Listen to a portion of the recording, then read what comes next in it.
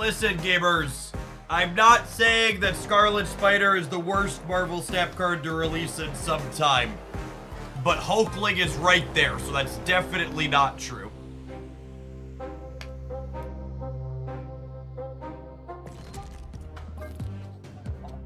Say it is. He's probably the second worst to release recently.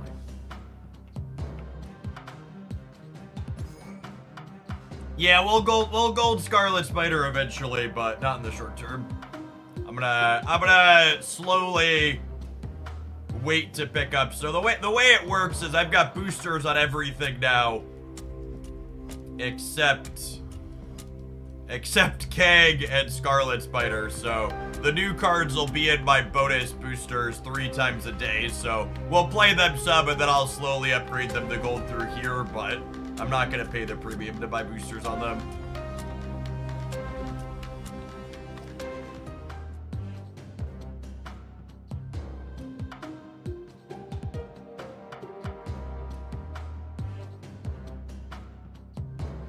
I'm not under the weather, but now I feel self-conscious that I sound like shit.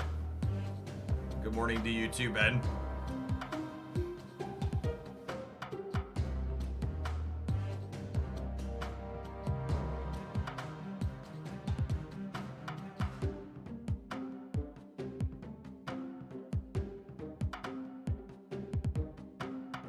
Didn't see a Scarlet Spider's absolutely cracked video on YouTube. Assuredly, this card is bad enough that there haven't been any videos hyping it, right? There's gotta be a bottom to that, and this has gotta scrape it, right?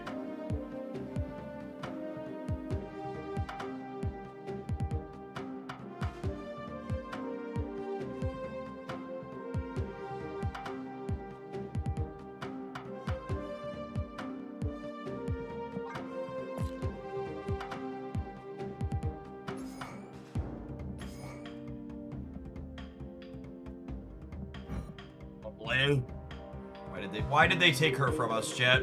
Can this archetype play Copycat? There's so many things Copycat can hit that breaks Cerebro. She's also just a generically pretty good card. And just play our Polaris.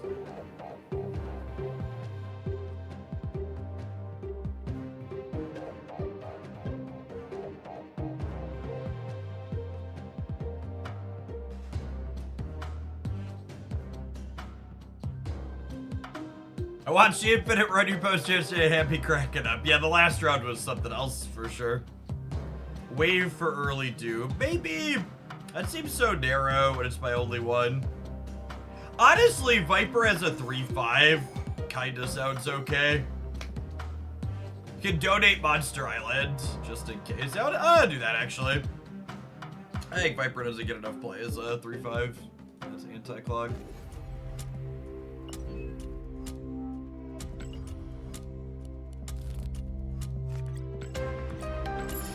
And then Cerebro 5's cracked, obviously, so we're gonna burn some infinite tickets.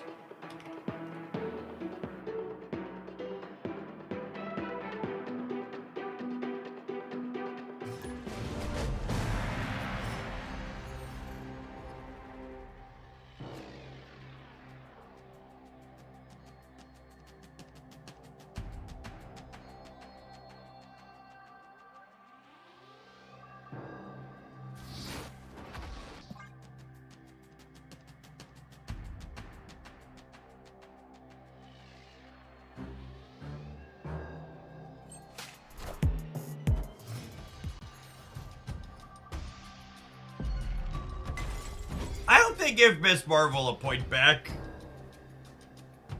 She certainly deserves it.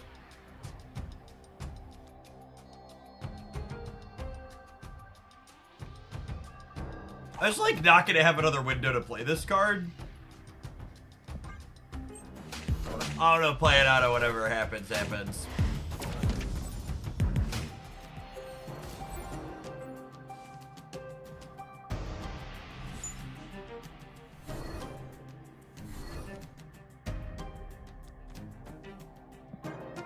Thylock Surfer. Negative?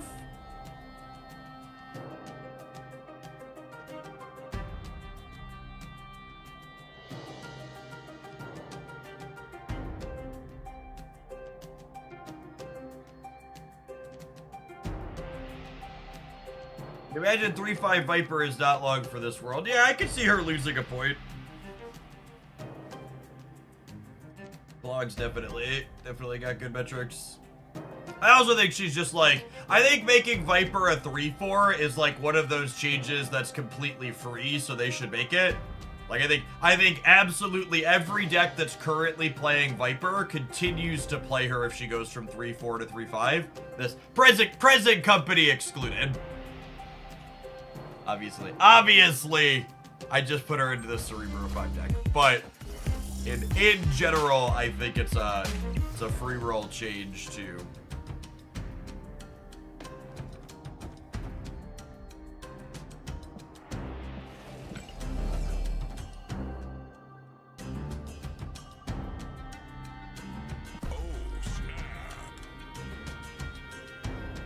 I think anybody hyping new cards in Cerebro decks as anything other than a meme is probably being silly.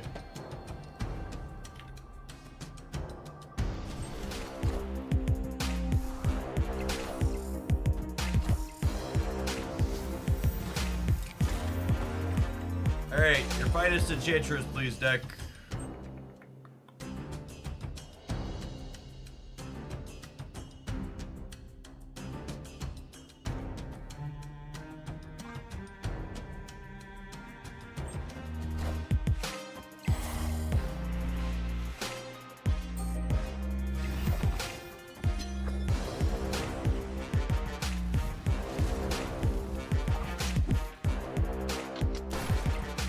Even the upcoming season pass card. Yes, my statement stands. Even people hyping the upcoming season pass card as a Cerebro 4 Godsend are being silly.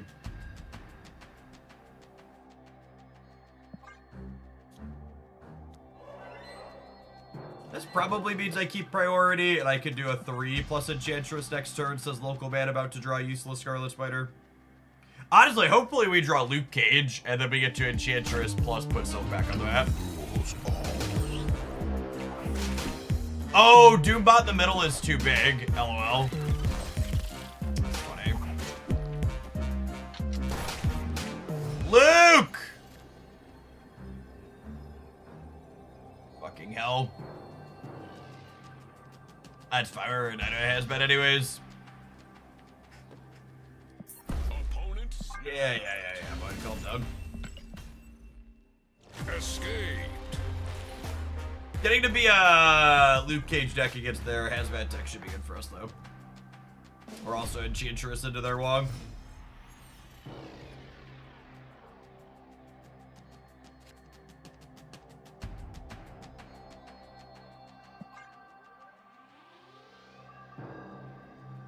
What use is Viper for? Viper sends the lowest power card in a location to the enemy side.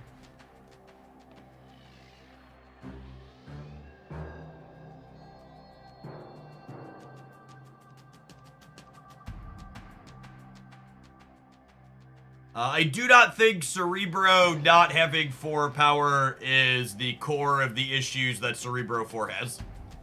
If you ask me to describe Cerebro 4's issues, it is 4 power with Cerebro is generally speaking not enough to be competitive without your deck's namesake, while also simultaneously not having great cards to mitigate location variance.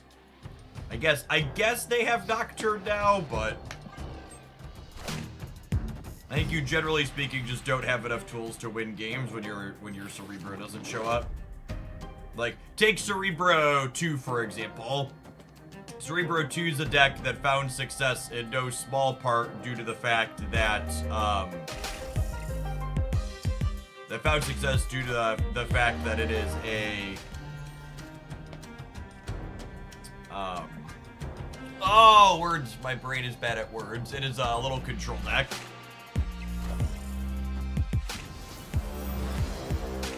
Goose and Storm stuff, yeah.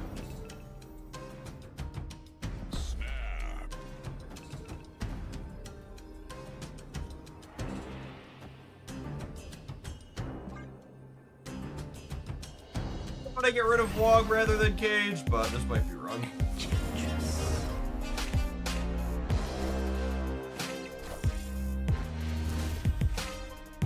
Victory.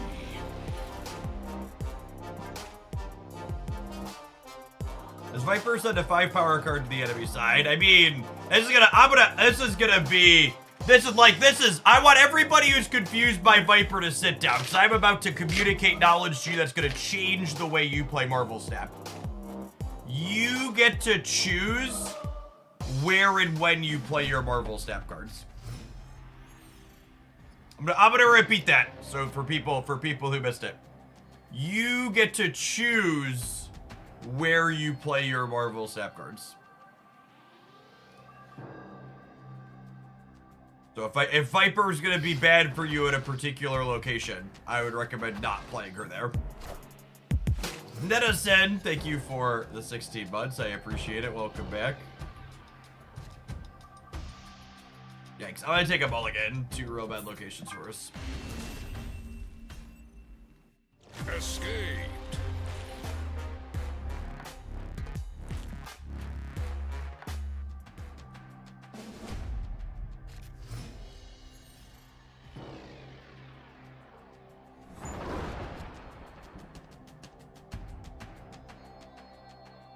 I mean, saying Agent Venom assuredly makes Cerebro 4 better is like a pretty stupid / nonsense statement. Like, it's a cop-out. It's very clearly when we're talking about what we expect this card to do is like, that's like technically correct in the strictest sense while also being functionally not worth saying because, well, duh.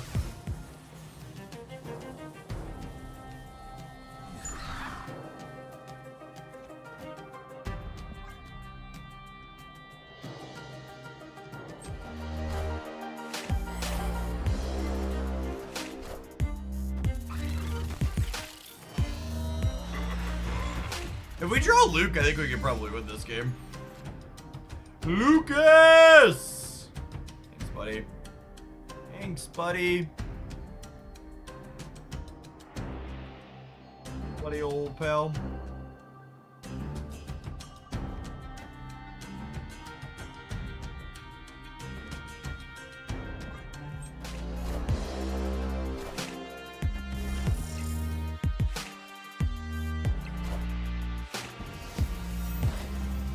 Enchantress.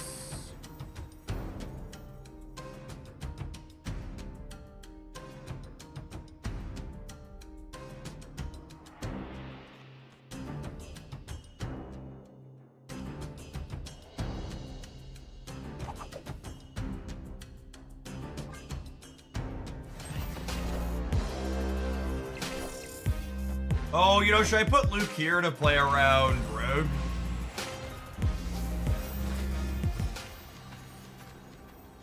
Probably, yeah.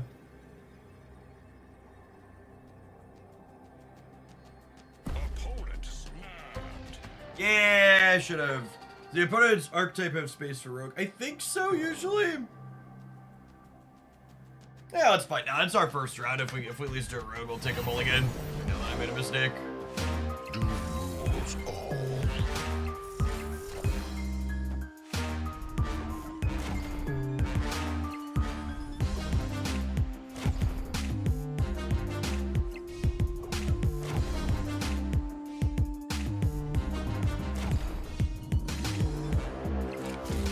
I respect the gumption of the snap. I respect the gumption of the snap.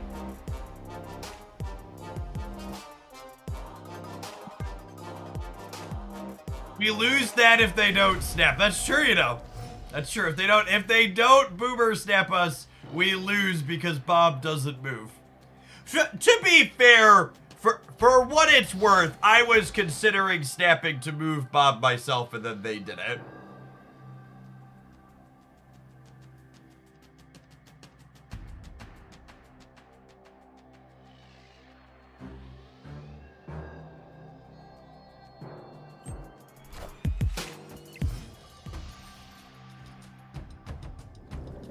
Jeff's not a Scarlet Spider fan. My personal feelings about the card have nothing to do with the fact that its power level is low. It's just objectively not a good card.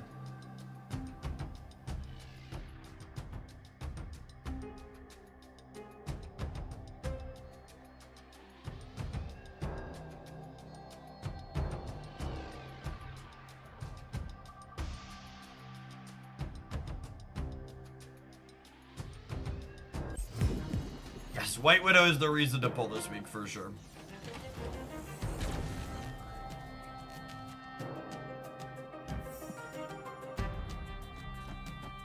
Let's put these here so I can Viper here next turn.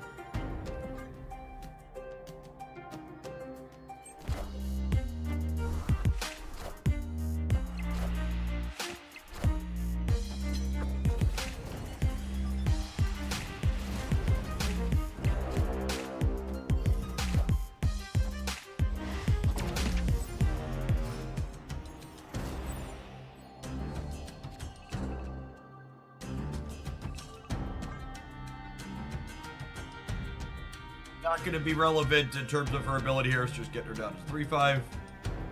Yeah, them turning off Monster Island is a solid favor for us, for sure.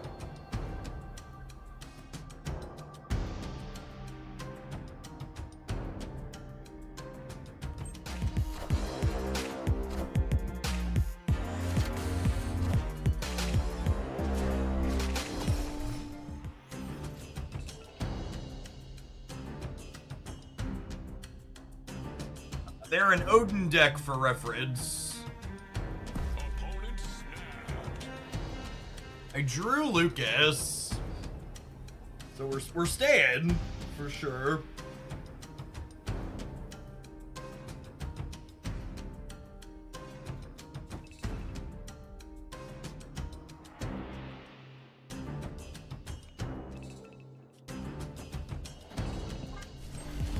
I want to put Lizard in the same path as Cerebro in case we top deck Rogue, in case they have Rogue.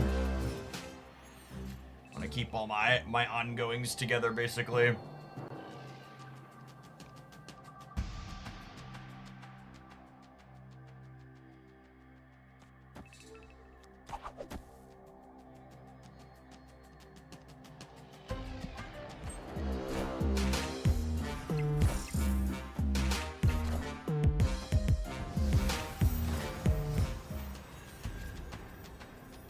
Ah!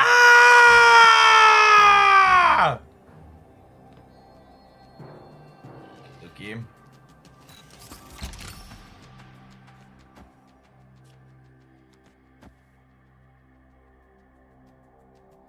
I guess this turns off their Cage Shear. So if they Odin.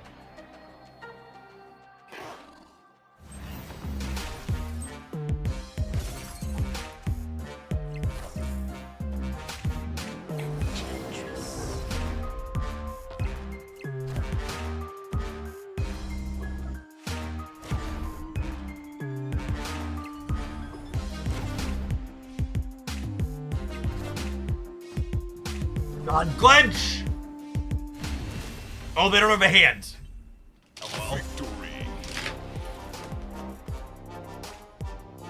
Alright! Cerebro 5. 1-0. Clearly in it to win it. Have our first ad roll of the stream, gamers. Appreciate the early crew that's here.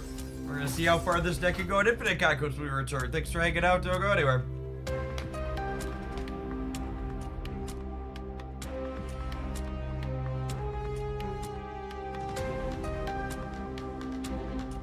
Beat up into the Hazmat Wong deck with my Enchantress Luke Cage deck.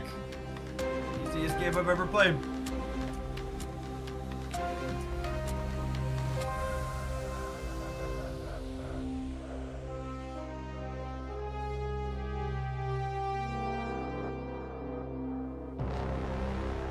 Unironically, this is currently feeling better than most of the Scarlet Spider decks we played yesterday.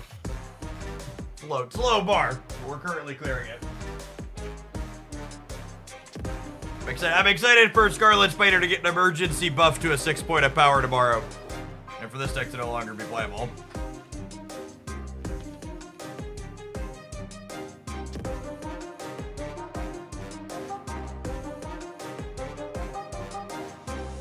I played my first match of Infinite Conquest today. My first match was against Hell. I almost threw my phone at the wall. So, these are the untapped stats for the most played card. These are the 14 most played cards in Infinite Conquest on Untapped.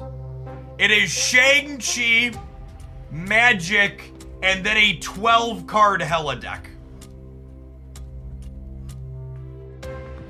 It's Shang-Chi, Magic, and a 12-card Hella deck. Is the 14 most played cards in Infinite Conquest.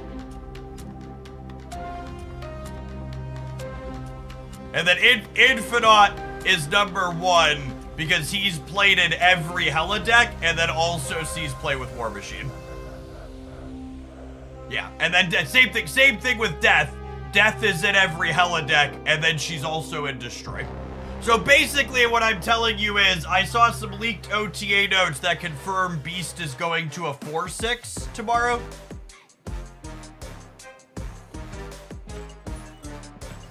So that'll save the format.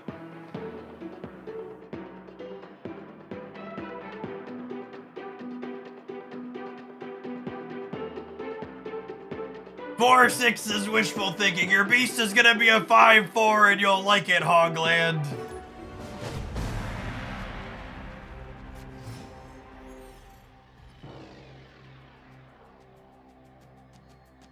Opponent snapped. Ah, no 1s or 2s is sad. I'm 5 out of 8 to draw 1 or 2 next turn. I have Cerebro, I'm gonna keep it. I'll stay. And I drew a 2-drop. Oh, it's gorgeous, chat. It's gorgeous! Almost as gorgeous as this Captain Marvel. Most expensive variant in my collection, Captain Marvel. How does our deck ever beat Destroy? Narrator, that's the neat part. It doesn't.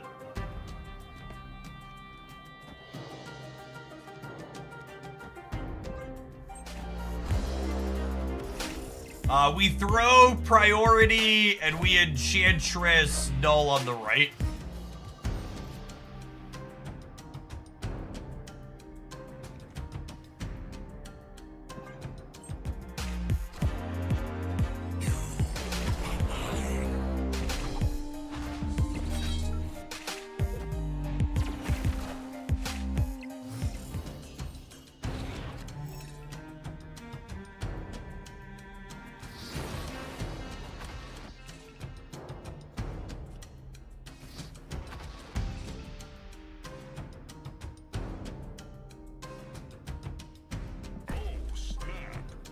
Hey, this is my best shot.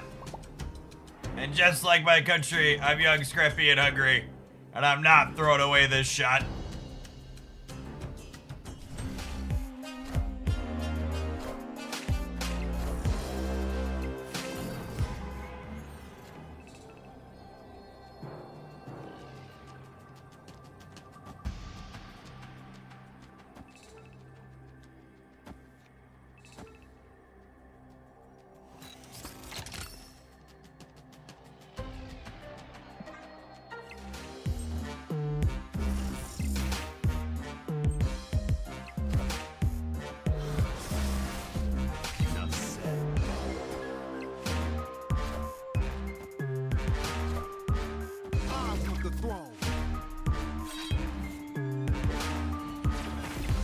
Oh no!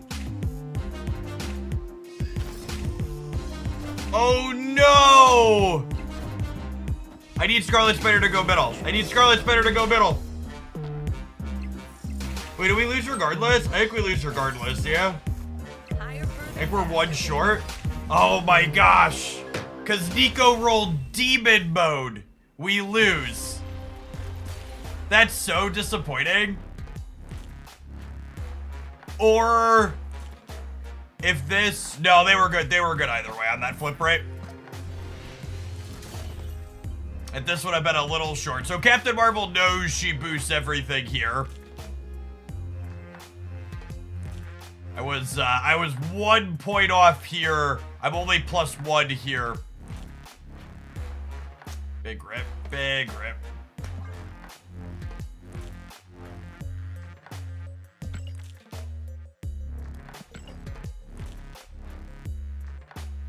But this deck not really having meaningful play into Destroy probably means it's a really bad choice for Infinite Conquest. So shall we fire another ticket? It's pretty rare that you can get through 5 matches without playing into Destroy.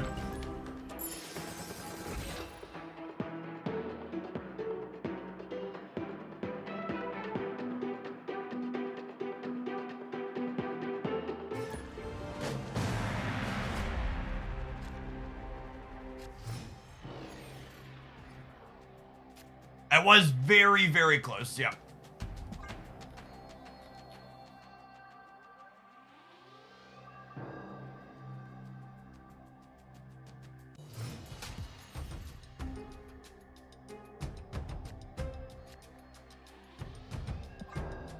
Vibing, we're vibing.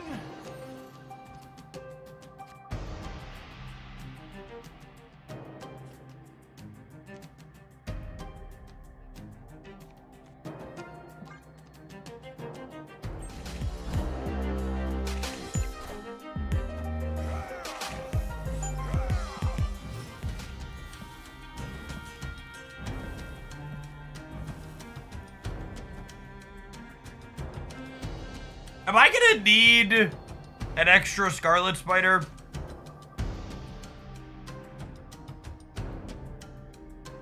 Yeah.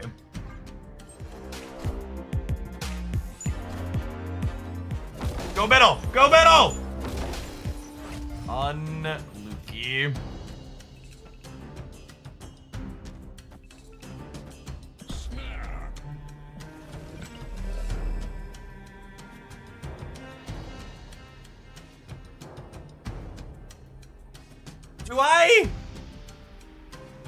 Do I even?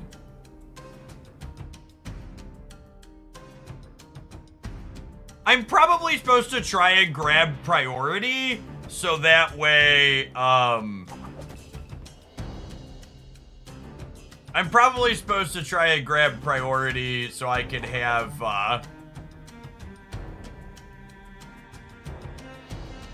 Enchantress them before, what's it called, happens next turn? Gilgamesh. But I also want the cube equity of getting them to stay, so I think it's this. And then we'll have this pop over to here. Question mark?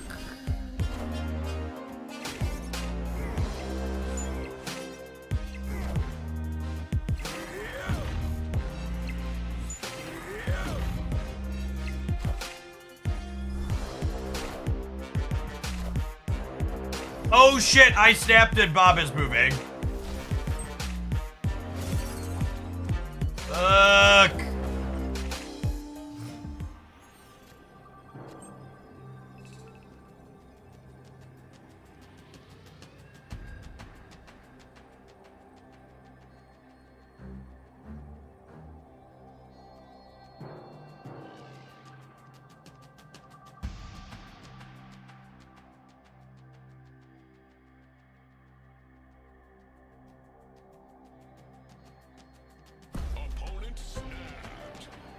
How big is this?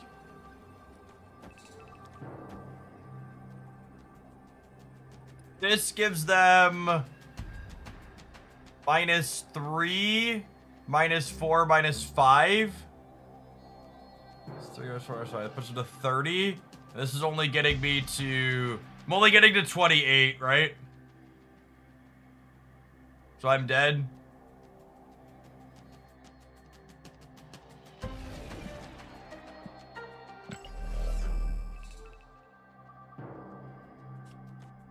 Does this win it? This gives them -4 down to 31. And this gets me...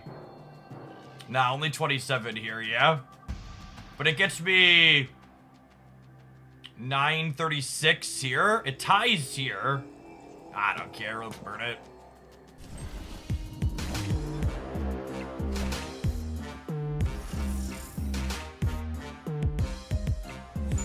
I lost because of my Hydra Bomb play on the turn before.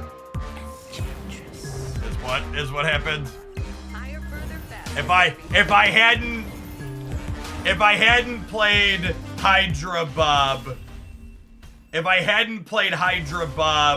we could have if I hadn't played Hydra Bob, I could have gone Enchantress into Cerebro here and gotten double Enchantress and double Cerebro off, which I think would have given us enough to beat here. We would have had 27, and they would have lost another 3, 4 here, so it would have been 27 to 27.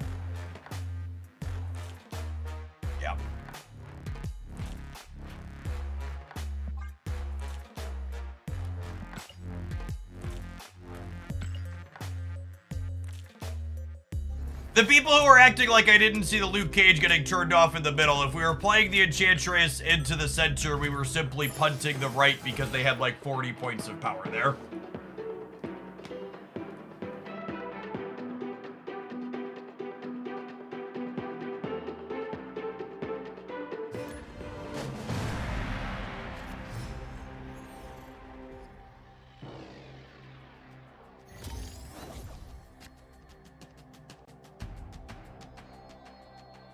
Yeah, this deck not having Miss Marvel is a big deal. We just keep coming up. You're just short points a lot of the time.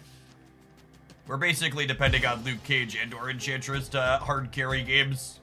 It's just not something you could count on consistently.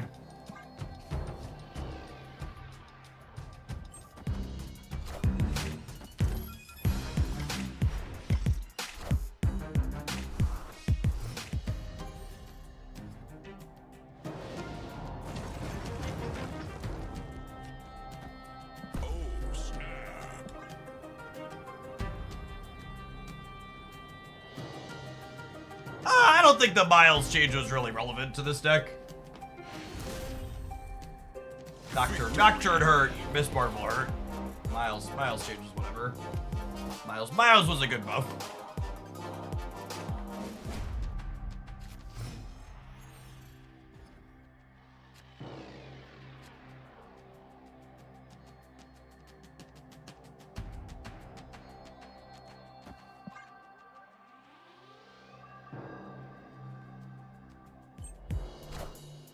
You explain Viper in this list. Viper is a 3/5 who sends the lowest power card at her location across the board to my opponent's side.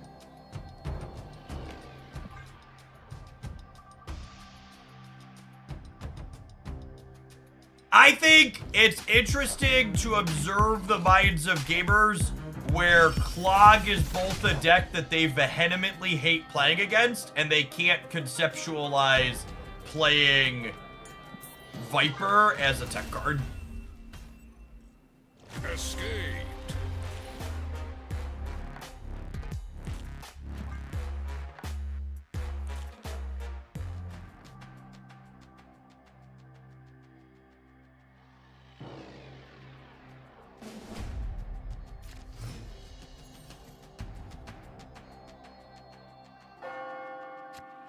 I feel like your statement needs citations, Mr. Dolphin. What top performing deck were both Miles and Silk in, and how are they considered two of the worst cards in the game now?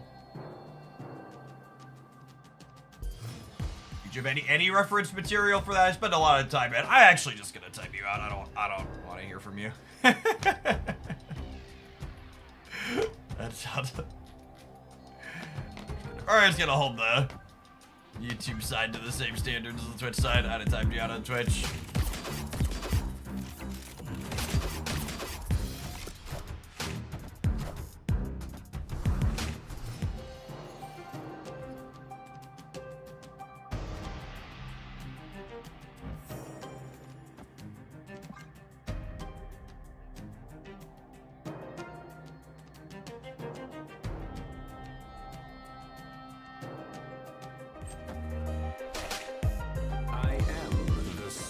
Supreme.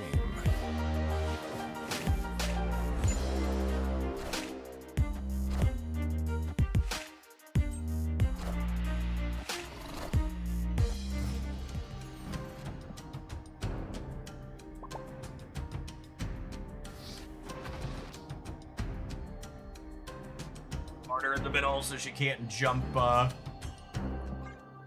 lose me the Cerebro bonus.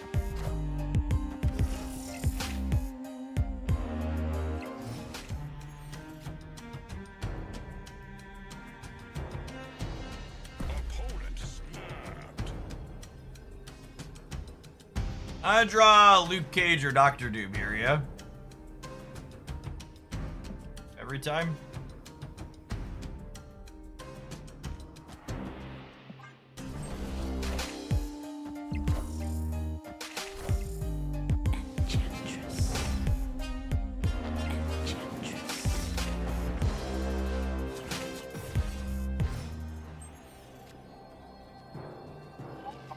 Scarlet Spider! He's so good. So powerful.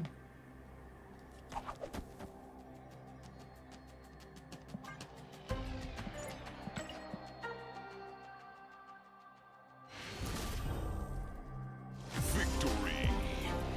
Well, Bob double jump if you also snap. No. Classic Aeroship gameplay. Snap their tech card, has no follow-up. Now, your Scarlet Spider, chat. Marvel Snap's latest pay-to-win card release. They had to leave. Had no choice.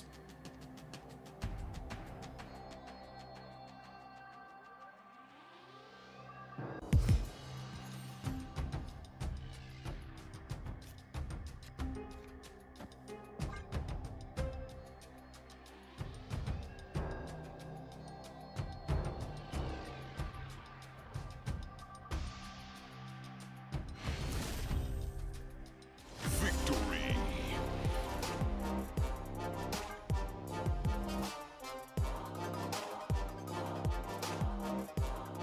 Scarlet Spider would be 100% better as unreveal. Yeah, I think so. Not all of the time, but most of the time it would be better if it was unreveal, yeah.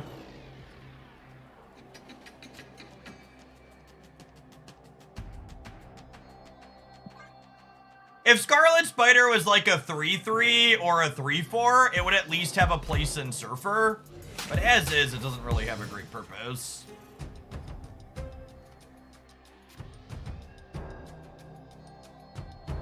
What is SS? Is SS Silver Sable or something else?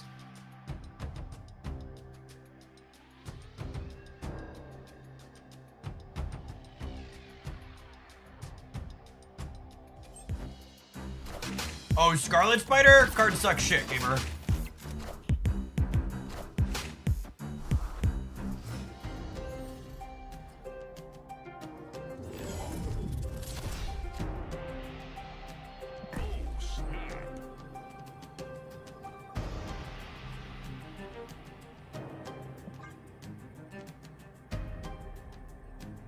Silver Samurai? Yep, something like that.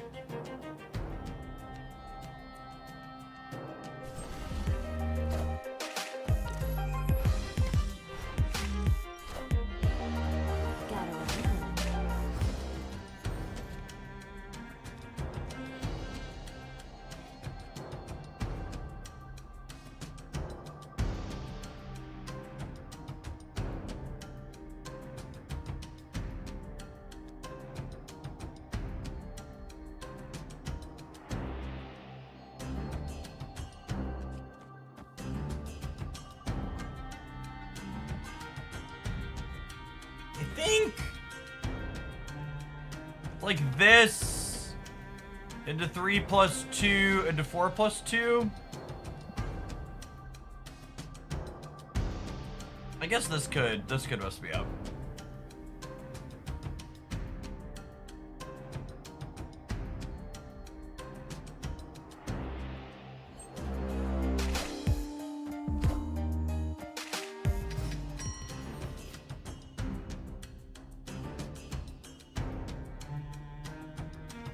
Opponent snapped.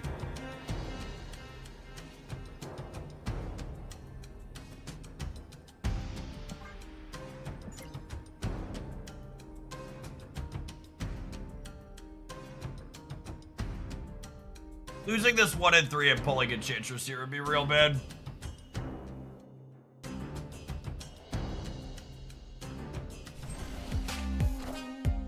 Kneel before Galactus.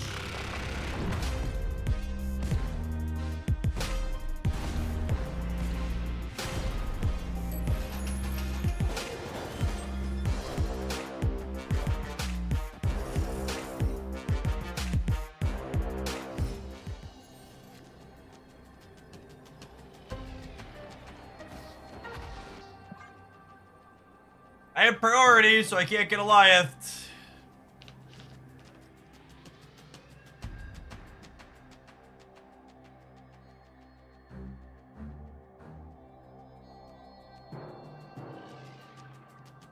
Arter and Silk are staying right here.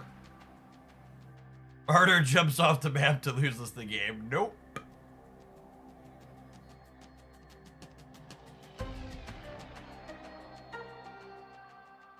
Probably beating Blob 2. Oh, their Blob is 15, so we'd tie.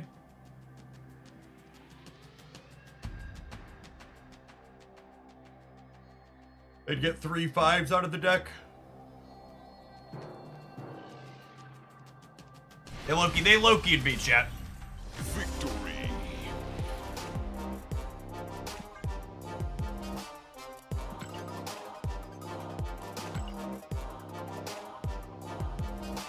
Oh, Medusa could throw it off, sure. On average, it's 15, though.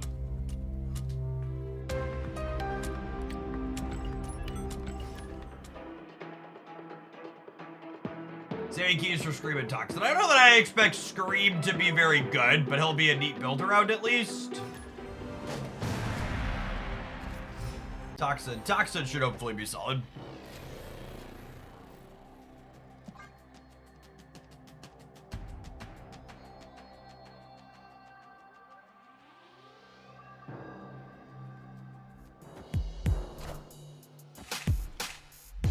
Hello! Hello!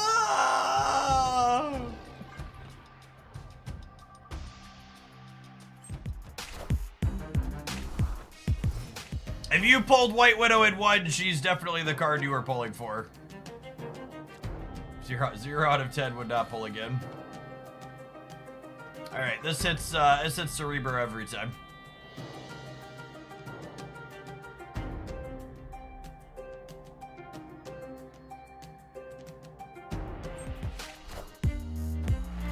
Honestly, I think all the cards releasing next month are interesting, which is refreshing considering this month was a bunch of misses.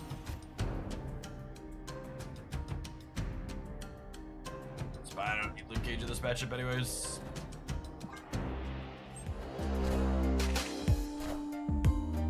Anti-Venom looks sweet. What's his name? Toxin is my jam. Good forward to most of them. In both my anecdotal experience and the numbers we've seen on Untapped, this month is the worst month of card releases we've had in a long time. Minions to me. We are the future.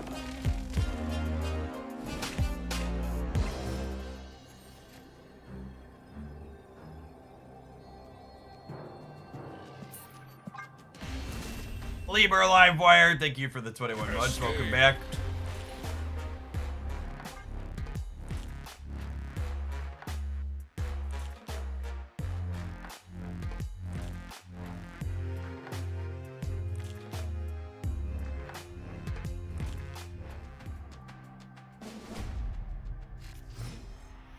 You got timed out for saying Silk and Miles were in a best deck because when you came back, you referenced a vague Legion Elsa deck that literally hasn't been a best deck in, I don't know. Fuck, how long ago? That deck was a best deck before they nerfed Elsa, right? I timed you out because you made a nonsense statement and then you came back and gave more nonsense afterwards. Gotta run, hun. My threshold for timing someone out in my spaces isn't simply you said something bigoted or wrong. It's low effort, silly stuff. Just don't do it.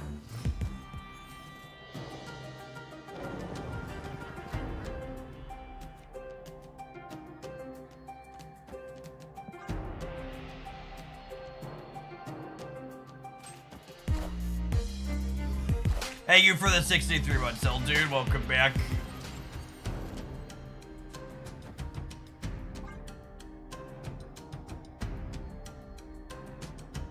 Why are people hating on a 410? If you're referring to Scarlet Spider as a 410, genuinely, I'm not sure you know enough about Marvel Snap for me to help you understand why you're wrong.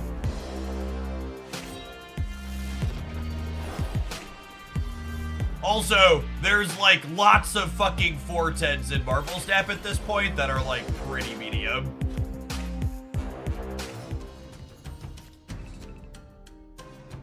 Could I even go so far as to say there's more 410s in Marvel Snap that are bad than good?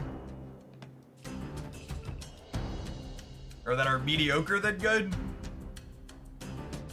Probably, yeah.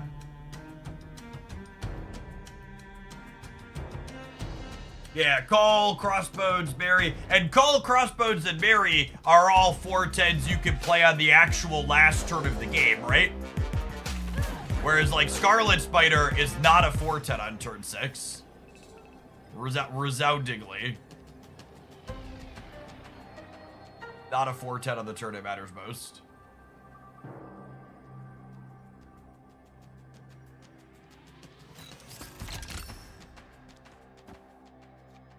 Cerebro.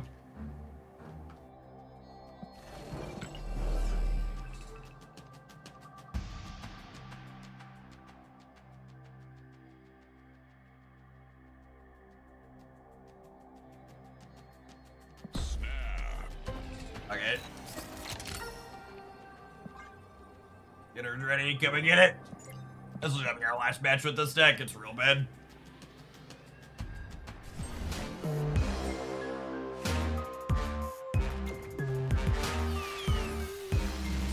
Minions to me.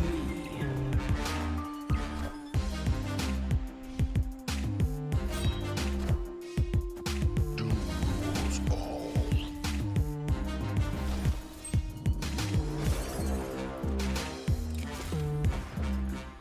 Higher, further, faster, baby.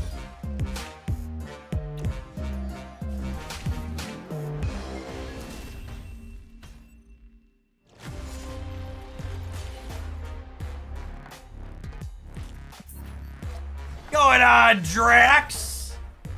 Look at our 200th claim.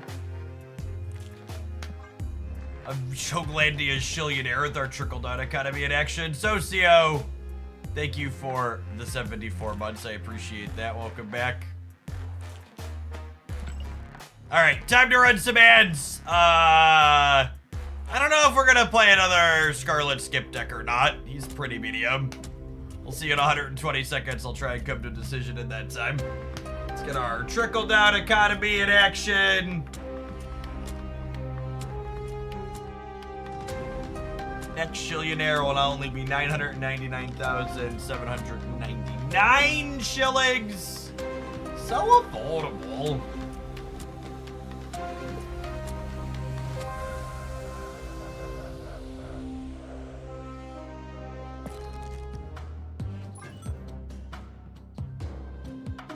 Yeah, I agree, Kiwi. They changed Hela with the goal of giving themselves a knob to turn, but the fact that all of the Hela decks are just playing Luke Cage basically makes it a non-knob. They don't have a way to balance themselves out of it.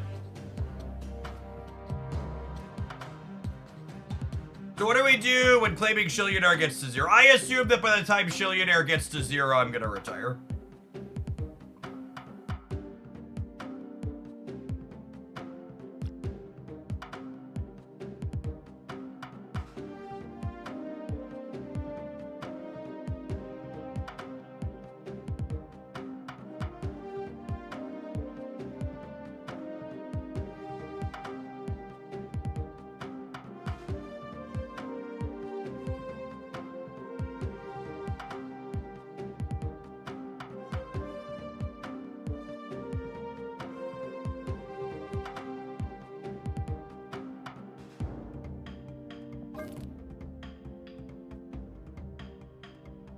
I'm gonna do this. Are we gonna do this other one I brewed? We're gonna do something with Moon Girl, I think. Dude, let's do this one. On my walk this morning, I was like, I wanna play Stature with Moon Girl.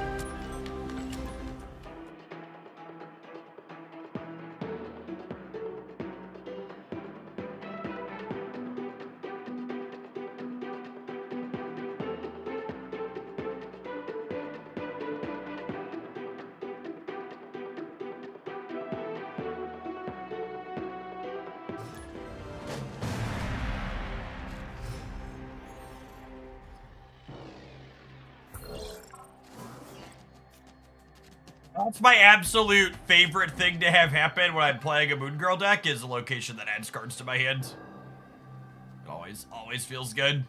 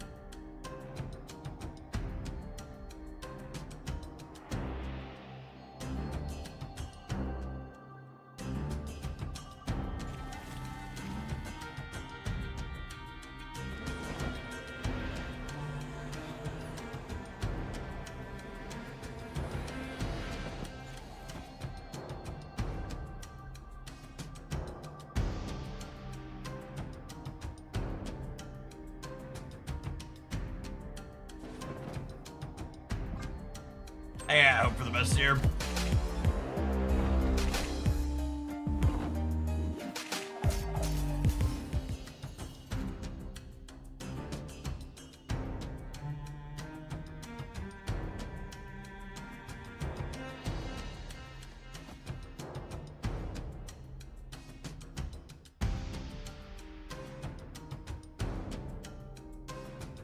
Is drawing a card useful next turn? It's not really, yeah.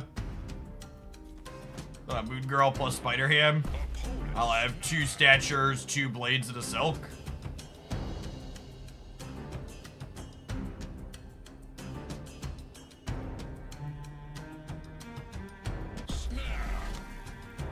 Is a Leech just for hella matchups? They didn't put Leech in their deck, chat. We're playing against Aeroshim.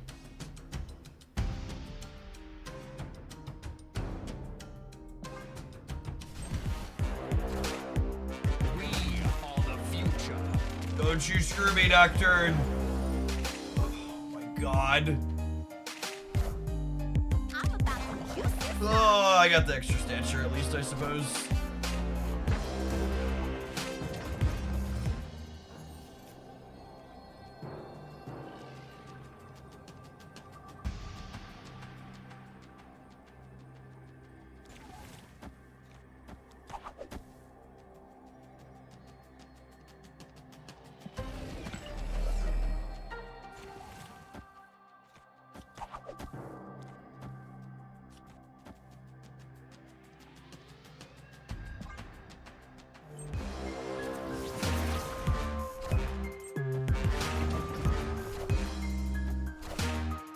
We beat that, yeah?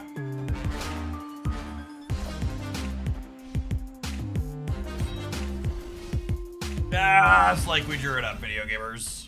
Just like we drew it up.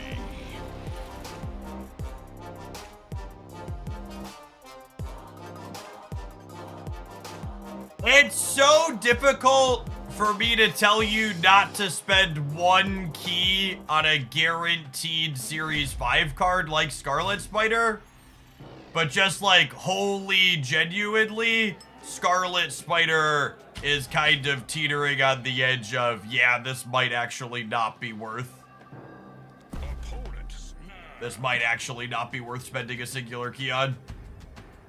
It's so close. The card, like, if Hulkling hadn't just released, Scarlet Spider would be the worst card to release in a long time, I think.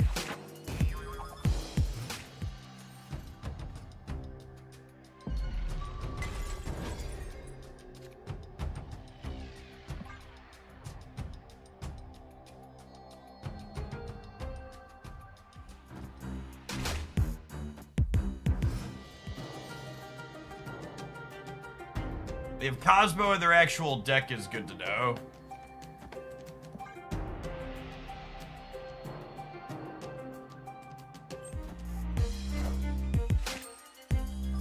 They didn't know their ham was +3 in DC. It's a shame I have no enablers here, so I can't Moon Girl.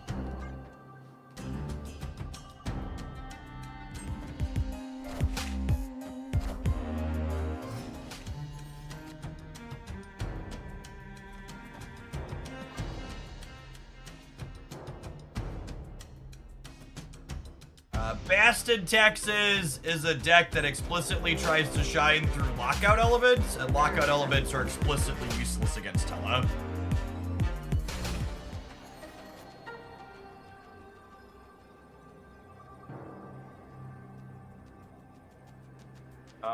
So this is 14, 16. I think we're dead on board even, right? Now we're a little bit ahead on board, but not by much. Wind, aid my hand.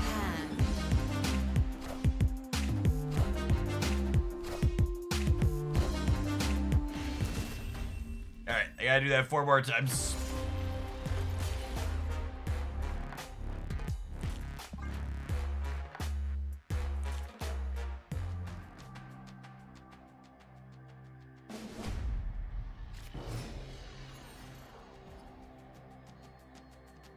Opponent snapped.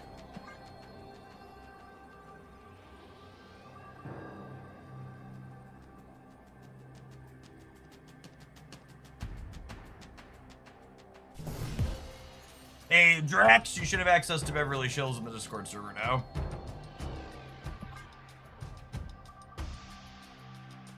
Not drawing any of our 1s or 2s is such a huge feels bad, man.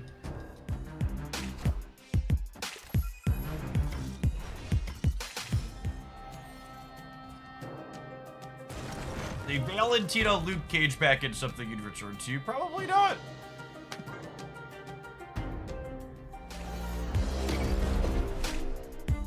Sounds like it's way too incredibly fair.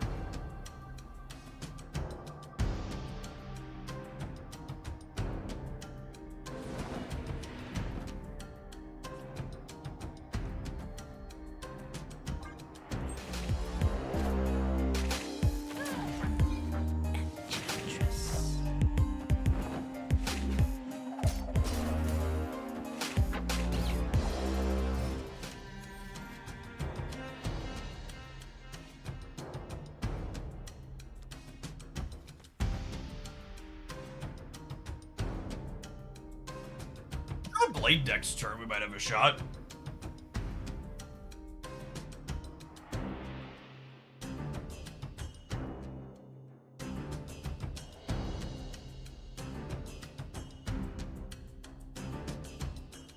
Morning, Obi. I'm about to juice this up.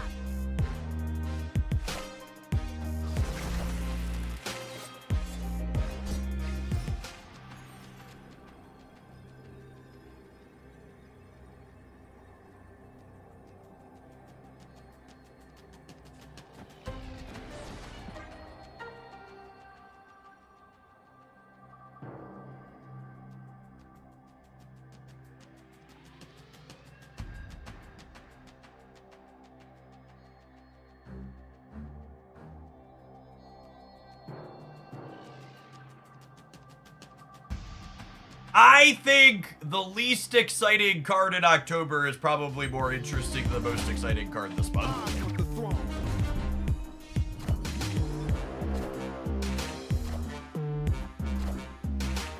Oh my god, I actually would have won if I would have played Stature on the right.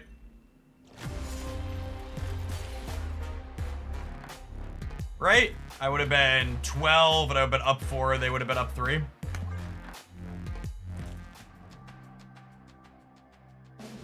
You have confirmed Anti-Venom. Anti-Venom's a really sweet Marvel Snap concept. It's a fantastically interesting card that you build your deck around. Opponent snapped.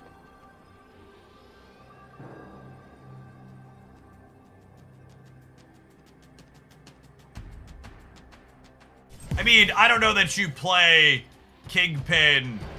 I don't know that you play Kingpin with Scorn, but I kind of expect Scorn to be a reasonable Marvel Snap card on his own merit. Or Scream, sorry. Not Scorn, Scream. Shit. turn their thing into a 7/7. Got him. King. Got him.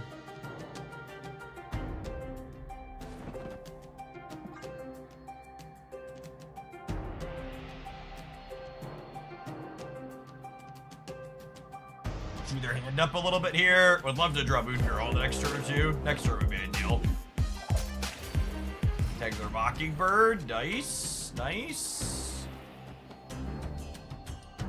I'm waiting on this because I could still peel Moon Girl next turn.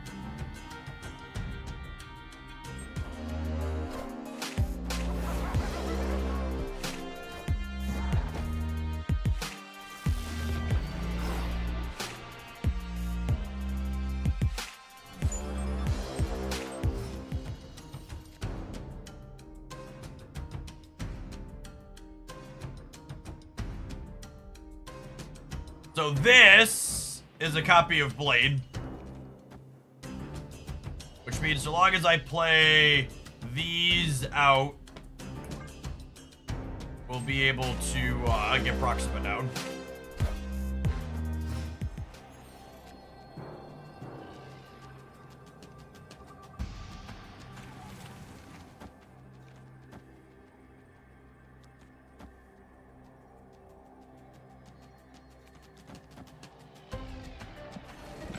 They have a hard time putting stats in the middle, actually, yeah?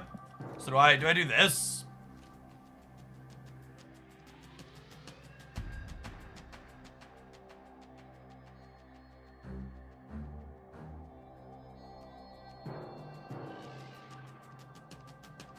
Hulkling's just not a very powerful card, Ben. It's frequently just a textless 6/11. And on top of having variants, it has no deck building synergy around it.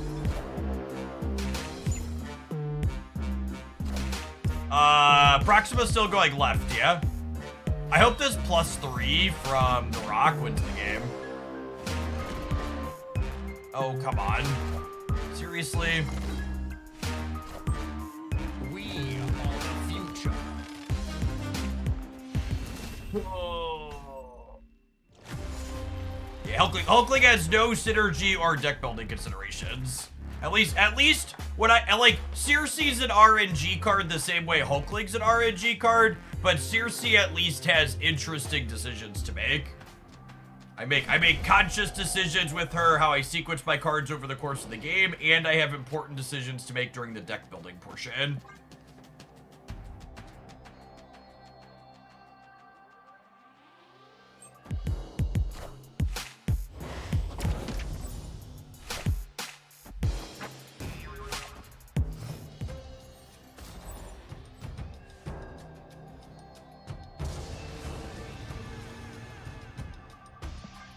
Inner.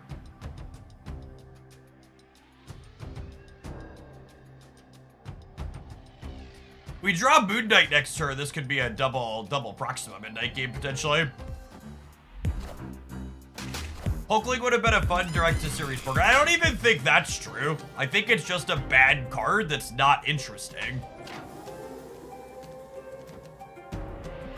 I think it's a bad, mediocre design that's not powerful regardless of its card series. You're right that more people would have the bad card, so it would see marginally more play despite being bad if it was cheaper. But also, I'm not really sure anybody would have recommended spending 3,000 tokens on it just because it was cheaper.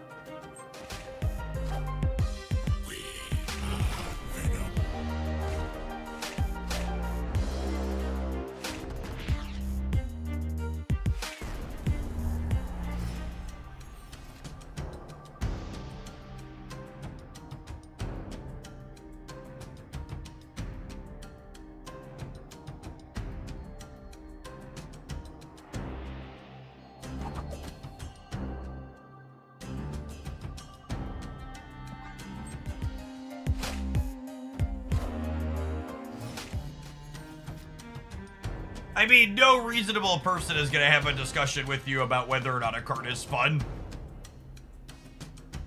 It's like hugely and deeply subjective.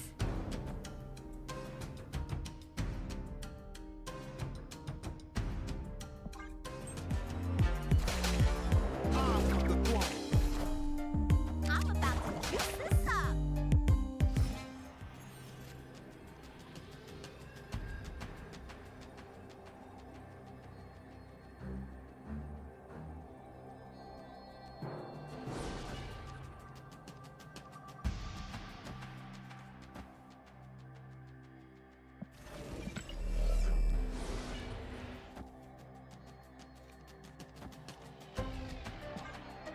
Plays for all three.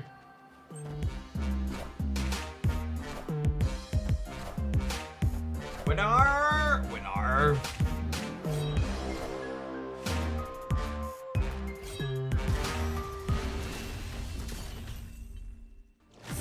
What are good replacements for Silk and Nocturne in this deck? This deck sucks shit, so if you're missing cards, just like replace them with whatever you want and follow your heart.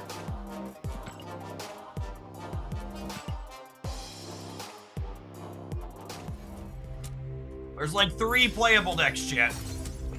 How far do we go, 3 or 5? Not very far. That deck was worse than this one. Odd discard is way better, right? I mean, the Darkhawk Moon Knight Stature deck is objectively one of the best decks in Marvel Snap, so yes, it's better than this deck that's probably very bad. The 3 decks: Hela, Clog, and then varying shades of things that go over the top of Hela.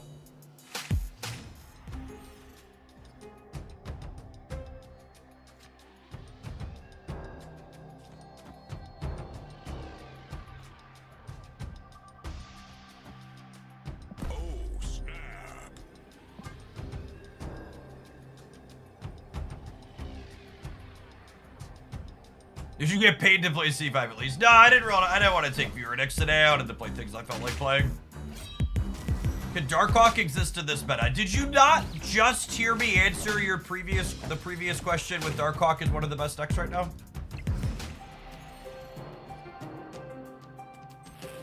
You literally just finished talking about it.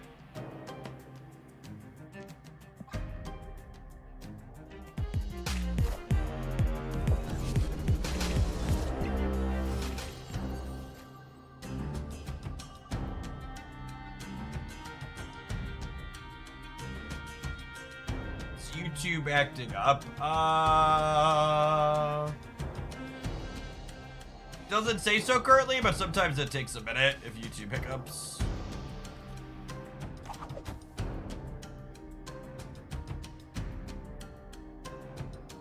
I love the Moon Knight deck, but sadly it's bad against Hela. Which Moon Knight deck are you referring to? Because I actually think the Spider-Ham Moon Knight decks tend to be some of the best decks you could play against Hela that aren't Clog.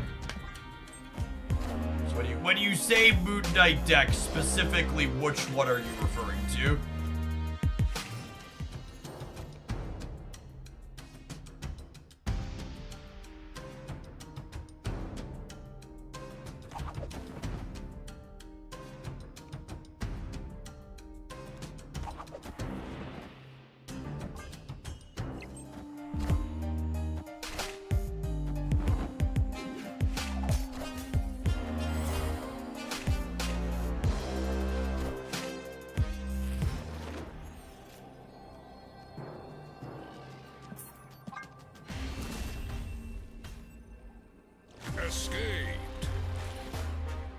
Yeah, the key, and again, this is probably a little bit of a skill diff, but if you're having trouble with Spider-Ham and Moon Knight in the Hela matchup, you need to be waiting to play them till turns 4 and 5. Generally speaking, playing Spider-Ham and Moon Knight together on turn 5 have such an incredibly high chance of ending Hela's entire career.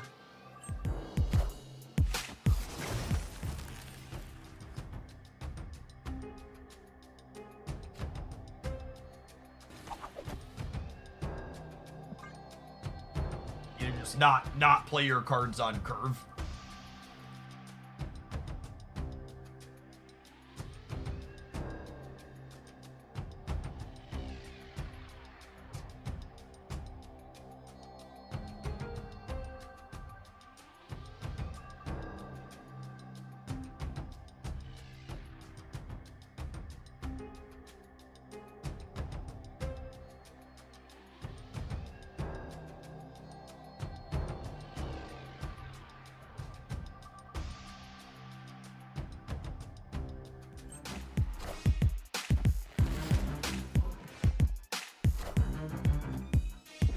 I think we're in a Swordmaster waiting room until Sword releases next month.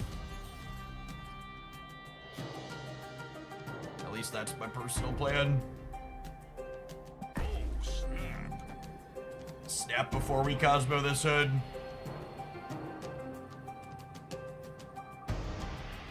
Originally, I wanted to Nocturne to try and get rid of the Krakoa, but they're playing into this turn anyways, so.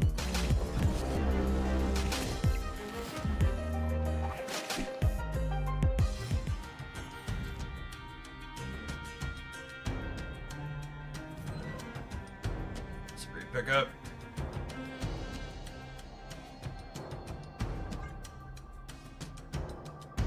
They are gonna have a 9-power demon in the center, but, you know, Ted Cruz is gonna do what he wants in Washington.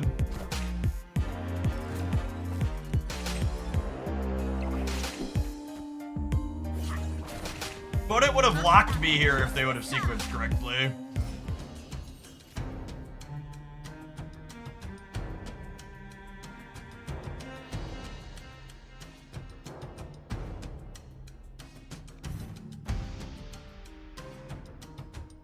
Again, to the people that are talking about Moon Knight Black Bolt decks being bad against Hela, I think you really need to be reflective of how you're sequencing in those games.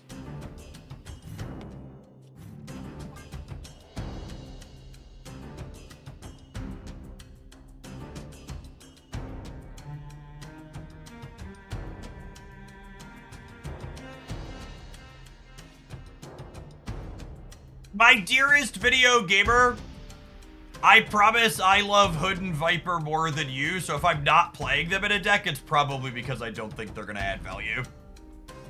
If there's even a remote whiff that Viper Hood are gonna add value to a deck, you best bet your bottom dollar I'm gonna shove them in there.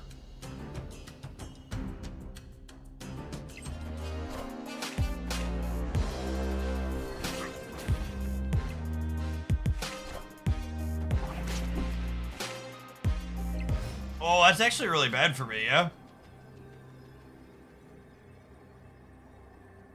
Oh, but that's kind of good.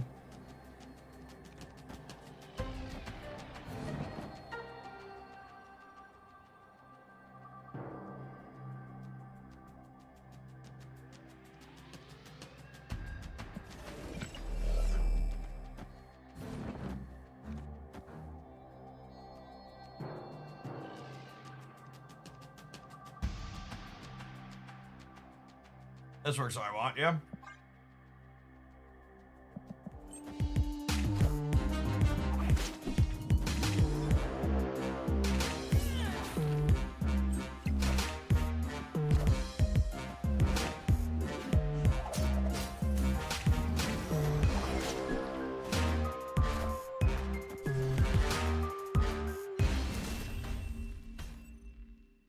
The goal in the Hela matchup isn't to maximize your deck's power output with Moon Knight, it's to make sure their deck doesn't function as the TLDR. 100%.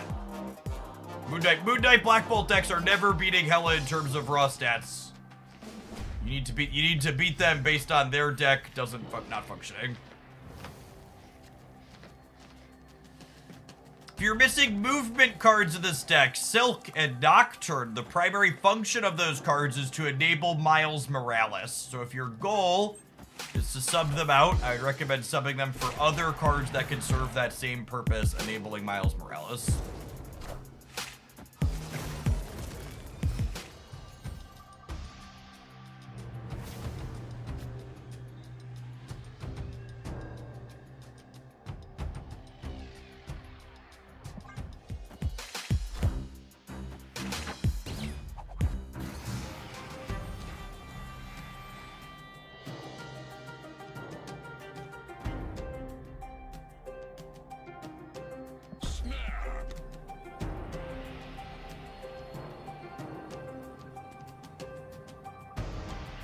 Aerosun says, I tried to make a Go Super Tall combo deck to fight Hela, but quickly learned I lose to everything else. Yes, that is the tough/scuffed part of trying to play in the Hela metagame, is the decks that can compete with Hela in terms of raw rate just tend to not be very competitive. It's so sad that this is pork, totally. Really need to draw Moon Knight next turn, huh? I guess I could just play this out as a 4/7. Yeah? Yeah? Yeah, let's do that.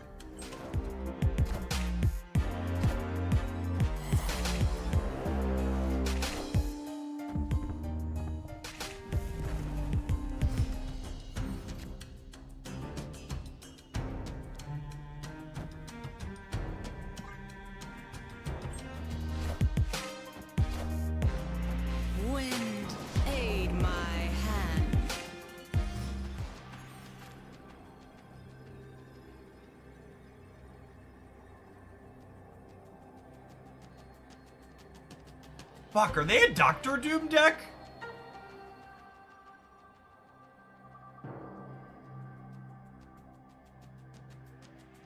Storm makes me think they could be, but like Titania and Hood are just not good Doctor Doom cards, right?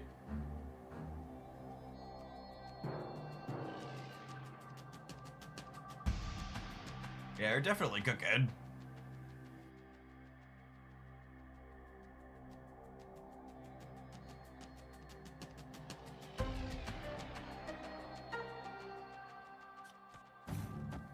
This beats Doctor Doom, and it plays for all three.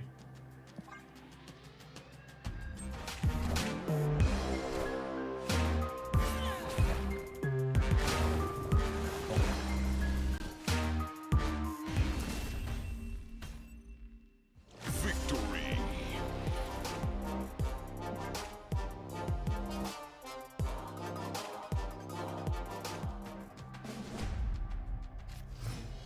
You always want to play Moon Knight before you Spider Ham, because you don't want to Moon Knight the cards you ham.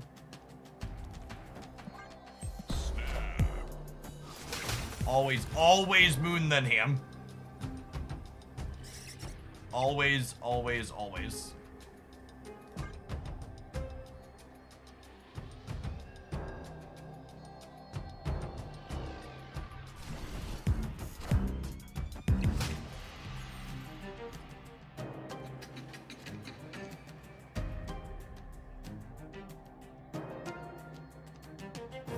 I'll put this here just to avoid being clogged.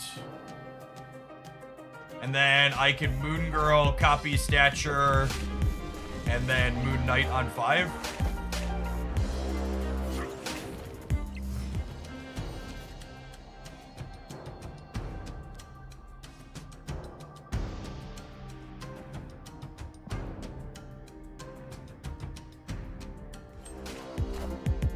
I'm about to juice this up.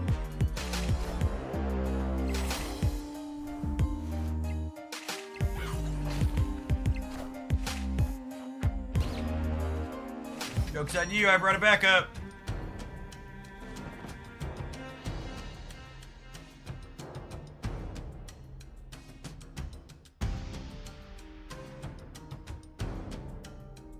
I feel like I can't afford to play Ham, which is unfortunate.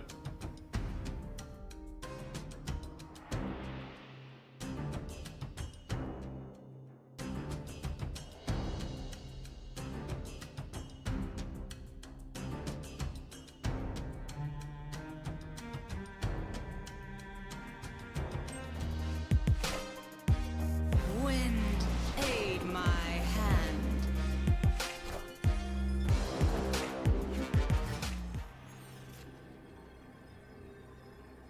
They had no even cost cards in hand. Holy. That's so unlucky.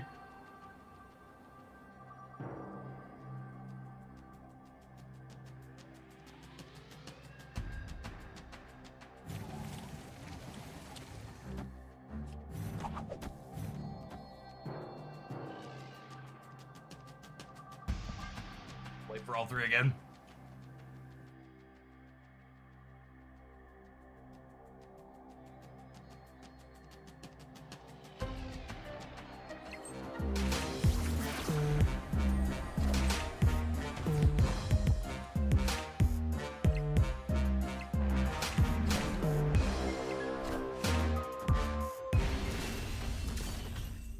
Thank you, Nocturne. Thank you, Nocturne. What a lovely lady. What a nice gal she is. All right, have some adverts. We're gonna head into match 3 when we return. Thanks for hanging out. Don't go anywhere.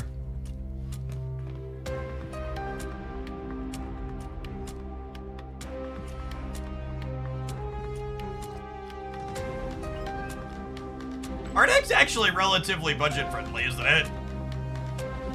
It's, the Silk and the Nocturne, the only Series 5 cards. Almost? Are they the only ones, or almost? I'll look at here in a second. 4 cost cards. I'm moving some cards. I assume they're the only Series 4 or 5 cards. They're the only ones people keep asking me to replace. Ham is a series 4/5 card. Proxima is as well. So four of them. She's the most important one. I don't think you can replace her. The rest of them could be other various moving around to disruptive things. Although I think Ham's pretty important for not just being stone cold dead to Hela.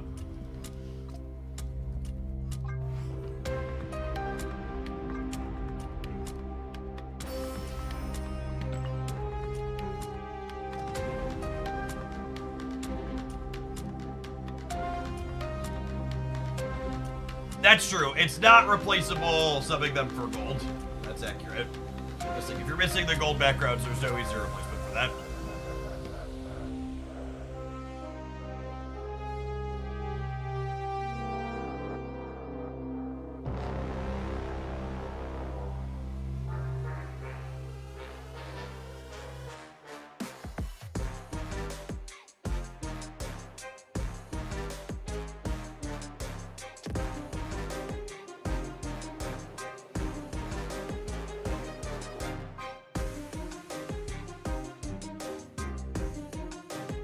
Yeah, Ham is good versus Hela. The ham, like we've been talking about, the Ham Moon Knight 1-2 punch is really important for competing into Hela with decks like this one.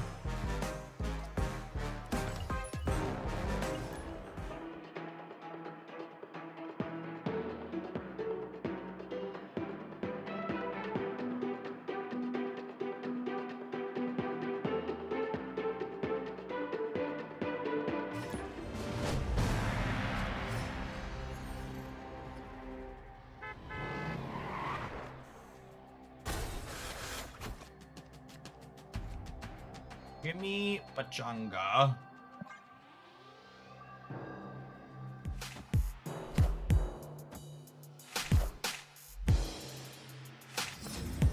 Imagine not snapping Nico eating a chimichanga on one. Why do you hate deliciousness, opponent? What did it do to you? Now I get to leave. Escape.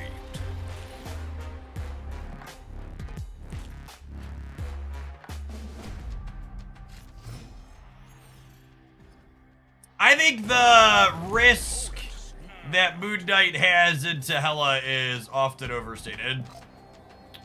So they probably have a free death, but I have a Cosmo. And I have Silk, and Silk plus Cosmo is actually pretty good, because it means I should have priority going into 3.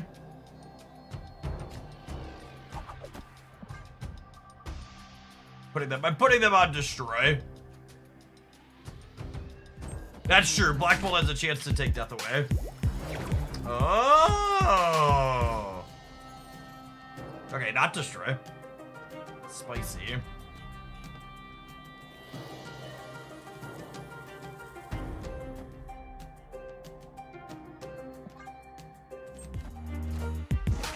Probably wicked stuff, yeah.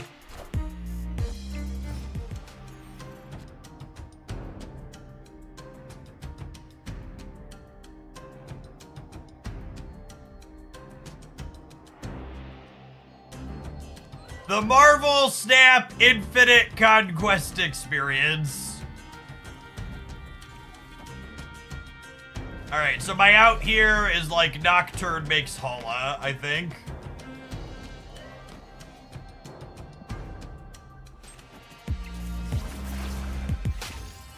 Nope, that's the opposite. Yes, Pixie means Mobius, so my deck with 2 cost discounts queued into a polarized matchup. Which is one of the reasons why you shouldn't play Peruse inside of Conquest.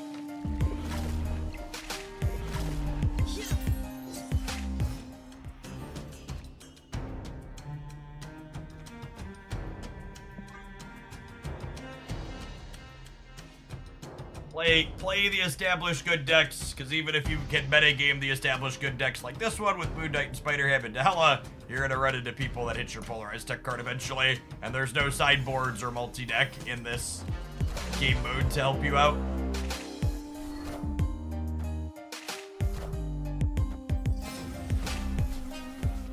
And not only will they have their polarized tech card, but they'll draw the nuts.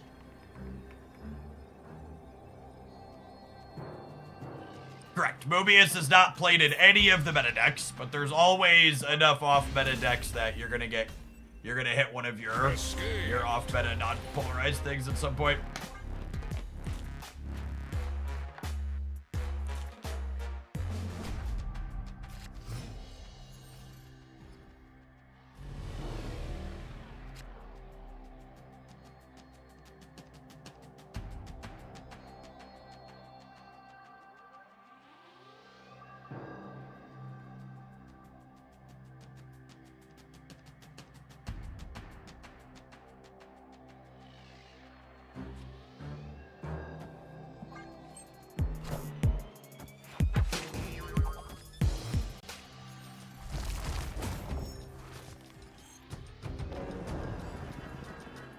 Enjoying the Gwen Hitmonkey deck. I think that deck just doesn't have a very good... It just doesn't have a very good Hella matchup. It struggles to make numbers that are reasonable there, in my experience.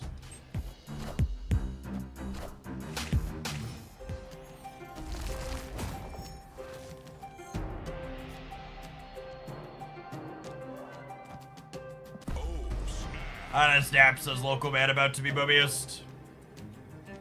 That is a very sweet Black Bolt variant. Accurate.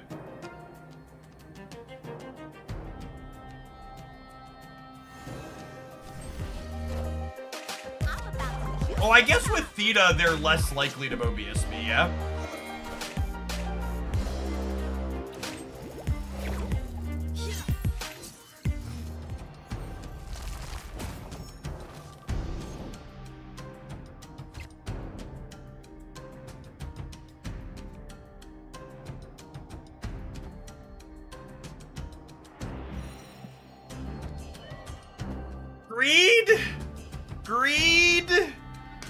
Greed, for lack of a better term, is, well, good.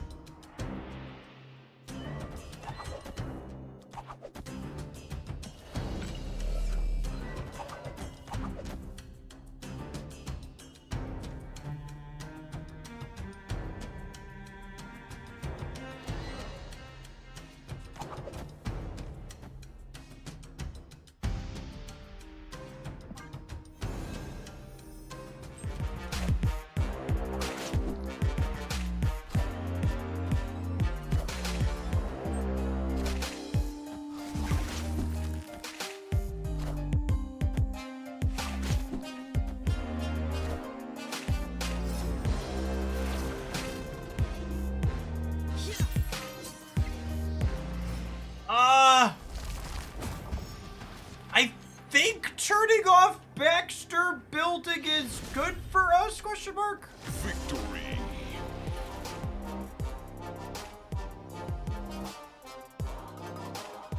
There's gonna be a strike next week that's gonna shut down the East and Gulf Coast ports, which handle roughly 50% of the imports and exports in the US. That's gonna have some unpredictable effects, I assume.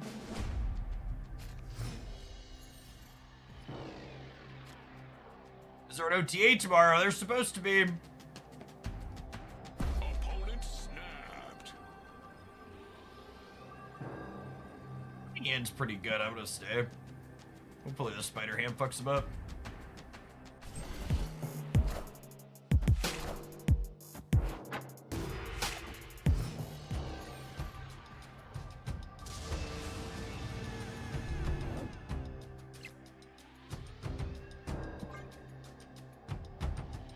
We're looking to avoid drawing Miles and Moon Girl next turn so we can Moon Knight. Have it be one-sided.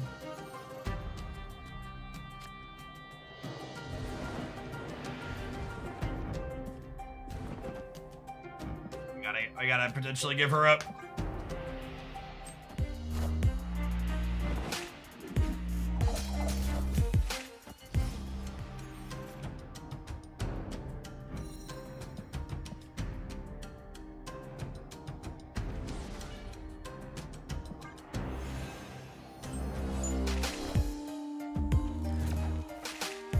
Ike, thank you for the 17 months. Yeah, they're not locked in over here, and we are. Extra energy now too. Just gonna leave. Escape. It is old Doctor. Yeah, I don't know that I can, in good conscience, recommend this deck based on power level to people. It's mostly just playing a lot of cards I felt like I enjoyed playing typically. We're having an alright time until we queued into Mobius.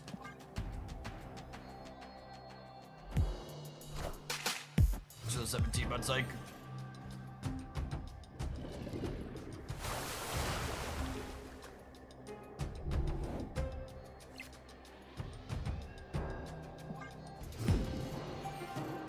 I think I have like one or two drops, but I don't really have any good cuts is the problem.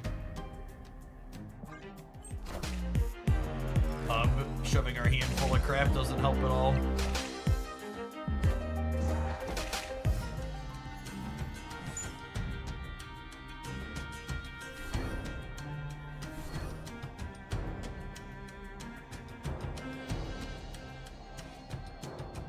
Genuinely, this is one of my least favorite cards in the game.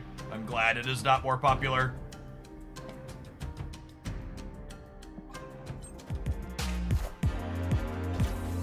Every time these 3/1 drop Wicked decks have Wicked on curve active, I always feel incredibly cheated. Looks like this is not remotely how this should be playing out.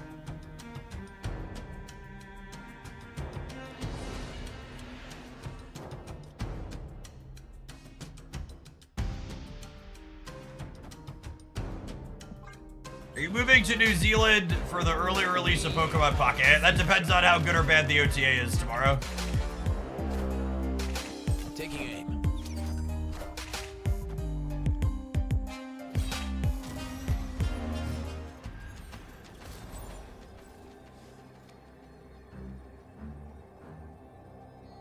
Oh, I could have played to this out and drawing it instead of playing this Proxima.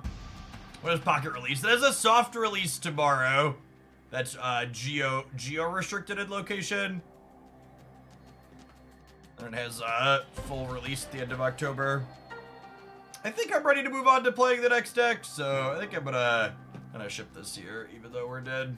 Oh, snap.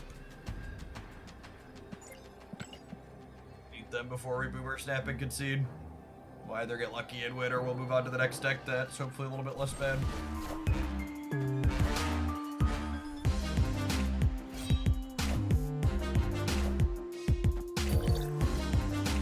That's incredibly frustrating. Why is Copycat a 3/5 and my Nocturne isn't a 3/5? Oh, that's so sad. Oh. This game was way too fucking close considering they got to draw their polarized tech card and play it. Poor Stature and Miles. They're just not powerful enough for how good that Mobius gets to be against them.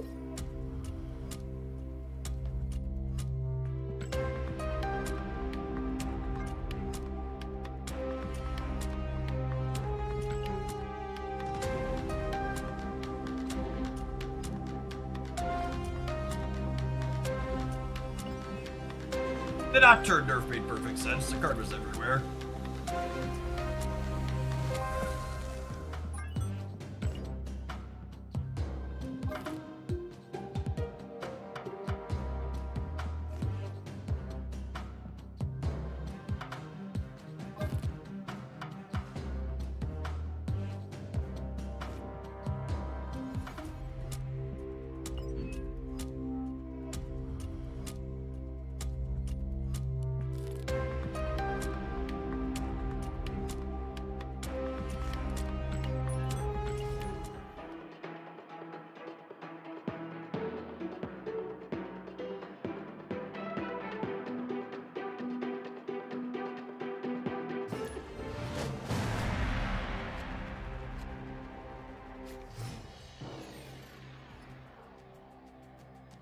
I'm not really into the Zelda IP.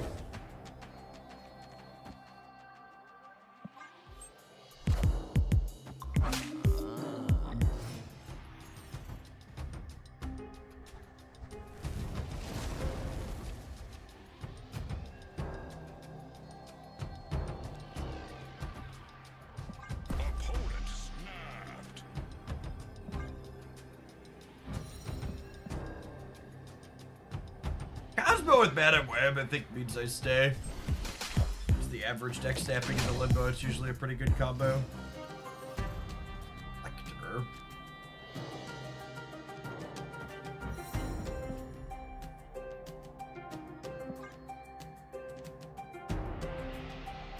I find Howard more useful than Ant-Man.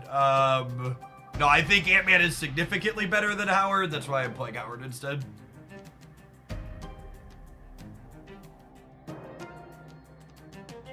This build is not often fully filling locations.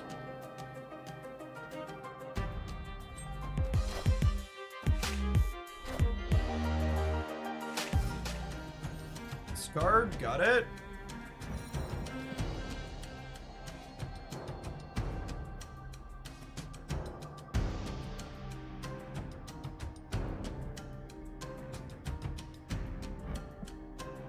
I think I'm playing these two next turn.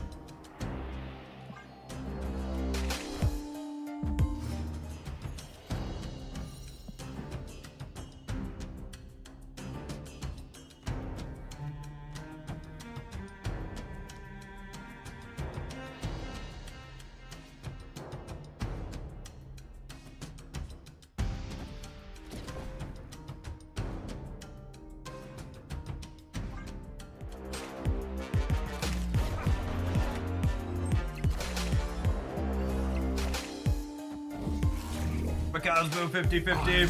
Am reborn.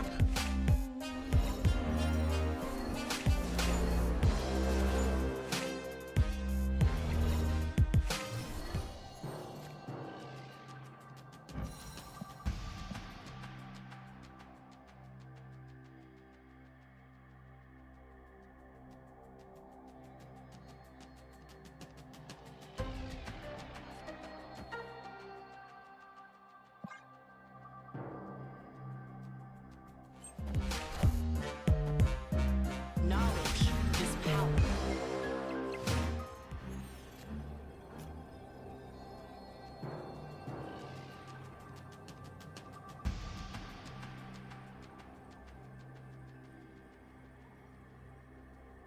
Geeky Ghoul, thank you for the 11 months. So I think I do this to keep them honest on the right. Because this gives me 11-16 here. And then this is enough to, like, contest what's his name in the middle. I think.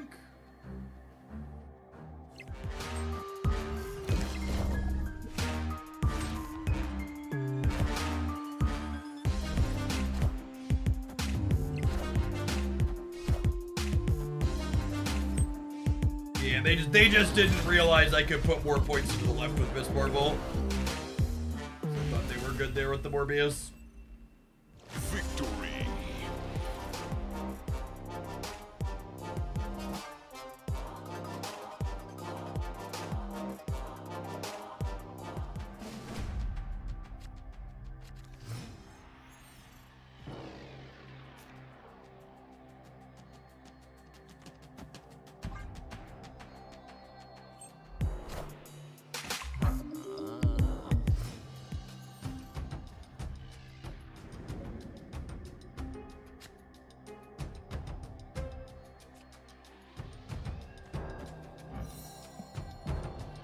Should sucks for us. I don't have a good way to play into it. I guess Madam Web wants to push people around.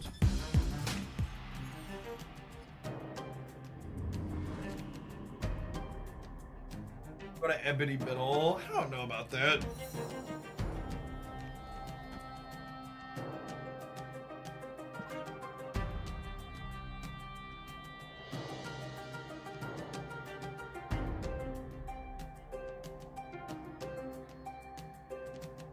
Yeah, unfortunately, I don't think any of these Spectrum decks are playable without Miss Marvel. She's pretty important for having a density of... She's pretty important for having an appropriate density of stats.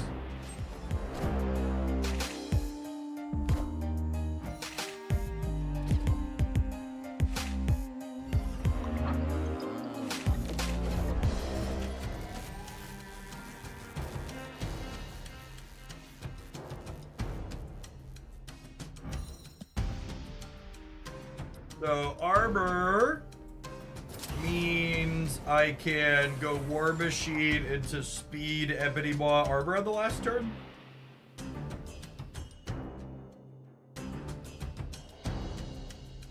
And I think I'm bailing on their Dracula Collector path. And I'm playing Machine here so that way I can slide him here. I think is my plan. Yeah, no, we're gonna dance the dog here for sure.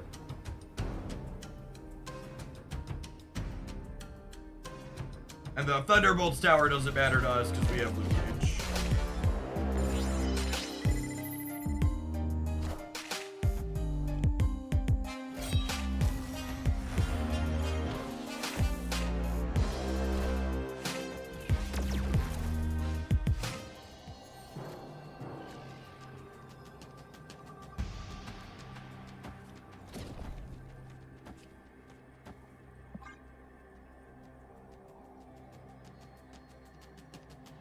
It's 14-20 in the middle.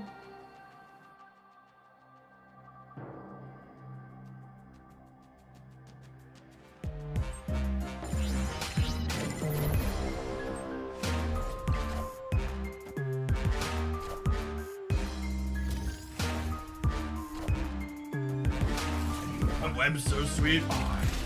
Apocalypse.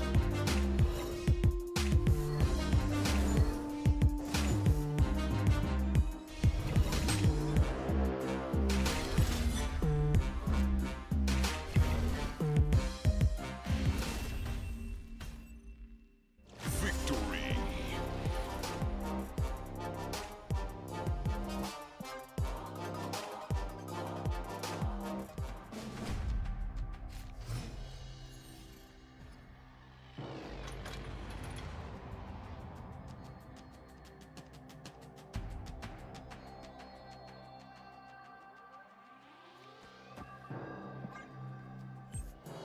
Oh, this is kind of fun. I can use Howard's info with Vibranium Mines to shuffle if I want. No, I want a Spectra. We'll keep that. I can stay right there.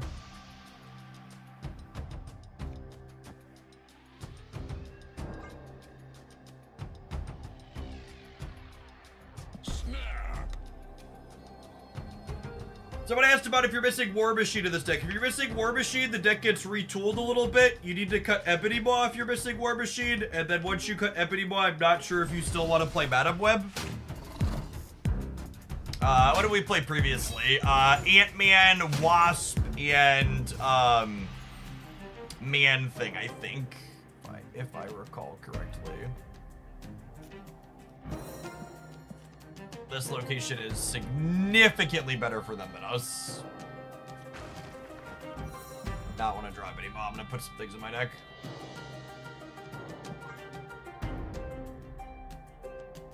Although I suppose Spectrum out here could let us win these two.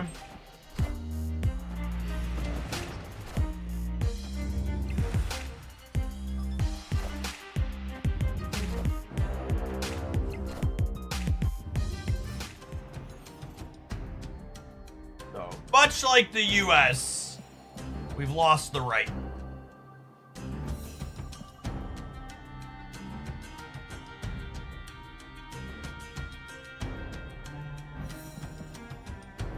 Drop on top. So it's this into Armor, Madam Web, into Spectrum here. Hope that's enough.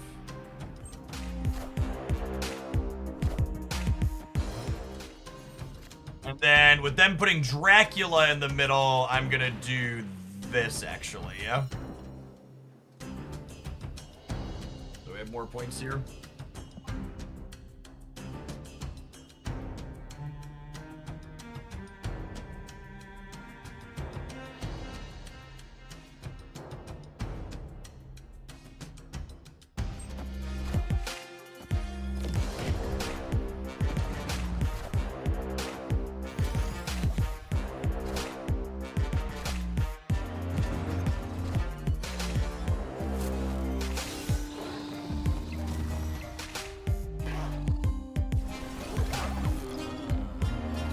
cool, game. I didn't wanna know if they had an apocalypse.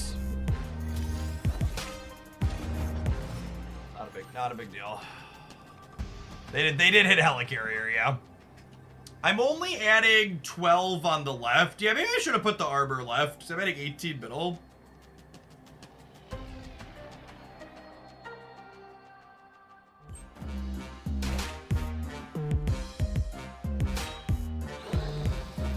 Yeah, I should put the armor left. I don't know that it's gonna actually end up mattering. Oh my god, kill the duck! Kill the duck! Yeah, it does actually matter, huh? I'm gonna lose the left by 1.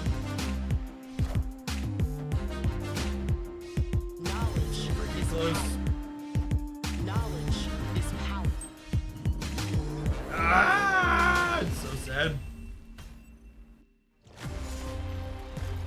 I don't think this deck is playable without US Agent.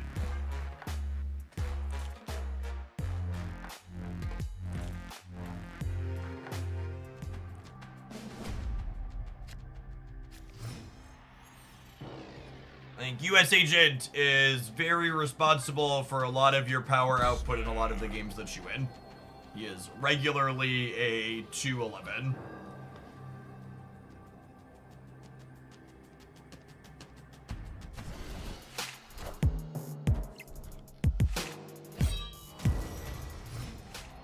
We'd have won if they'd have fucked the duck, yeah.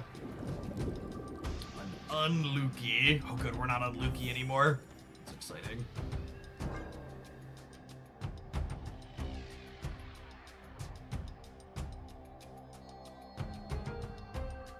Holiest moliest. Thank you for the 1.5 years. Welcome back.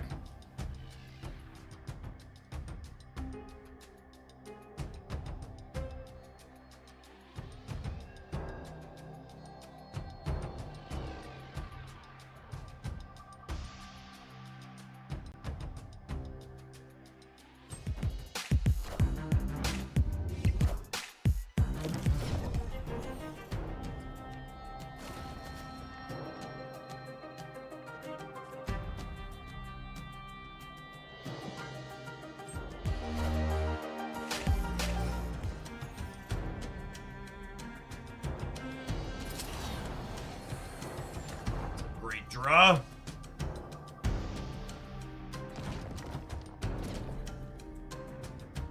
Over here.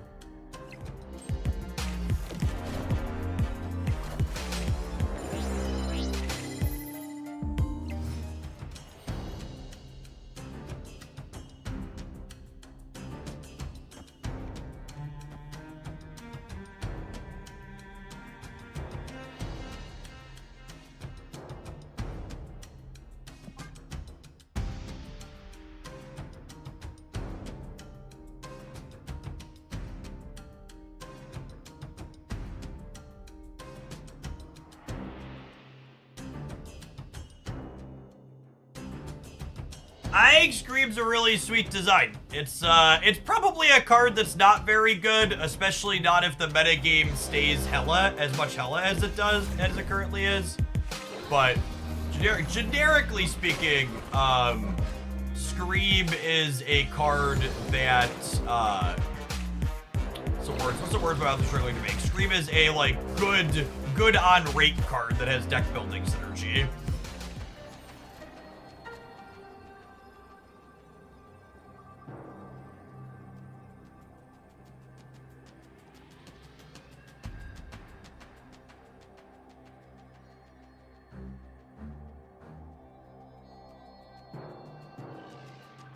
They helicarriered, which means this Dracula doesn't really play for the center that hard, right? Is it ever this? This gives me 11 versus 7.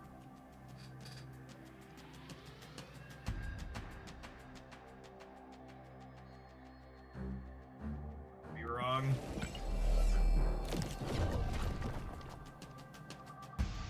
Gives me a small edge here. I think it's this. Up that Marvelous Spectra, beats the Dracula.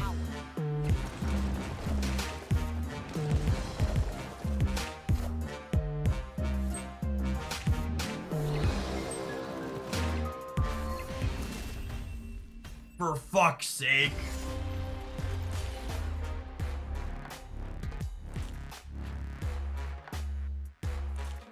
Would my other line have won? My other line would have won, yeah? No, it would have been short. I would have been 11 versus 13. No, it'd have been short.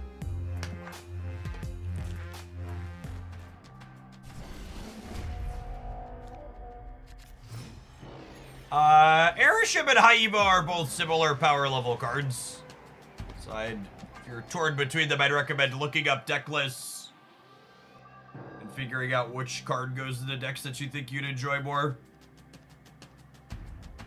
Airship's more random gameplay, whereas Evo's a lot more controlled, which is definitely something to consider.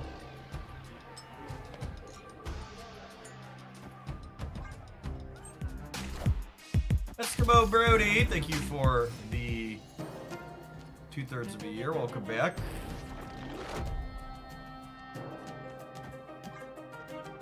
Hold on.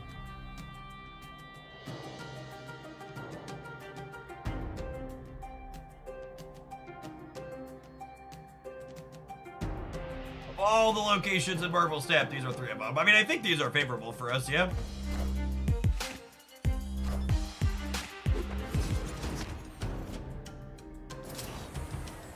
Draw 2.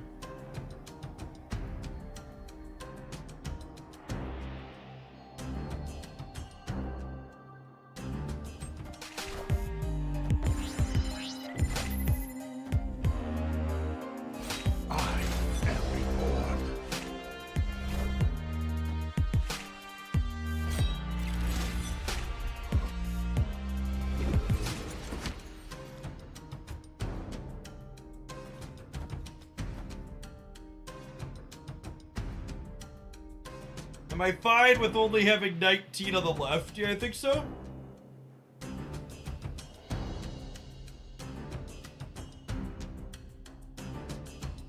I just want you to know, when you ask me for card replacements in a deck that I posted a daily deck highlight with, it hurts my feelings because it means you didn't watch the video to the end where I give you higher series card replacement suggestions at the end of every one of those highlight videos.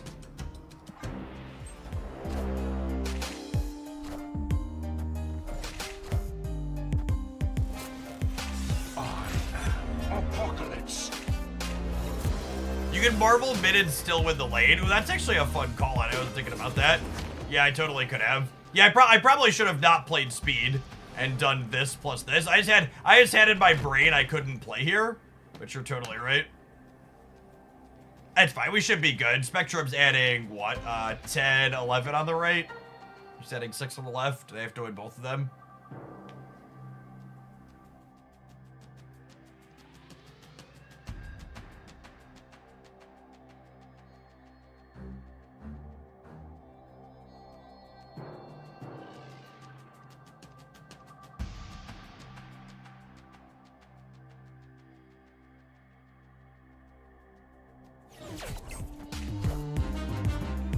Thanks, Ash. Glad to have you here. Yep. Victory.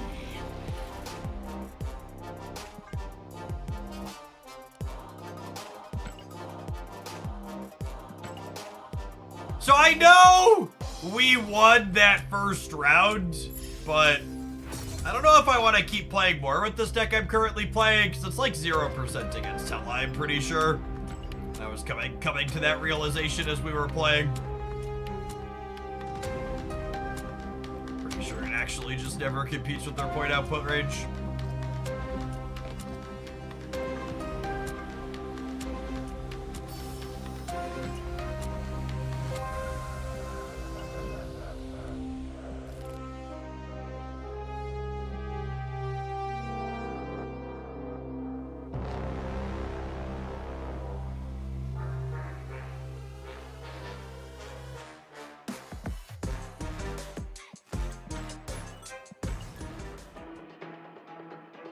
Yeah, if to shell game them with the Cosmo is basically it.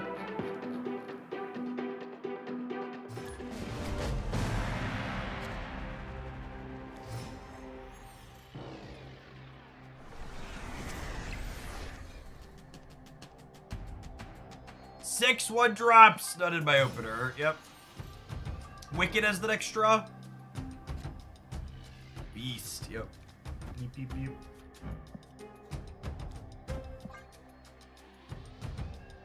That's fine. This deck can win without Wicked.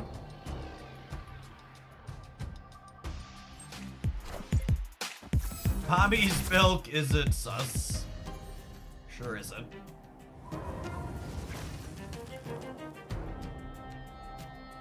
Oh, this is good. We're getting a little preview here of tomorrow's OTA.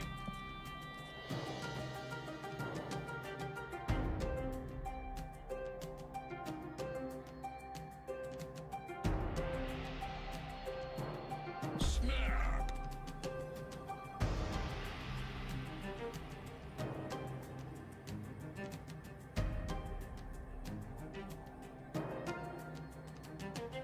Are they nerfing beasting yet? That depends on if I win this Infinite Conquest or not.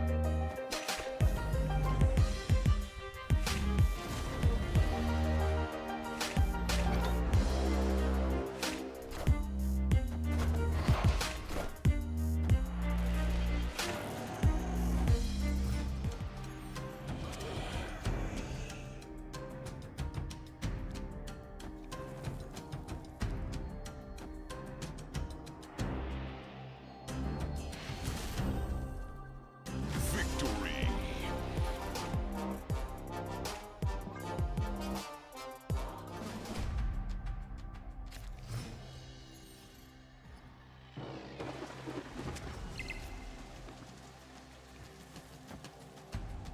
Oh, snap. The raft is good for us, and ideally I want to snap them before they see what Iceman hits. Tribunal. Could be Tribunal, yeah. The Tribunal matchup for this deck is hard, but not impossible. Which is actually one of the reasons why I like the bounce deck. I think that describes, like, its worst matchups, generally speaking, are hard, but not impossible.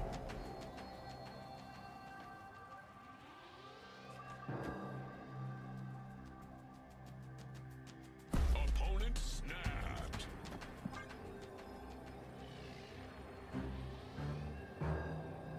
Is it correct to retreat with this deck when you can't activate Wicked? I would really discourage you heavily from having hard and fast rules like that in your mind. I think I can't activate Wicked this game is a reasonable thing to take into consideration when you're deciding whether or not to retreat when your opponent raises the stakes. But no, you're not auto-retreating games where Wicked's not active. Bounce was a functional deck before Wicked existed. It'll be functional after. Functional in games where you don't have him or can't activate him. Although this deck is the most consistent deck at activating Wicked I've ever played.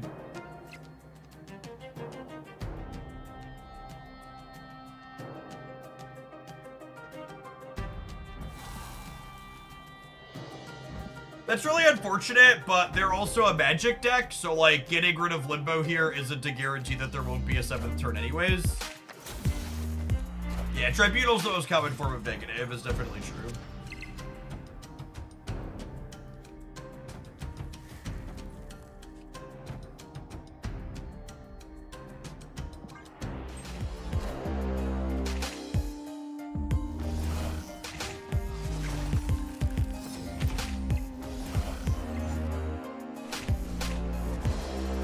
Oh, you know, maybe I should have put the Falcon here, because with the extra turn, it's very, it's very possible I wanted to be able to beast the Falcon this game.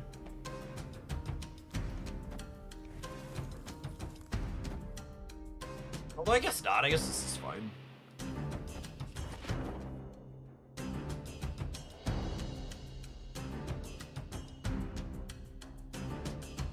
Yeah, if I would have Falconed here, I probably would have gone Hawkeye, Iceman, and then beast them back. But now we'll do this. Taking aim.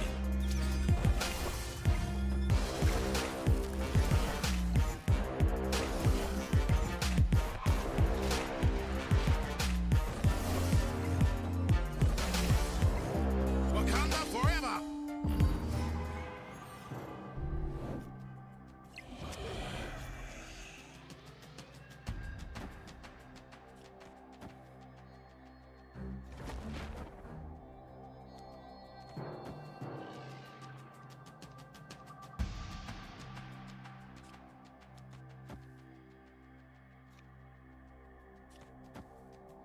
If I play Kate, I brick a draw.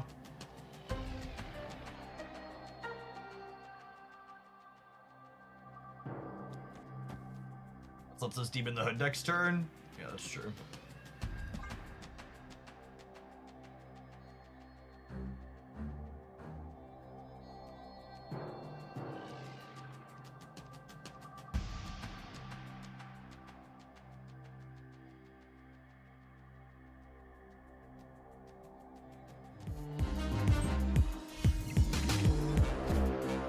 Cut off one head, two more shall take its place. Wakanda forever!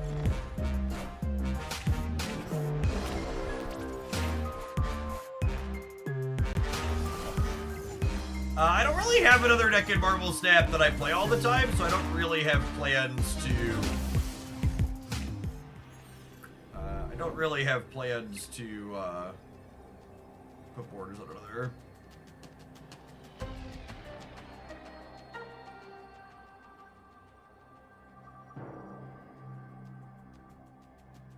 These negative decks aren't Odin decks.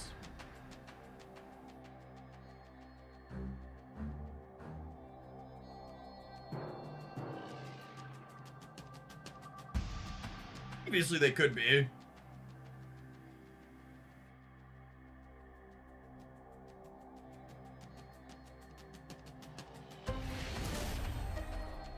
Victory! Yeah, there's like Iron Man Mystique permutations here too. I already played 2 of their negative cards though. Hit streak! Thank you for the tier 3 and for the 15 months. Fuck Trump indeed.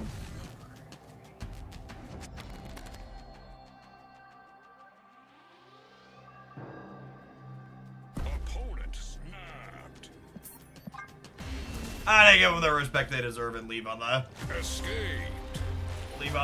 the turn 1 negative potential. Our hand's only okay.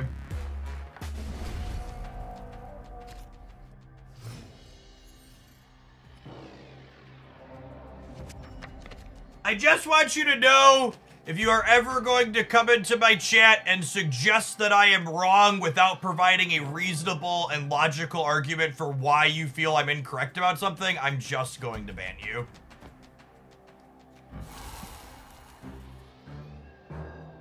Perfectly reasonable and welcome even. So I want to have some type of dialogue and meaningful back and forth, but just, hey, Jeff, don't you think you're wrong about this? No, if I thought I was wrong, I wouldn't have said it.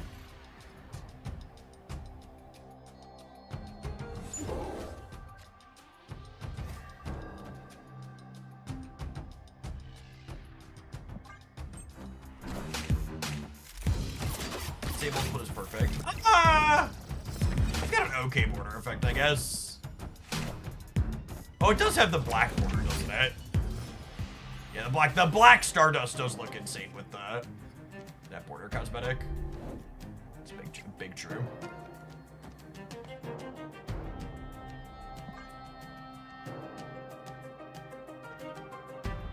Sasquatch as a replacement for Iceman or Hawkeye. I think Sasquatch is worse than the other payoff options. That's why I'm not playing him.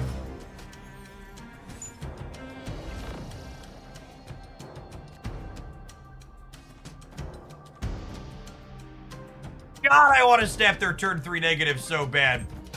But I have a little bit of goddamn respect for the game, so we won't.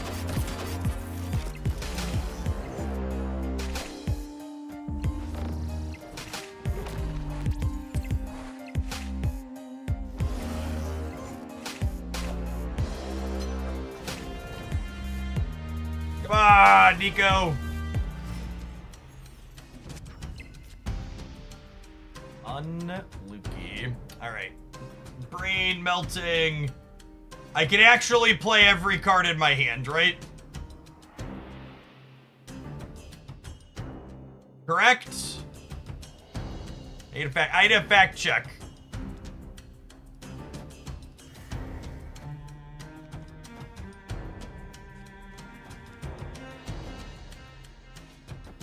One, 2, 3, 4, 5, 6. I'm sequencing like this, so that way I don't brick a draw.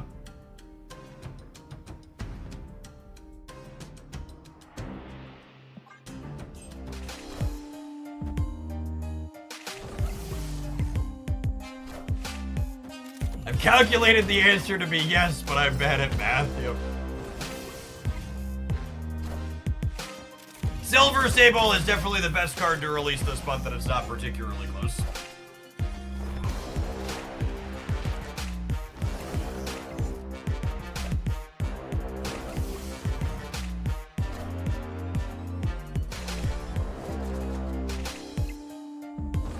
Now that Black Swan is changed back to activate, is it better than Wicked in this deck? Yes, I am very confident that Black Swan is better than Wicked in this deck. That is why I am playing Wicked instead of Black Swan. Any other questions?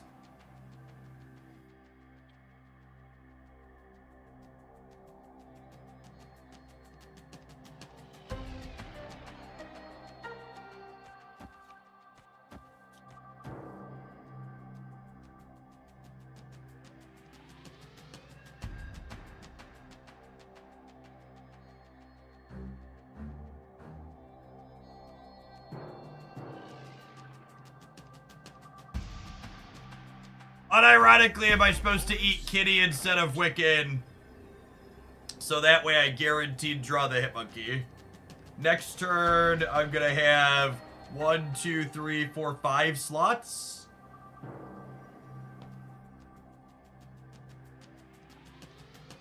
It might be right to leave here. I kinda just want to see it play out.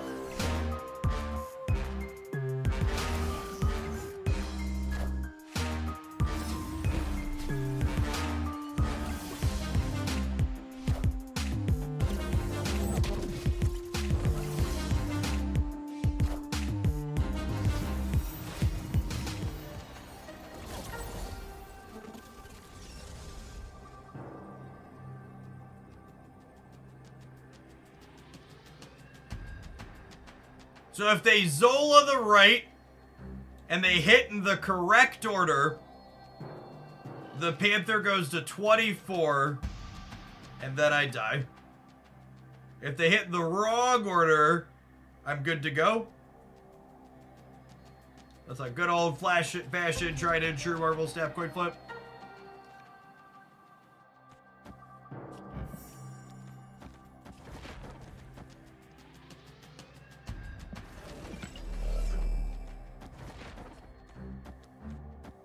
How big is Monkey? Not very. Only 11.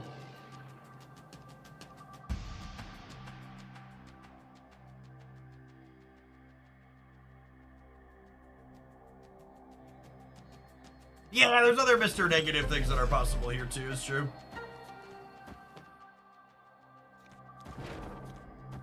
So I need to die to Shang-Chi. Nah, I'm just flipping the coin.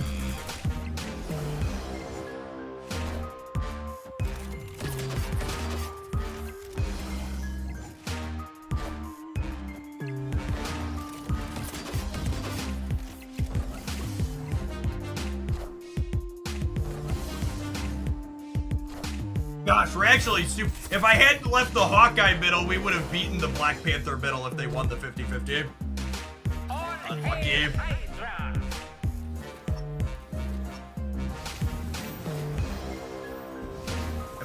I would have switched Hawkeye, if I would have left Hawkeye somewhere else on the previous turn. Wakanda forever. Wakanda forever. Wakanda We would have been +5 here. Yeah, we're beating middle against the 12 power Panther. So if the Arnim Zola hits Panther first, we win.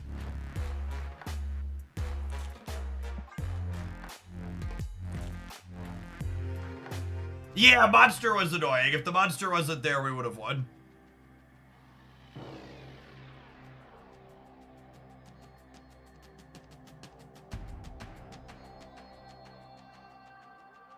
Close game. I mean, made a mistake that put it to a 50-50. If I just wouldn't have made the mistake, it wouldn't have been a 50-50.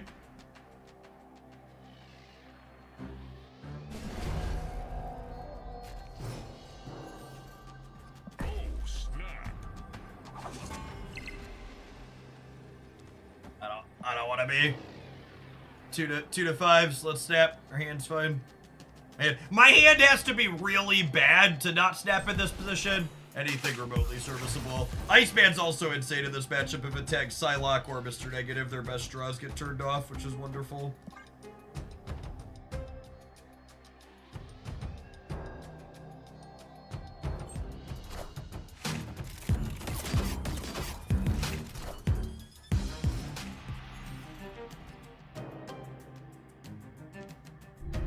I don't have an empirical reason for why I like some of the details in this deck. It's literally just all vibes, just so we're clear.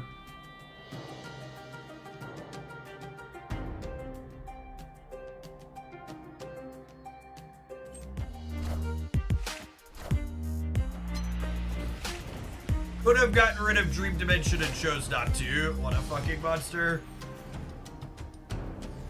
What a freaking monster.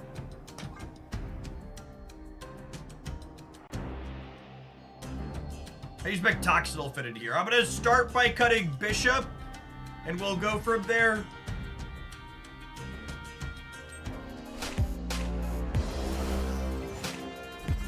Oh, that's true. If they want to set up a long path, they need the long path on the right.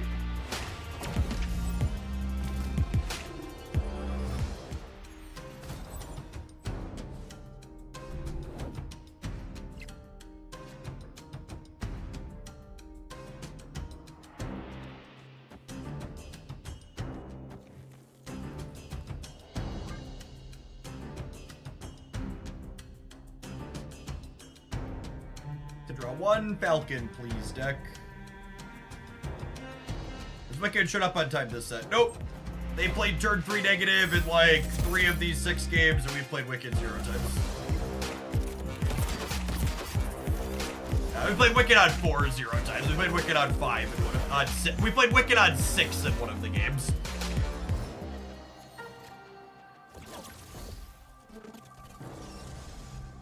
Thanks, bud. Welcome to the party.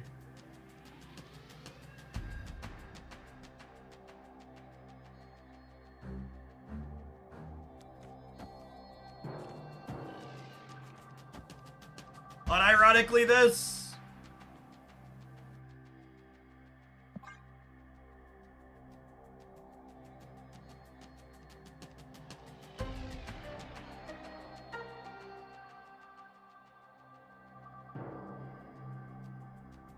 Right into deep space. Welcome to the party. Into deep space you go. You deserve a little bit of a timeout here, bud. Not been playing well with the rest of the team. Big go to your room energy. Yep.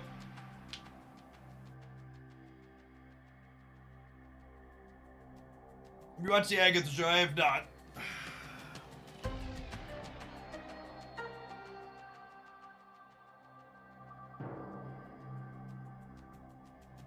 It does speak volumes to how good Bounce is spending its energy that we've had Wicked active on turn 6 2 games in a row.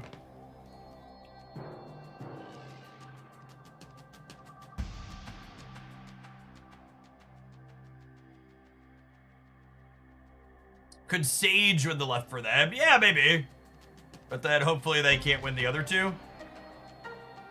You can't play around everything, chat. Sometimes you're just going to lose.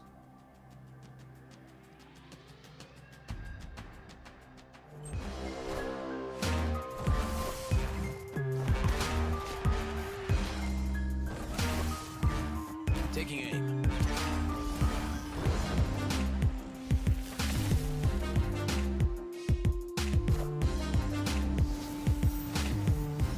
They just drew 2 0 energy cards, so I assume we're super fucking torched here. But we're all in, so... Giggity. We haven't seen Ironheart yet, but I assume she's there.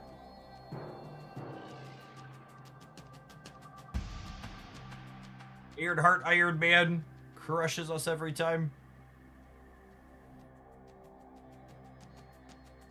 Despite him doing bounce. I think he's worse than the other options, which is why I don't play him. Is that a card that gives you value from getting his effect more than once?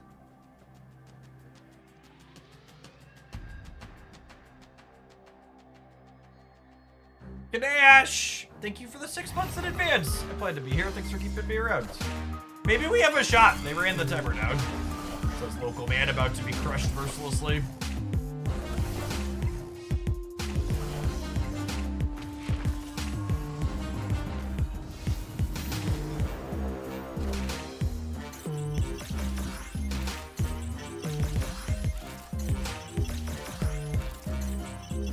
Did we do it?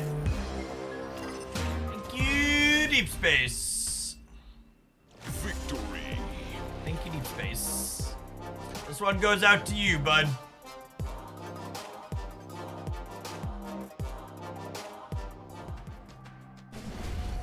Yep, and now we're in a position where we got 2 shots to take their last Q-boy here.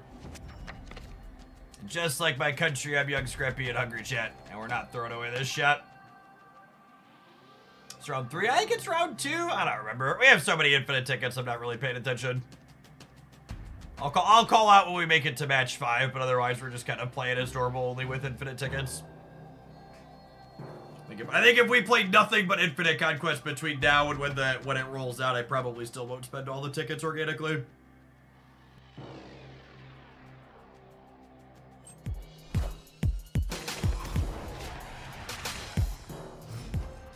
We did get an Infinite Border with Scarlet Spider yesterday.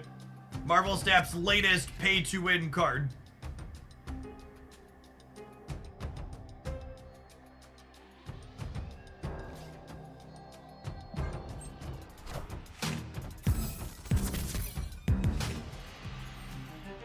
Someday, I will hit a Toxin Arrow. Today is unfortunately not that day.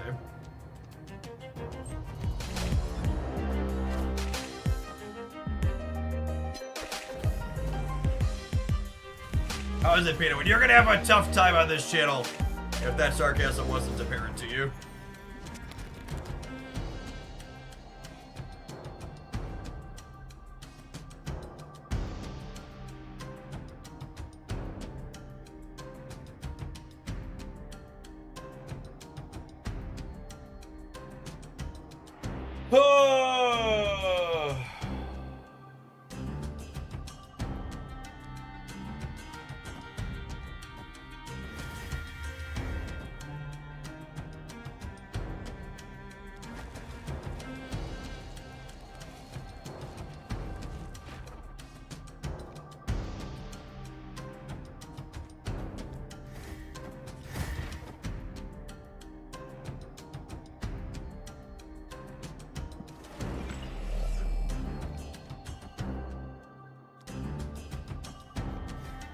Will Toxin replace Beast? Nope.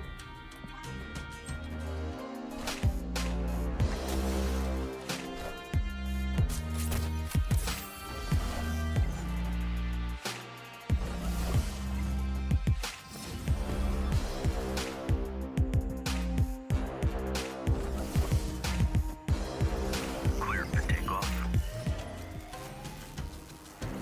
Hey, Wicked, buddy! Welcome to the party, my man. This brick's a draw, but that's fine, yeah? This is not a Wicked game.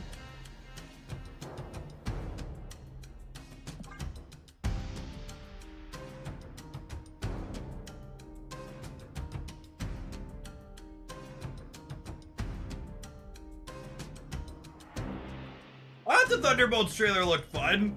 I will say it's incredibly disappointing that Disney's using AI art, though. Wish that wasn't the case. Yeah, with that monkey already in hand, we're probably fine bricking draws. Is accurate.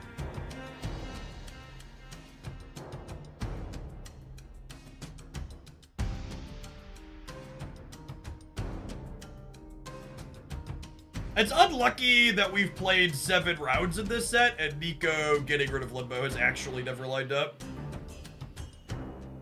Yeah, they've had magic almost every game, and if you AI art for the what's it called, the Thunderbolts, if you look at the poster image they're using, Sentry has 6 fingers on the bottom right hand corner.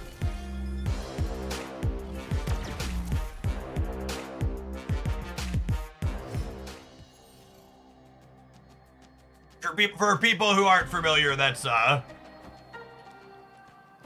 side numero uno that something is AI art.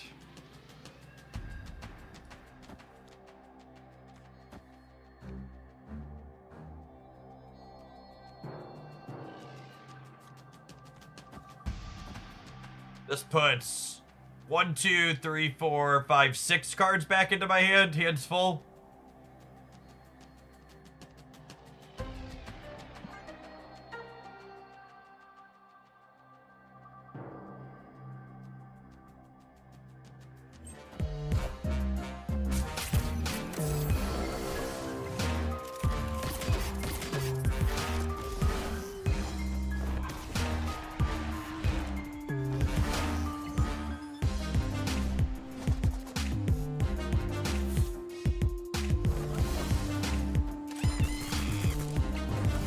Our hope here is that they just can't afford to play for all three. Wakanda forever.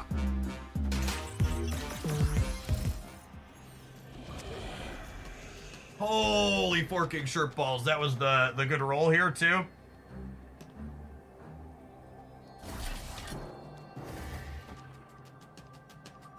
Before anybody asks, and asks why I'm not playing my biggest cards over here. This is 7 and this is 7. So that would make 14, 20, 25 over here.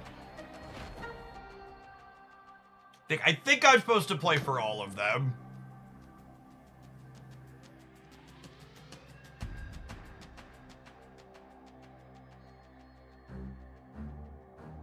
Why pull back basic hero? Because I have plenty of energy to replay it, and I want flexibility on where it ends on the last turn of the game based on what they do on turn 6.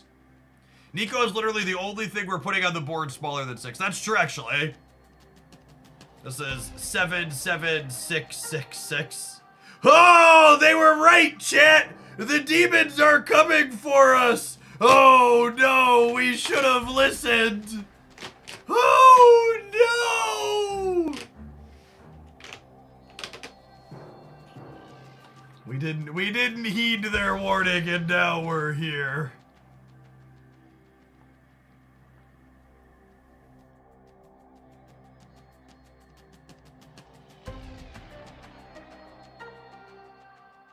So we're going to be 23 here. I'm playing 1, 2, 3, 4, 5, 6. So we're going to 22 plus 8 will be 30, 23, and 25. Yep, they did. It does look like they're assuming they were safe on the left.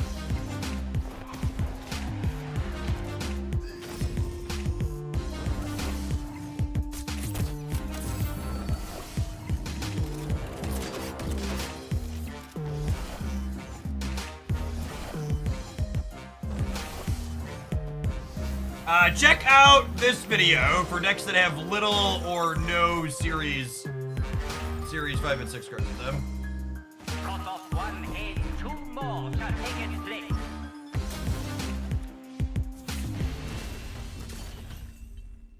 Victory.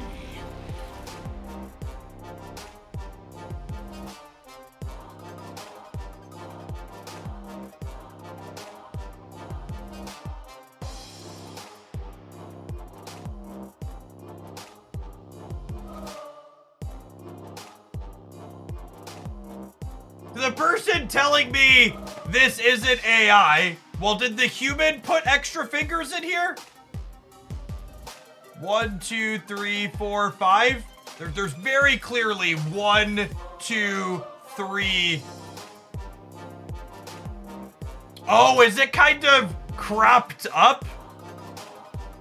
Maybe, is this, it's hard. Like, does this one connect here, and this one connects here, and this one connects here? It's an illusion caused by cropping. Sure, the crop makes it look weird. Yeah, I can see that. The way the bends work. Sure, I'd buy that for $1. Alright, you know what else I'd buy? Whatever these adverts will pay for. I'll see you in 120 seconds. We're gonna play some more Bounce here in Infinite Conquest. Thanks for hanging out. Don't go anywhere. I'm gonna be honest, I know we normally play a lot of different decks on this stream, subscribers, but the current metagame is really hostile for brewing. Our latest card release sucks. I don't think we're gonna rotate through fun and interesting decks today and tomorrow morning. I think we're gonna mostly just play bounce and if something else strikes my fancy, but that's such a shit format for brewing in. I like these 12 cards for bounce a lot. I'm gonna run to the bathroom really quick. Hear me.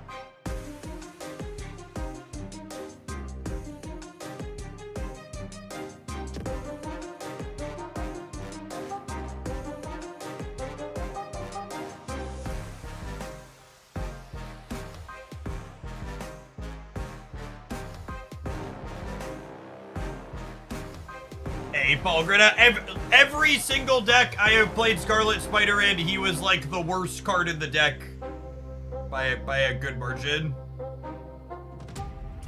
I talked about playing Collector, but honestly, Bishop has felt fine, and Toxin's coming soon, so I'm just gonna keep playing with the card that we've been playing. Because Collector almost assuredly doesn't make the cut once Toxin is here.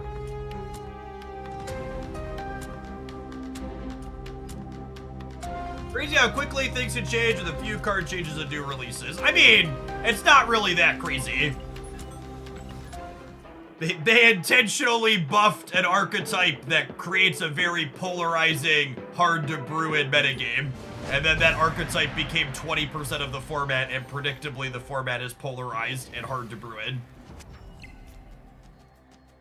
There's actually nothing surprising about it at all.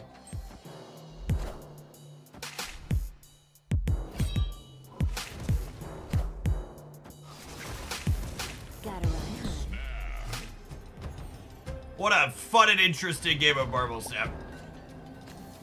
What a fun and interesting game of Marvel Snap.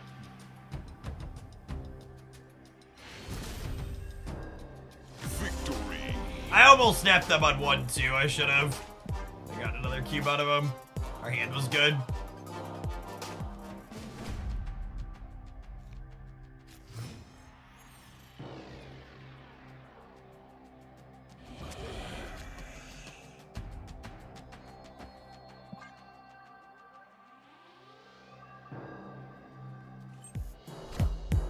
Hopefully we draw another 1 so I can Demon the Hood.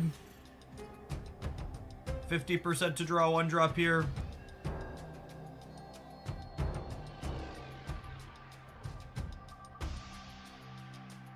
If I Demon the Hood here, I give up Wicked, which I don't think I want to do.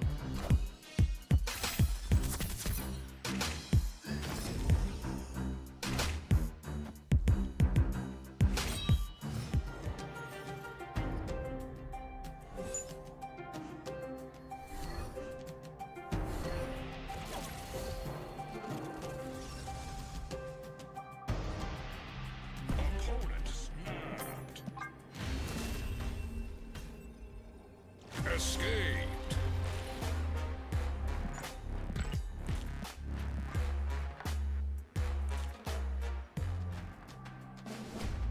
I'm gonna apologize in advance for just being mostly quiet when we queue into Hela, because most of the words that I want to say when we play against Hela are simply me complaining. So rather than complain a lot, I'm gonna...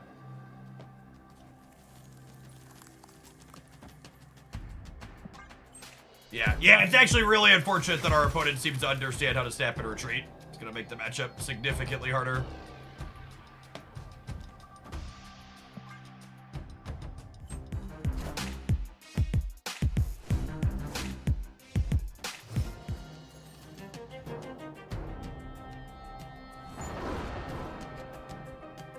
Draw.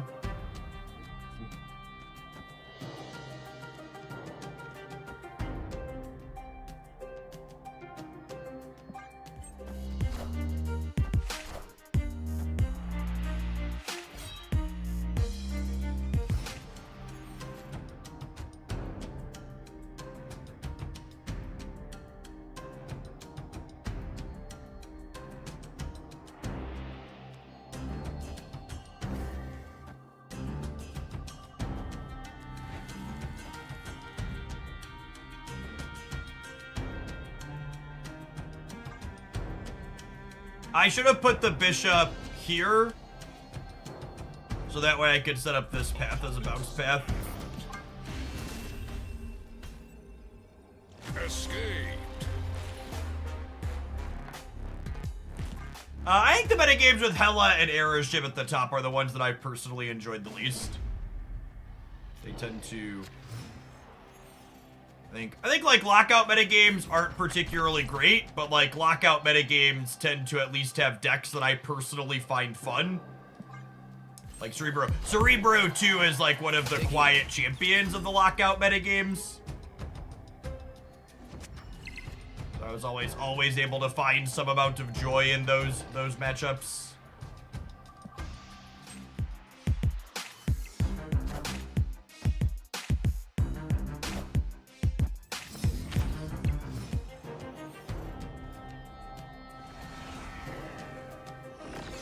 Stop putting cards in my hand, brood.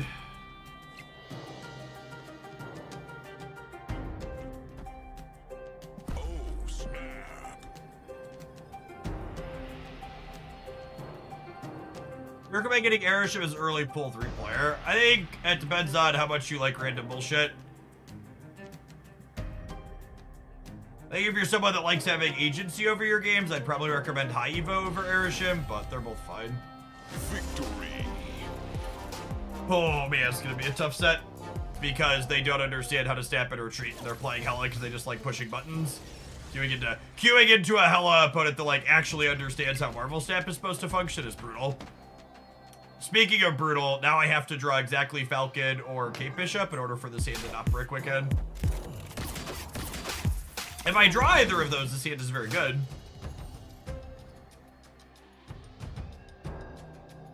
If I don't... Didn't draw one drop either. Super unlucky.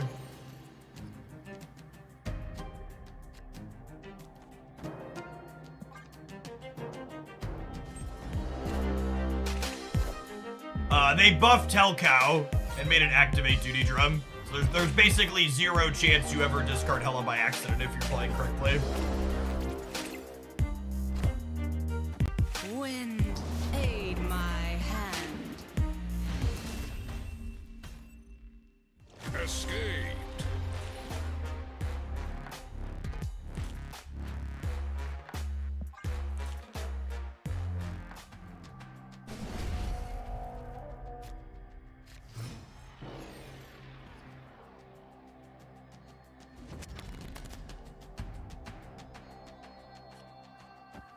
Oh, snap.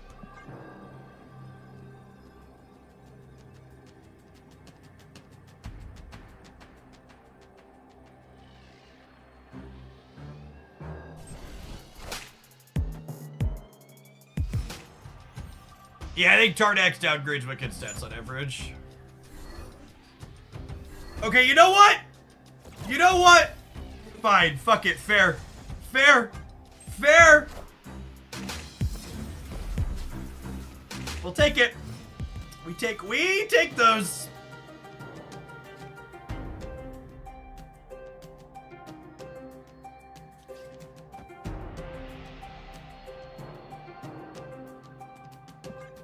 You get what you get, and you don't throw a fit.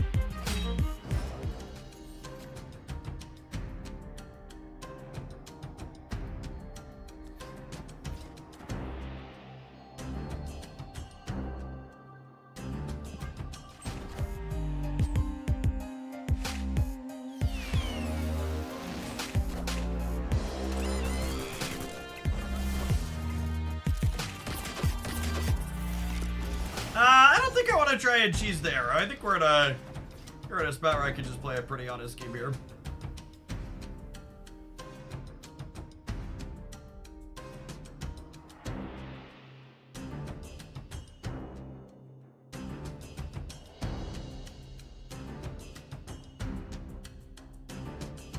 Oh, it's so close. DC makes me want to play the hood.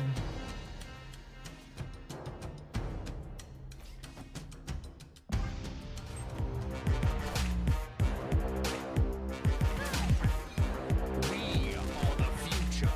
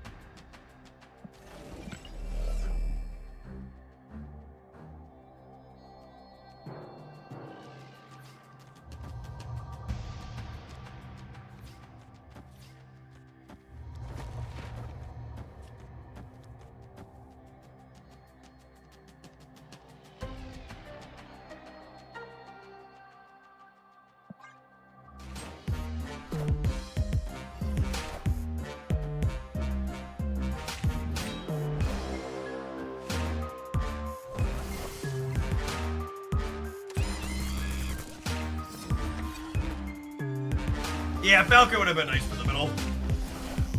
That's fine, we're cool. No problem. I'm honestly really surprised they stayed here. Taking aim. They've been snapping and retreating really well so far in this set. And if they would have retreated, they would have been 4-6, and we would have still been playing a pretty, like, obviously we could lose 3 in a row here.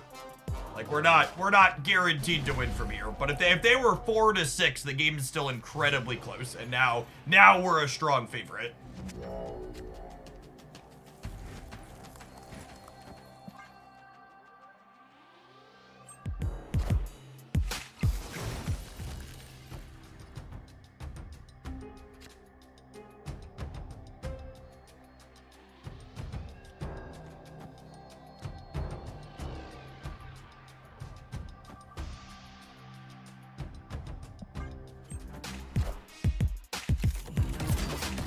It's a shame they're a Luke Cage deck, because otherwise this Silver Sable with floating match would fucking put him through the ringer.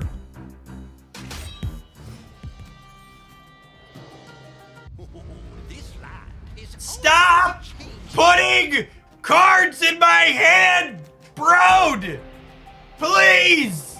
Stop it! I don't want them! Take them back!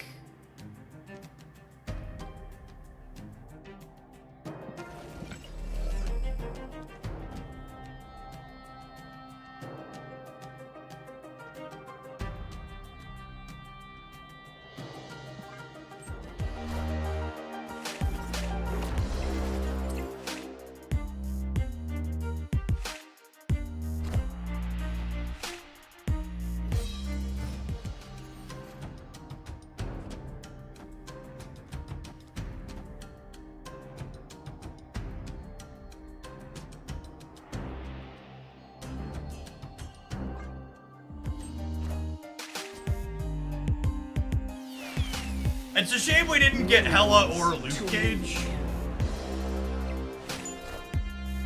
Hey, getting to know that information is real good for us.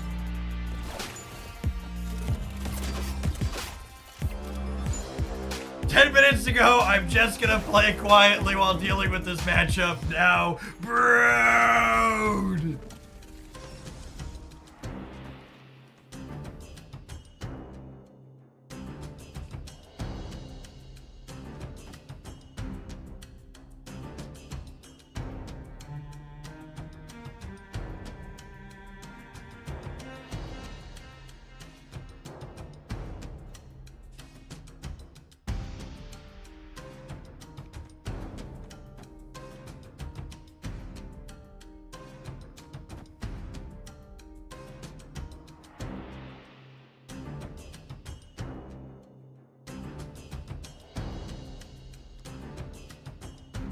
Link turns Falcon into Monkey guaranteed. Holy forking shirt balls, it does.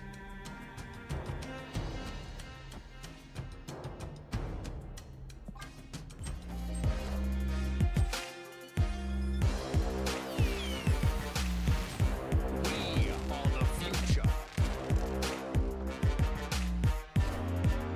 Of all the TCGs I've played, MTG's hand size rule is still my favorite. I actually love the hand size limited Marvel Snap.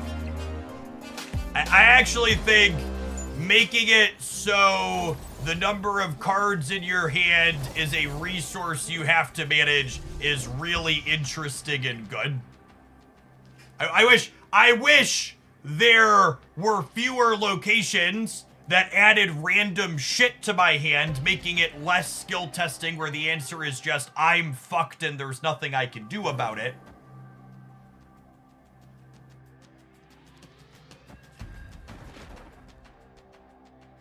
I would enjoy that more. They don't have a deck, so Silver Sable is not getting extra points of power here. I think we're dead, unfortunately.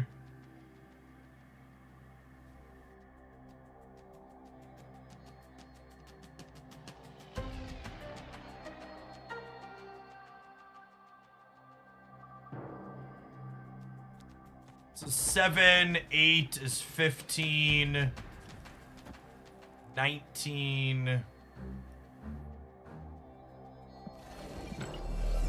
Just first matter how I do it.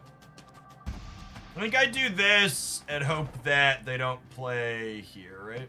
Well, they're probably playing Kitty there, yeah?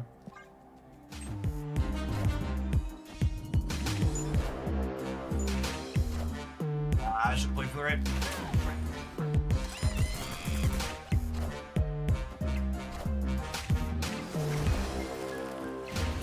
Actually lost the game because they decked themselves. Because of what's it called? Weird World, right?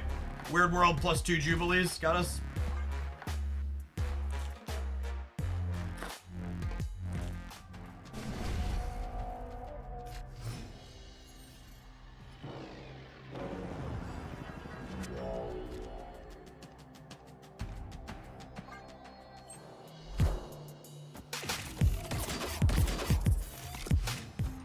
Oh yeah, the Sable would have been plus 2 twice, right? Because she missed on the previous turn too. Stop it! Get them out of my hand! I don't want them.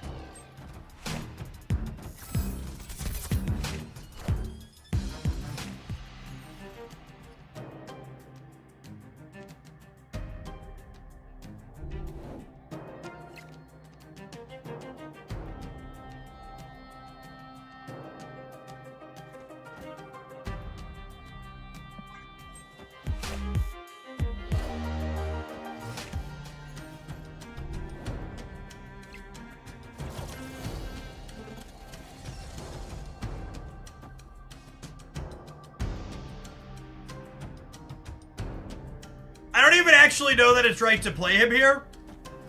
Because if I play him on 4, I actually can't get another Hawkeye trigger.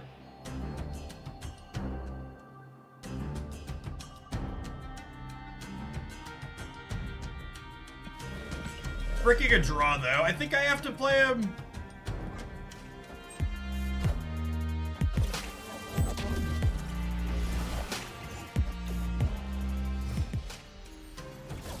Starfruit this in 100%.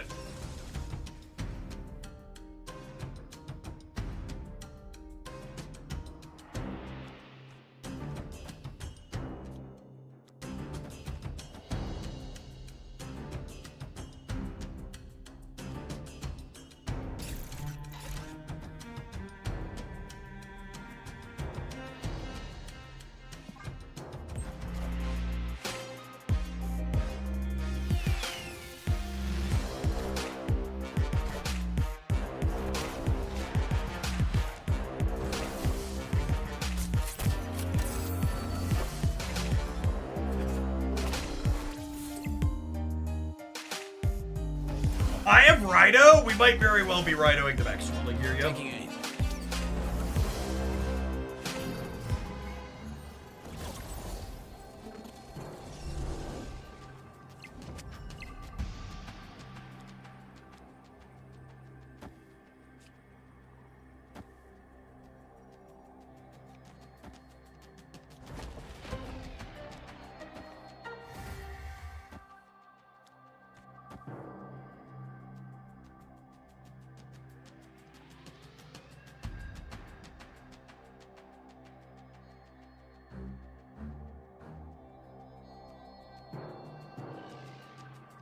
Bishop +1. Deal world where that bites us.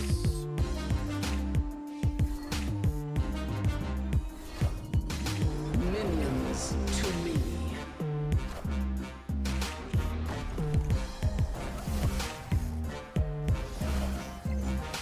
I'm winning the game, yes. I'm winning the game, yes. Okay.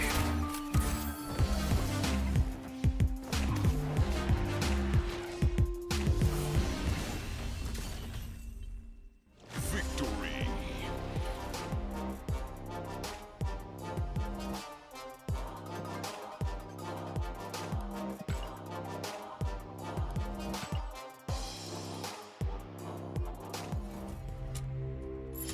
Peace confirmed going to a 4-6 tomorrow.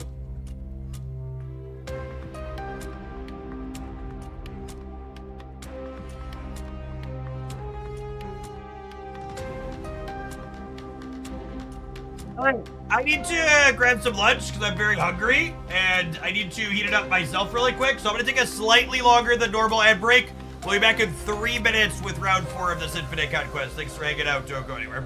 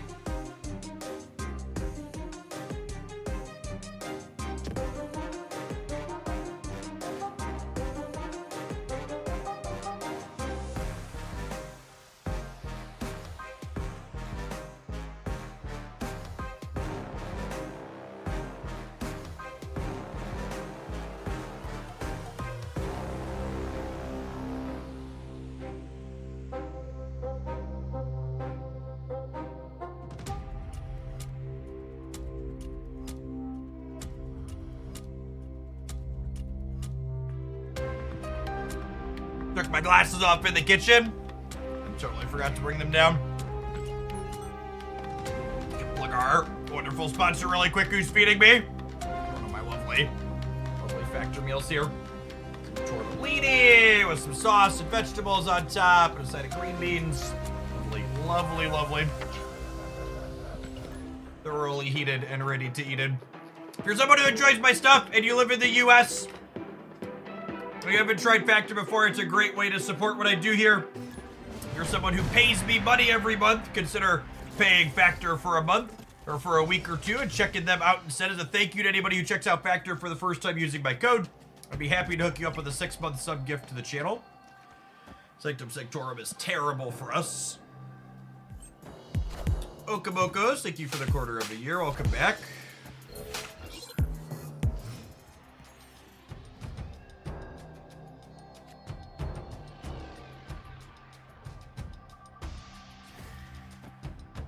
I'm gonna go out on a limb and assume this is equally bad for us as they play Agent 13. I think I'm leaving just because this is bad.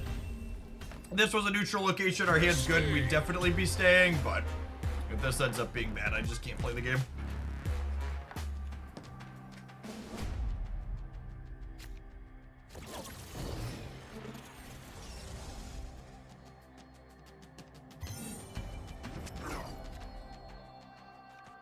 Open on Kitty, so we can go Kitty Iceman. I'm definitely gonna stay here. Slide into my DMs with a copy of your receipt with the first box discount at 50%. Feel free to blank out personal information. And then I'll be able to send the sub gift over after your current sub lapses.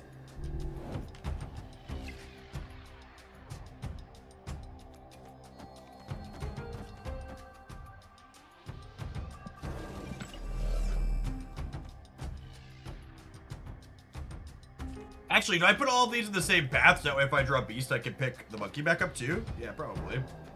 Actually, I'm gonna not put Iceman in this path because I don't want to bounce him in an Elysium game. I'd rather bounce something else. Do you think they're also a Wicked deck with Agent 13 and maybe this Elysium stopped their Wicked?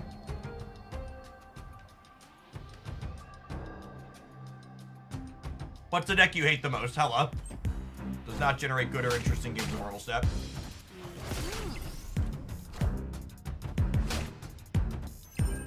Hey man, I'm cool.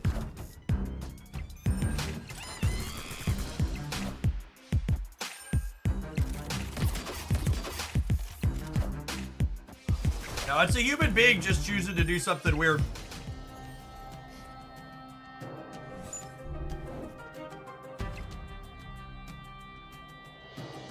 Okay, that's kind of funny. The shocker was from Agent 13. They are a low collection level opponent.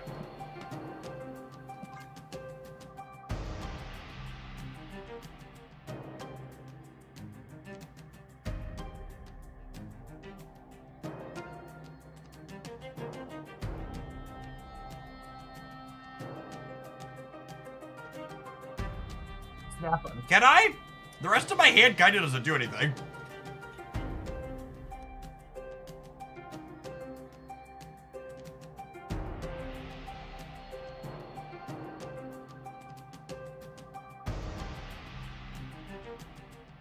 Round 4, man. The easiest way to tell if I'm on round 5 or before 5 is if my avatar already has an infinite border, I'm not on round 5.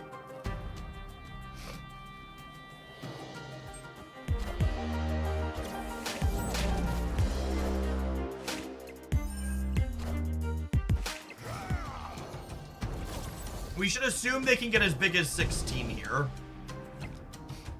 Honestly, they could be on Onslaught as well.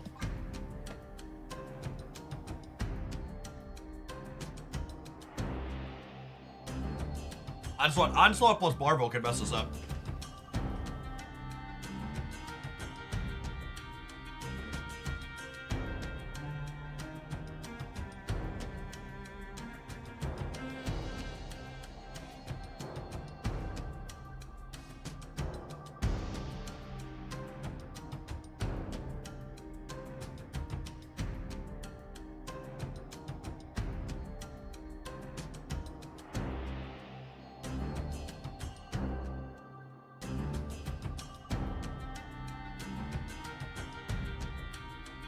Mr. Fantastic could be in their output range, yep. I'm just gonna mute them because they're roping us, which I assume they're more likely to be toxic. Oh, you're right.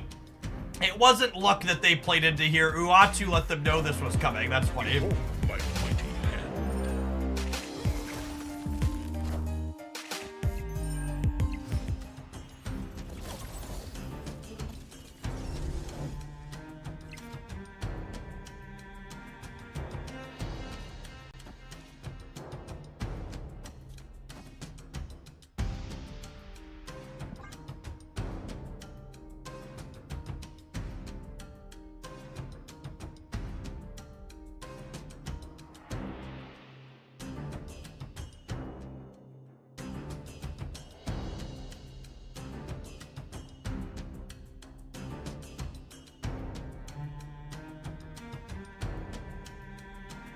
There might be time to eat lunch, I suppose.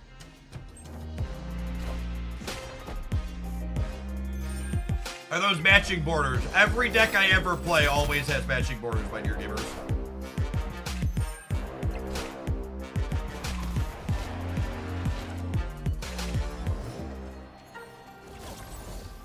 Are they intentionally trying to annoy you? Maybe.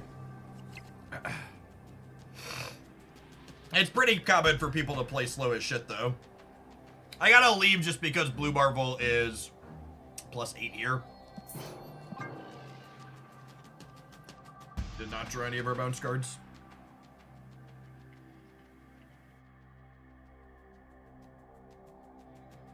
Yeah, exactly. We're more consistent than they are. This game broke well for there's no reason to give up 4 cubes.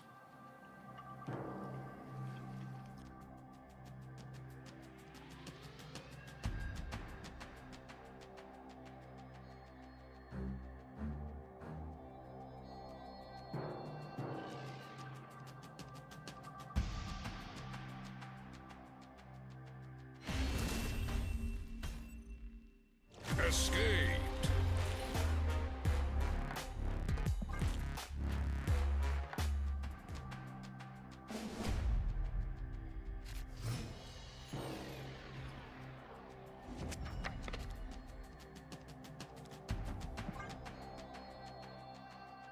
One, Hawkeye Demon on 2, Beast on 3, Wicked on 4.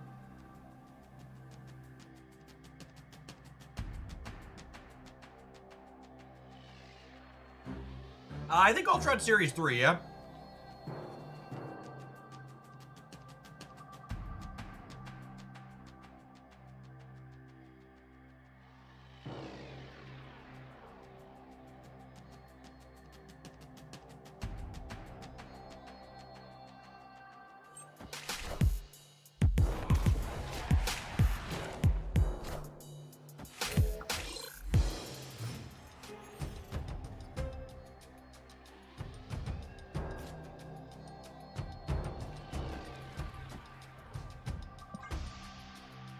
Well, hopefully this is another Mindscape. Whenever I bring up the timers are problematic in Conquest to Second Dinner, they always tell me they don't feel that way, and it's very frustrating. And so, like, hitting a matchup like this where the person runs the timer down every single turn, it's atrocious. It shouldn't be something you're allowed to do.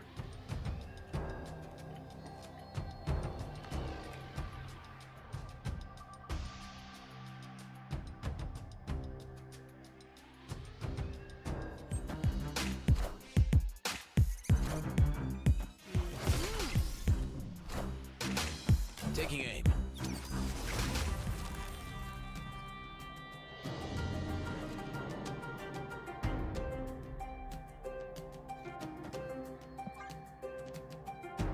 Opponent snapped.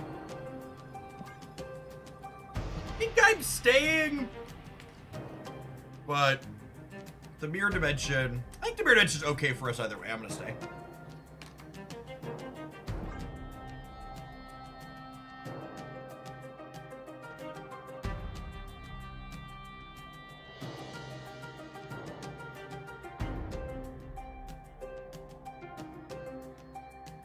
Hopefully I don't get like Cosmoed here.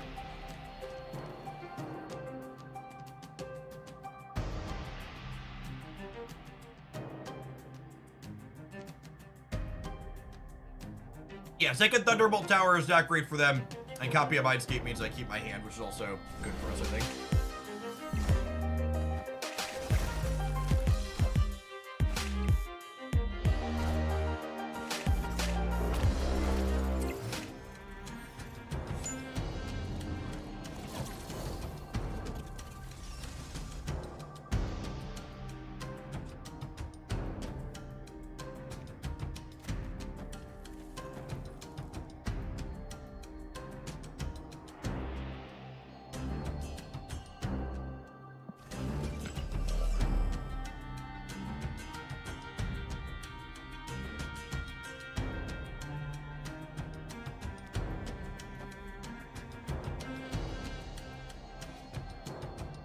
Am I supposed to play Hood?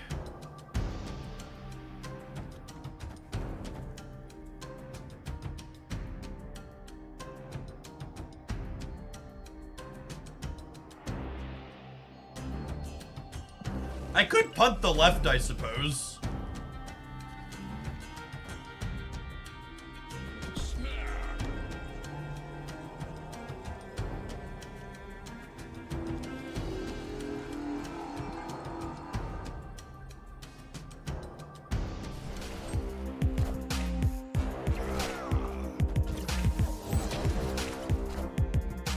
Taking aim.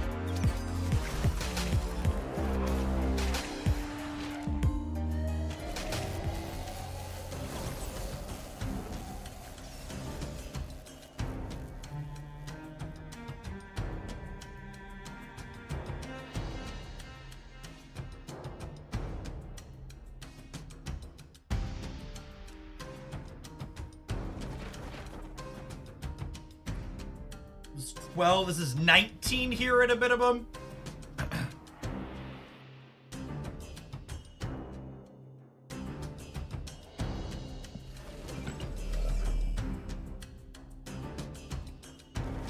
I'd rather do this. They probably have a hard time playing for here this turn, yeah?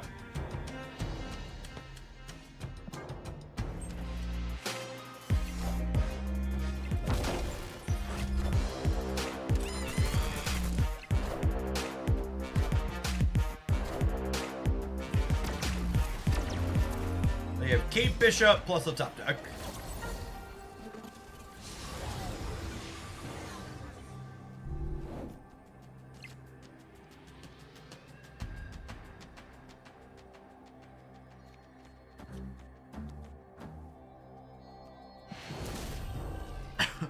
Victory.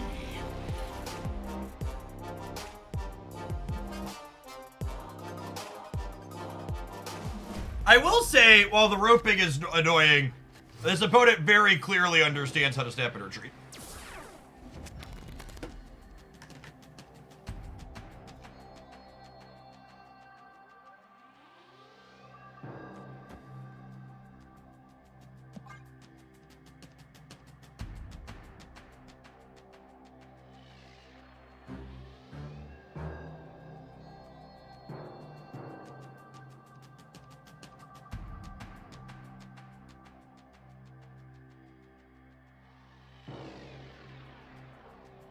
Some of the turns could have been them reading my cards as a new player, but like a turn like this, like they're just roping. So I definitely would say they're warranted grace on like turns where I played a bunch of cards out, but that's just not the spot we're currently in for this game, yeah.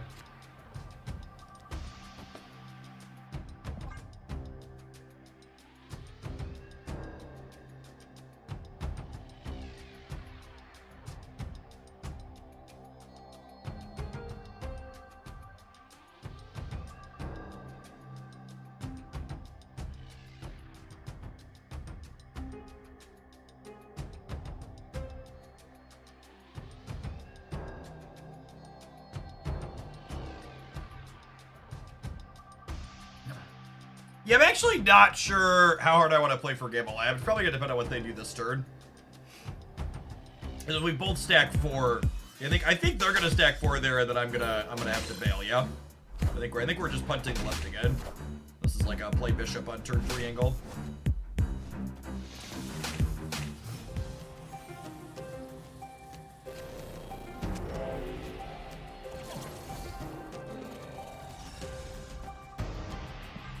I have to compete from here, so I need this bishop to stick.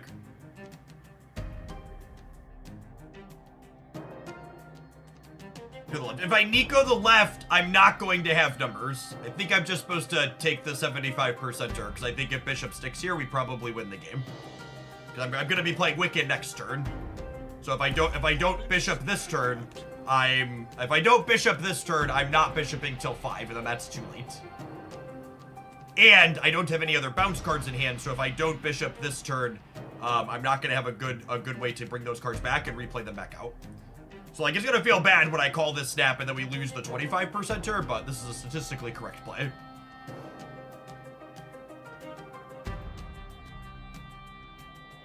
Yeah, without Gilgamesh in their deck, they don't keep up with us. We have a remotely average drop. Oh, snap.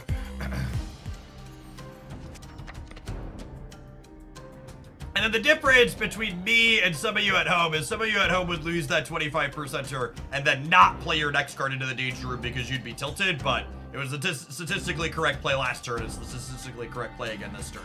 You can't just start making bad choices because you got a little unlucky and expect to win consistently.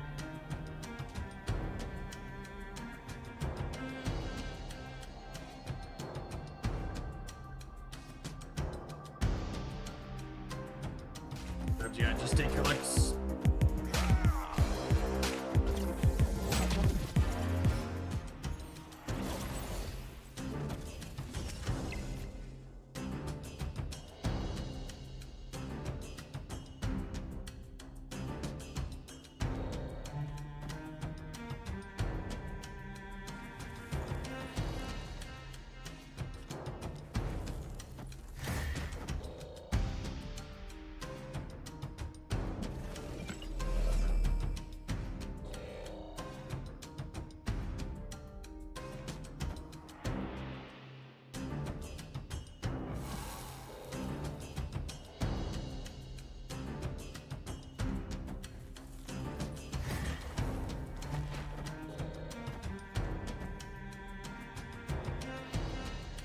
It's this, and we hope to peel the monkey next turn.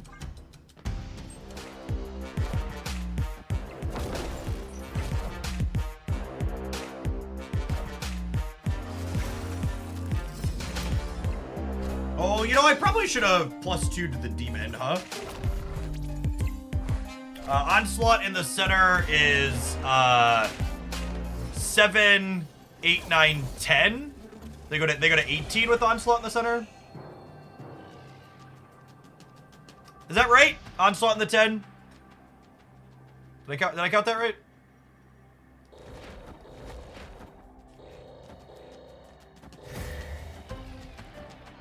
Anybody quick math check that one for me? Because he's 7, and then Blue Marble gives him 2 for 9, and then he adds 1 more to Khazar. So Demon, Nico, Demon. Oh god, Chad, it's another 6-6-6 game! Oh, they were right! The demons are coming for us! Oh no! So, the way this person has been retreating consistently... Oh. Ooh, Mystique is spicy. Wait, where'd the Mystique come from? Is the deck tracker wrong?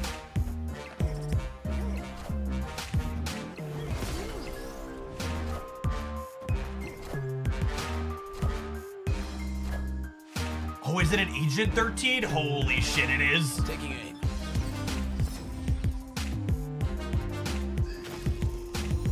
Okay, I need Iceman to live.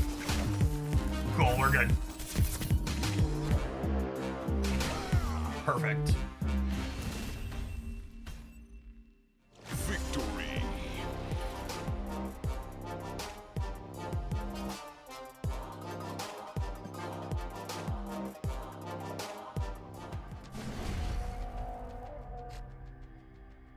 Hey, and now we've got 4 shots to take their last 2 cubes.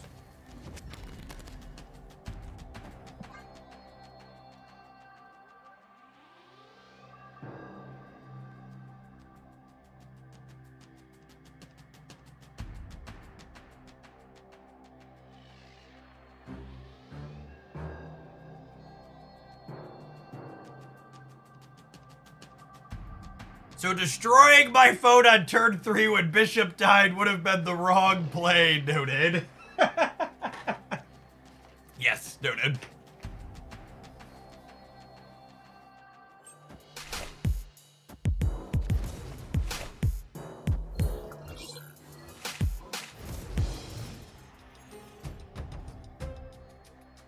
How much money did you pay Danger? Yes, 1 bishop.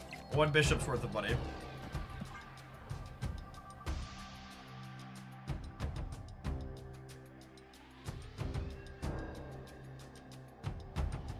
This sounds kind of weird to say, but after playing this deck list a bunch, unironically, you know what the worst card in it is? But can we get earmuffs for her? I think it's actually Kitty Chat.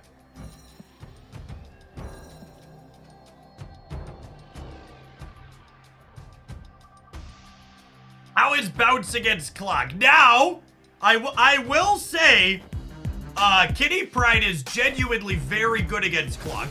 So she does help with that. I think this deck's all right against clock.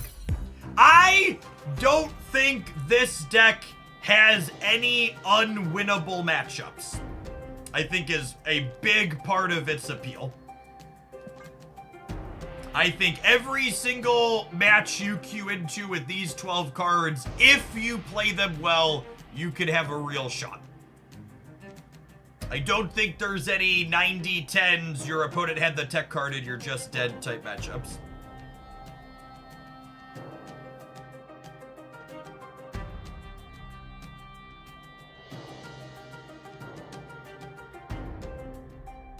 If you play them well, it's true. How did you get all the black cosmic borders with the most powerful card in mobile gaming? Your credit card. You too can have black cosmic borders.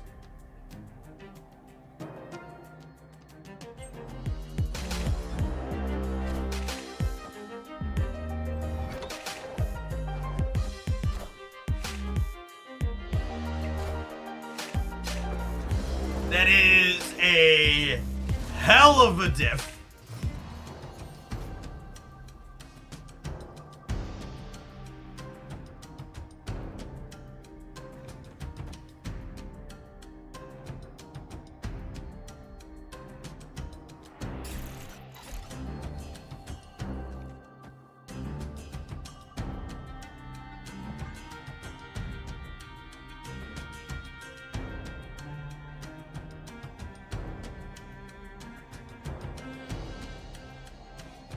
Their Khazar is Hotel Inferno. They still have Blue Marble. The opponent is sub collection level 500. They are a newer Marvel stat player, or at least a newer collection.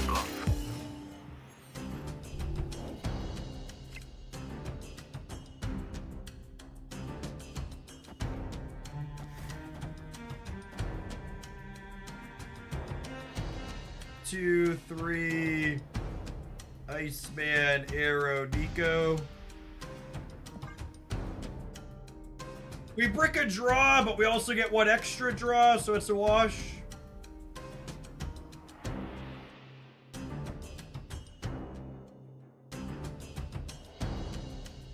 End up +1 draw. We get to clear the hood.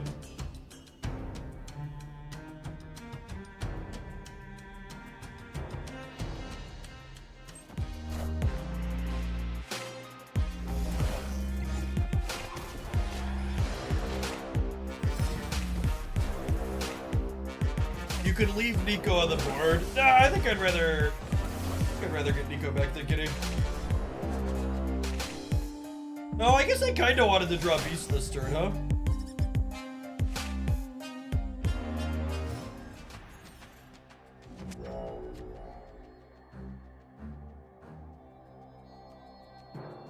Thanks, Nico.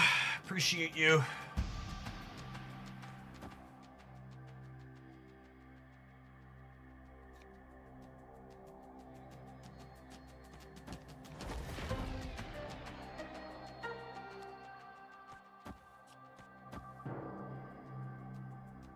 I'm excited for her to choose violence and kill us, but They've got 4 shots on the Cesar.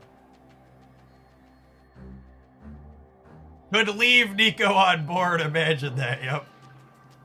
Rickety Bridge incoming. I think we win through Rickety Bridge, yeah? We'll win the breaker there. That turned something good for us? I don't know, I think we're good either way. But you're right, their best possible is Blue Marble and Onslaught for this position.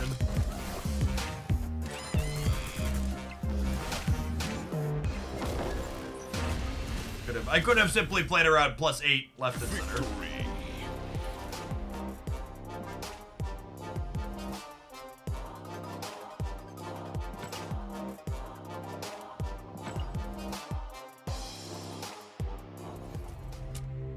A little upset with all the roofing.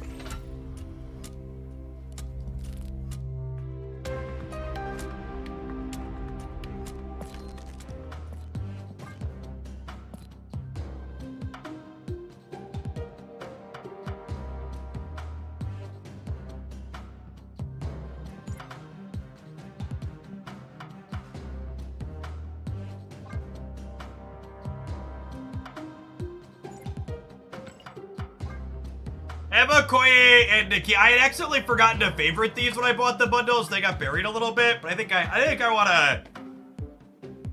wanna do all of Justina's. I'm missing on those two currently.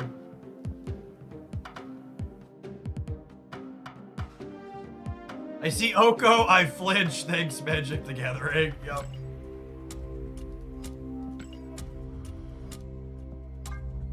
Nah, I ended up passing on the Miss Marvel variant.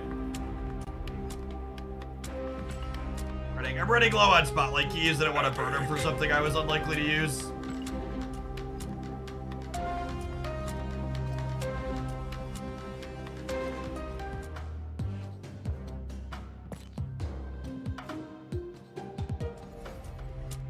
Low on keys. Chat! I have less than 300 keys!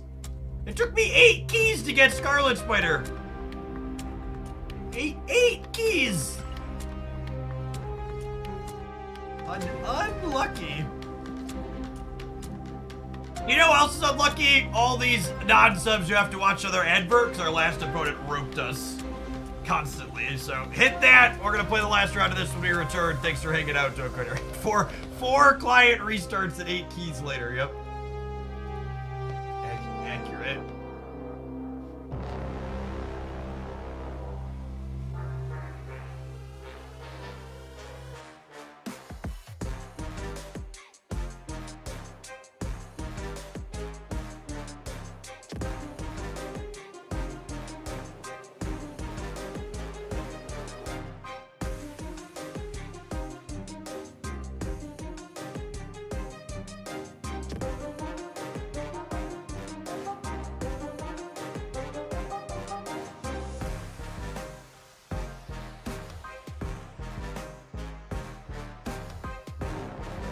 Just like me, we're both under 300 keys. That's true, you know. Just the facts. A real man of the people, if you would.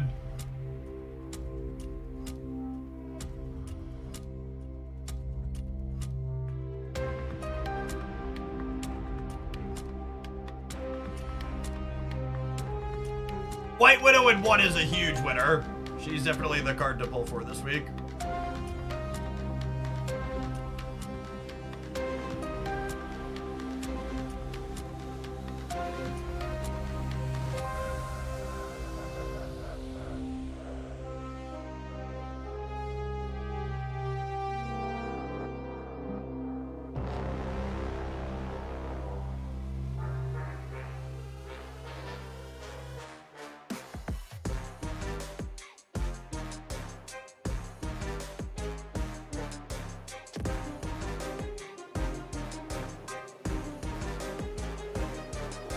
What's the third card this week? Scar.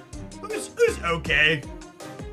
Most Scar decks are unplayable against Tella currently, so like, you know. Then what isn't unplayable against Tella? We're looking for Kang boosters and Scarlet Spider boosters. I wouldn't mind Kang boosters because it would get him out of my fast upgrade shop. I would like to stop seeing his face there.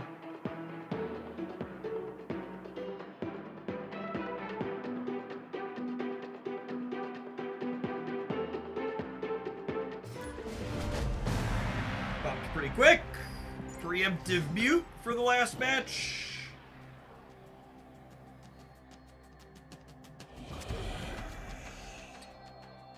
I think we'll wait. I'm gonna Sable rather than Iceman because I have Nico. Because if Nico rolls Destroy Mode next turn, I'd rather destroy Iceman to draw cards rather than destroying Sable to draw cards.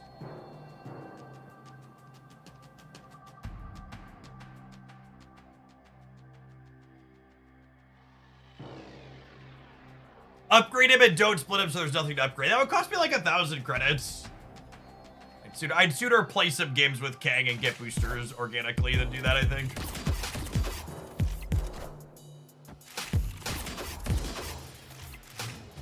He's so good. Nice. Holy.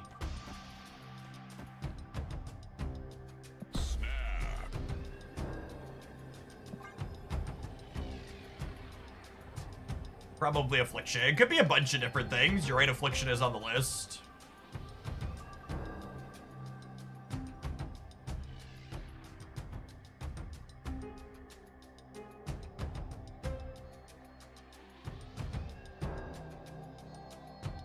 Thank you for your service, Ed. Yep.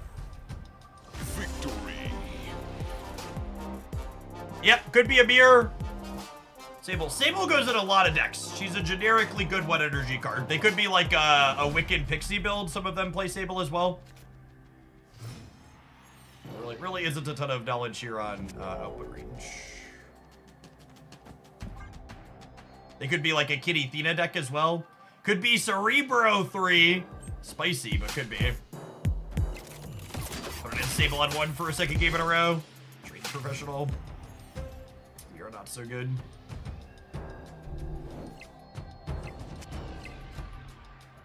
The person on the YouTube side telling me your beast didn't reduce the cost of your cards. Did your opponent have Mobius in play? That's usually the case when something like that comes up.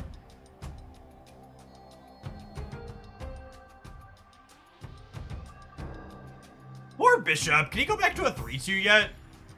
It's fine. He's getting cut from the deck for Toxin anyways. Looking like Affliction.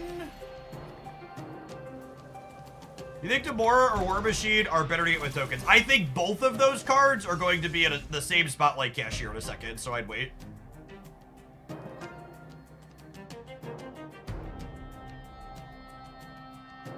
Give it 2 weeks. Should always be aware of upcoming Spotlight Caches. Check out my roundup video here.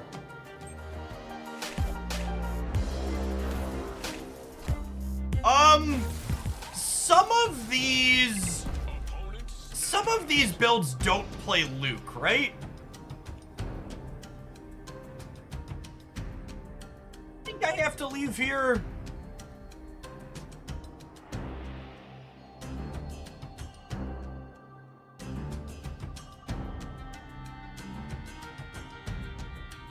They're definitely an Ajax deck. That's not a question. Some of them don't play. If they don't play Luke, I can play the game. But if they are a Luke deck, we'd be in trouble if I stay.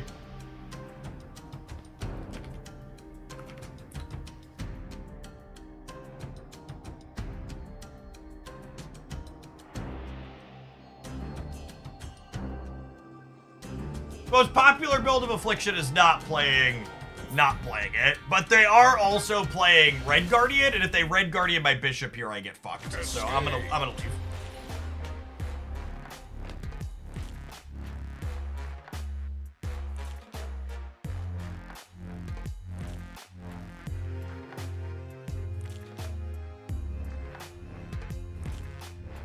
Yeah, most of these builds aren't playing Luke because they want their cards to get slightly smaller to maximize Ajax. Yeah, Red Guardian's a very good card against us. Emmett, thank you for the 10 months. Welcome back.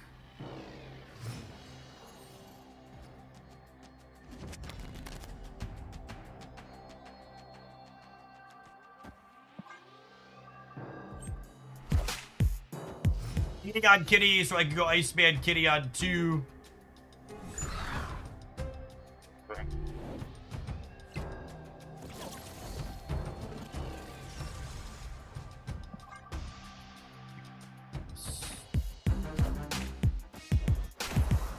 Not a great Scorpion for them.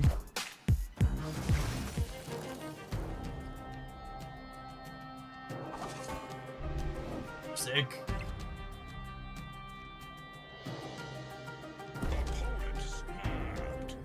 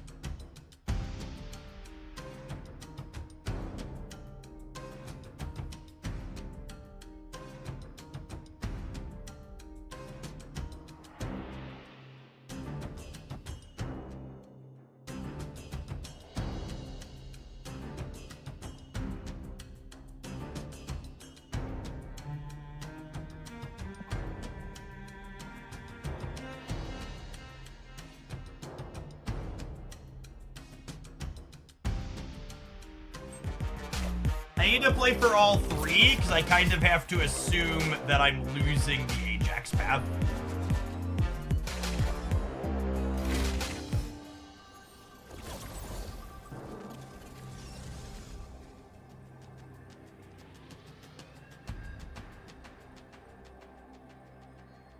Lose the center to Man Thing.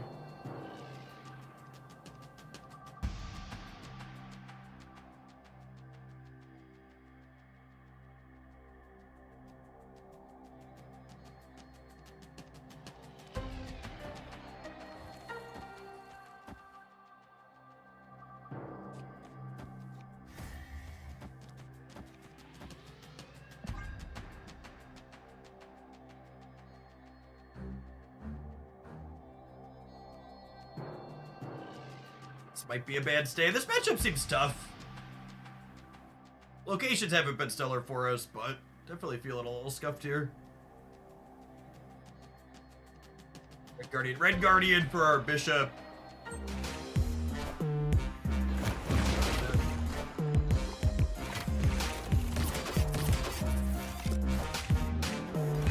Taking the best possible play. Classic Marvel Snap gameplay.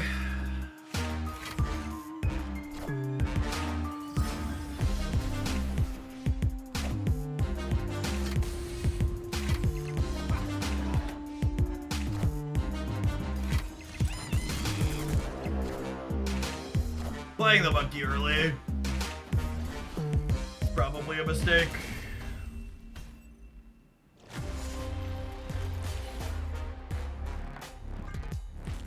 If I wouldn't have played the monkey early, I could have won the left and then monkeyed the center to win.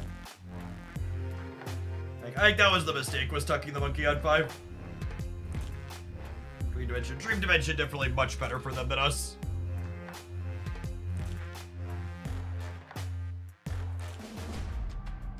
Should have retreated. That's fine. We got this game and then the next one as well. That can both be okay for us. Again, leading on kitty, so we could go silver, kitty, into bishop.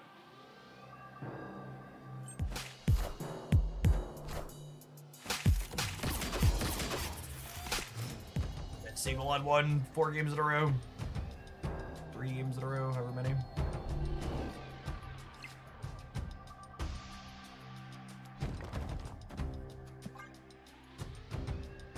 I don't want a Hawkeye, because I don't want to play bishop into the Hawkeye path. Opponent snapped. Snap. I was gonna make this the game. I'm about ready to be done.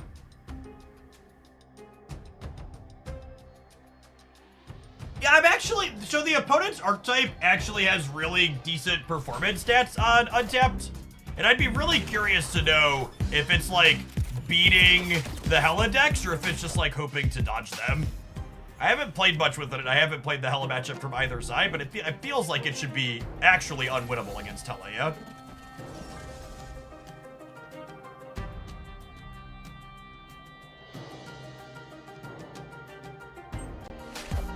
Dodge Red Guardian here.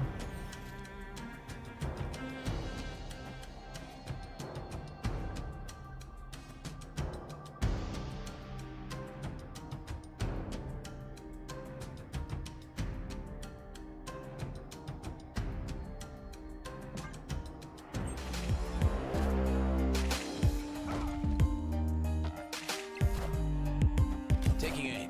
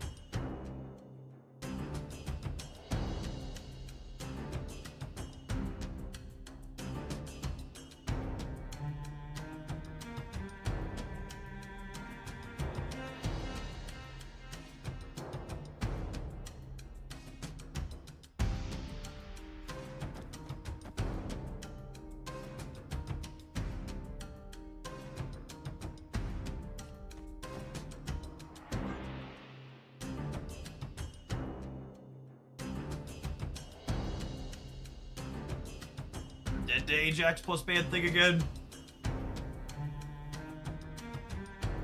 That's sure. Red Guardian into a bad Hella player can tag them a lot of the time. Maybe you tag Luke Cage enough.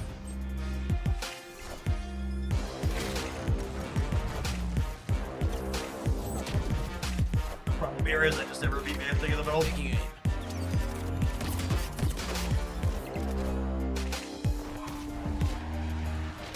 I mean, for the people that are acting like you have the option to target their thing a lot of the time they're hella,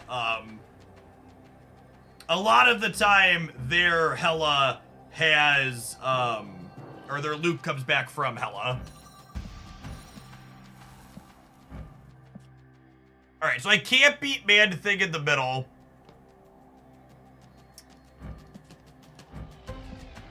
I'm gonna give them one more over here.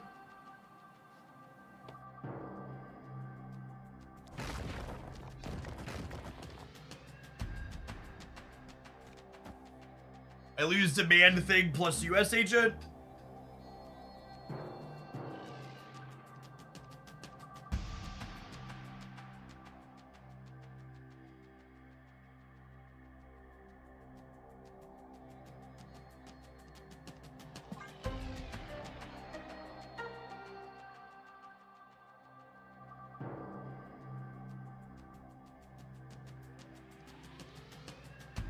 Is I lose the Hazmat too, right?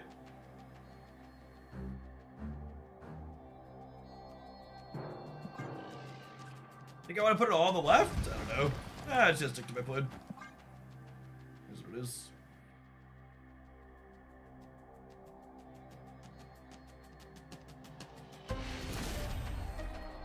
Victory.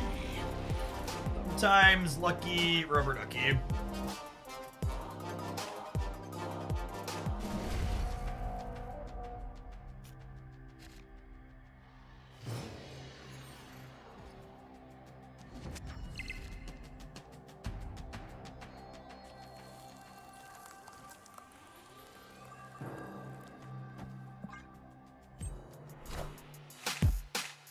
any of my 4-1s or Kate. 4-1s or Kate. 5 out of 8. 4-1s or Kate. 5 out of 8. Oh, snap.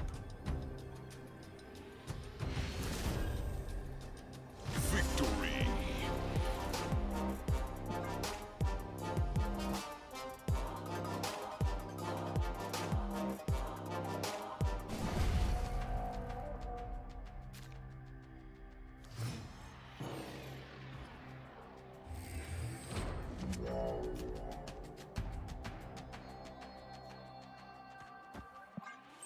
That's an active wicket if we draw it.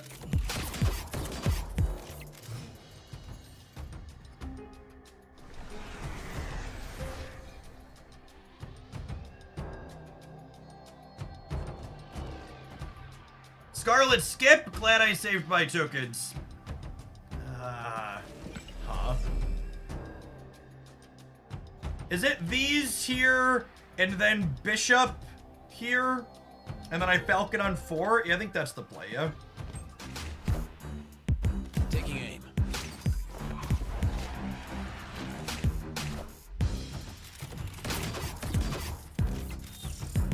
It does preserve Bishop for Red Guardian Furniture, is true.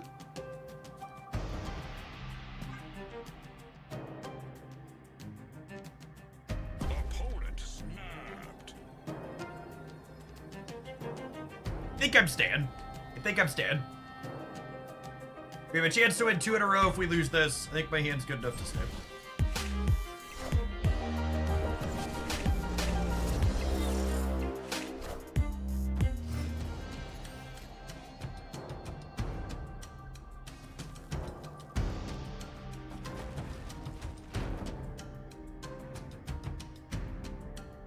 Do I want the option to put Demon into the right? Or into the left? I probably do, yeah? It doesn't brick a draw.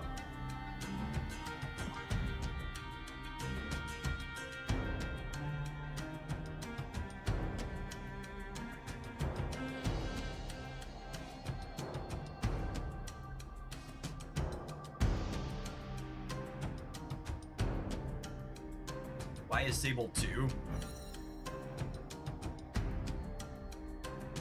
Because her base is 2, and then she's +2 -2.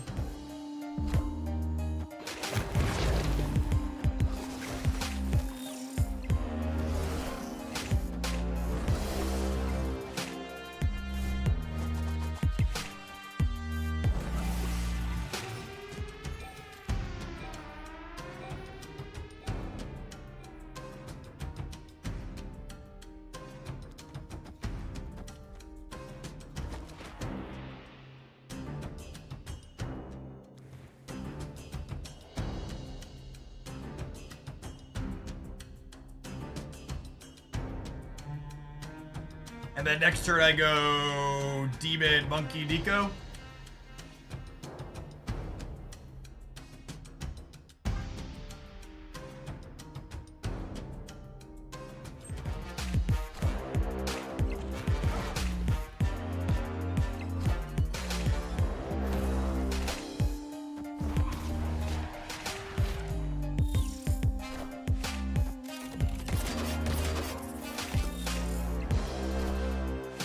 Taking aim.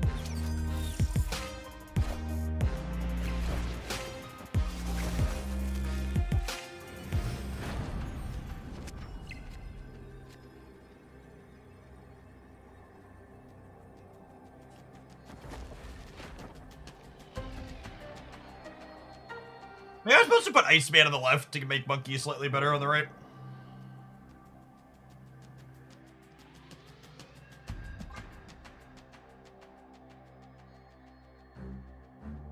How big is Ajax?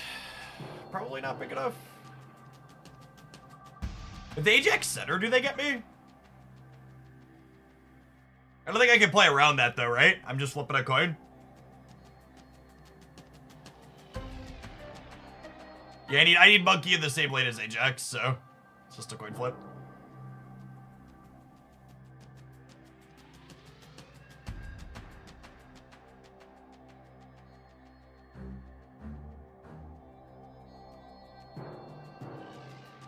there's like some cute level-y things to like playing Ajax and Quantum Realm though.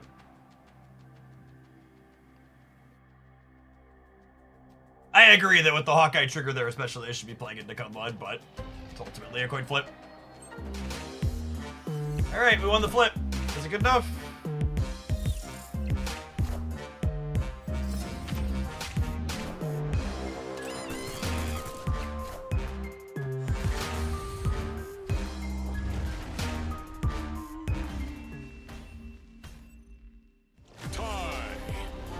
What a fucking game! What a game!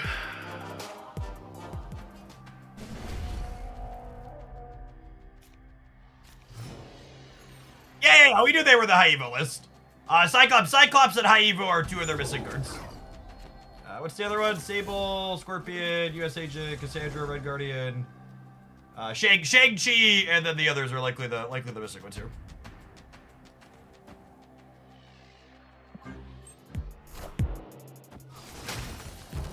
Red Guardian is very, very good against us. This land can never be fully known.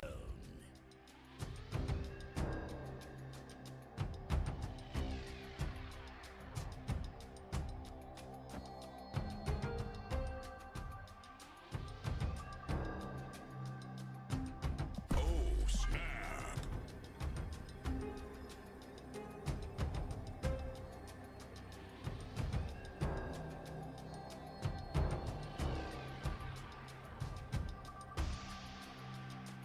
Potentially being one of their randoms complicates the Monster Island, but...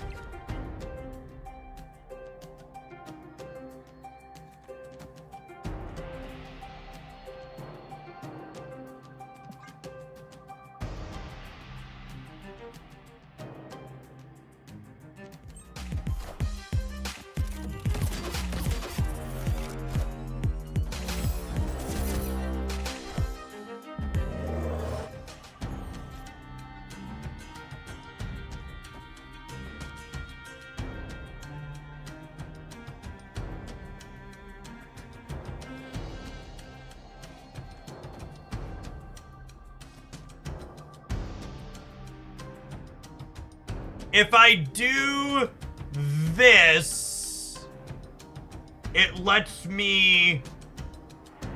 No, I won't be able to replay them both next turn, so it doesn't matter.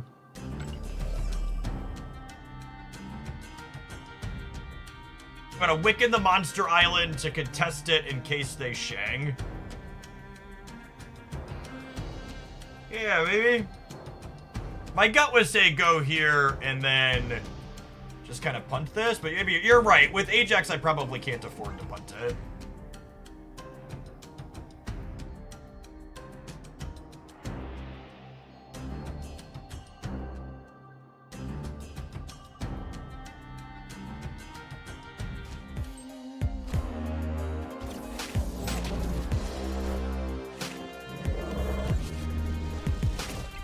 Wow, that explains the long tank. That is, not particularly great for them.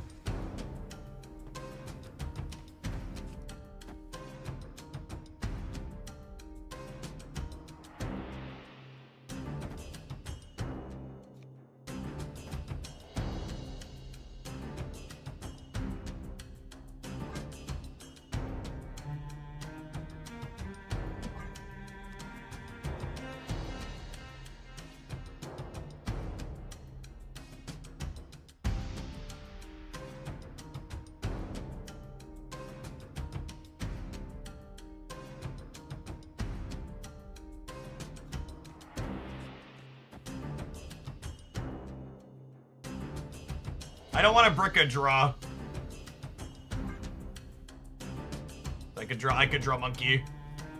They could obviously have my Monkey too, but Monkey could be in my deck. I lose a Sable bump next turn, but Taking aim.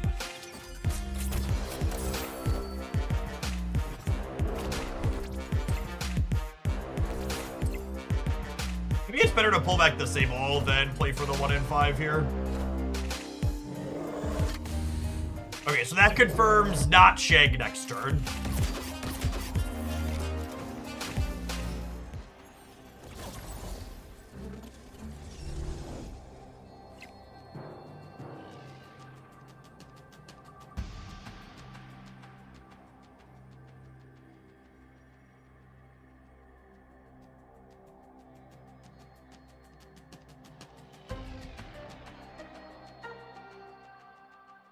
Yeah, I have grapple loaded, but like I'm definitely playing something to the right, so.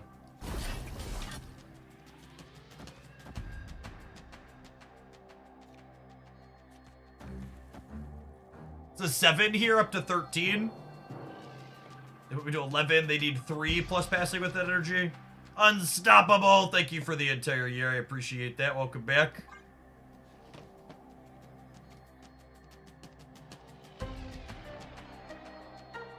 Get you a sword to go with that shield.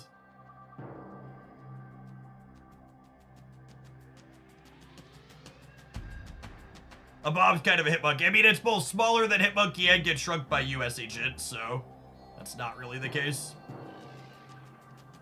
Yeah, I think there's a lot of permutations we win here. There's also some that we lose.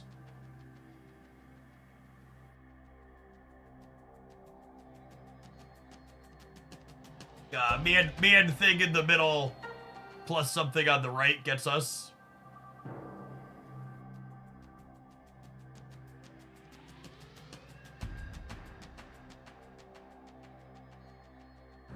Yeah, maybe I'm supposed to Abomination Center to, but the problem with playing around man thing in the middle is that I lose to Ajax on the left.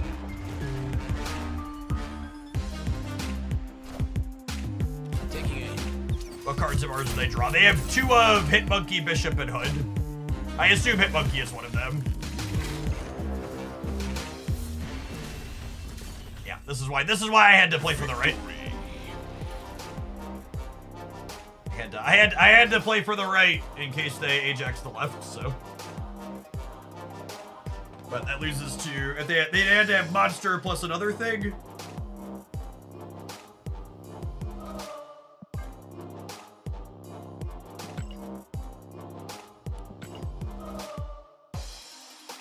It's a shame bounce highlights don't perform well on the YouTube side because they generate such good games of Marvel Snap. Just consistently like, yeah, that was great.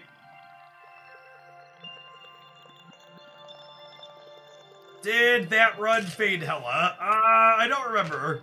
I think this deck has a fine Hela matchup. No, we beat Hela, right? Did we? I don't remember. I feel like we did. We beat Hela. Yeah, I think we did. Yeah, I remember butt puckering. I distinctly remember the final cubes being won with a butt pucker. 100%. I recall clenching.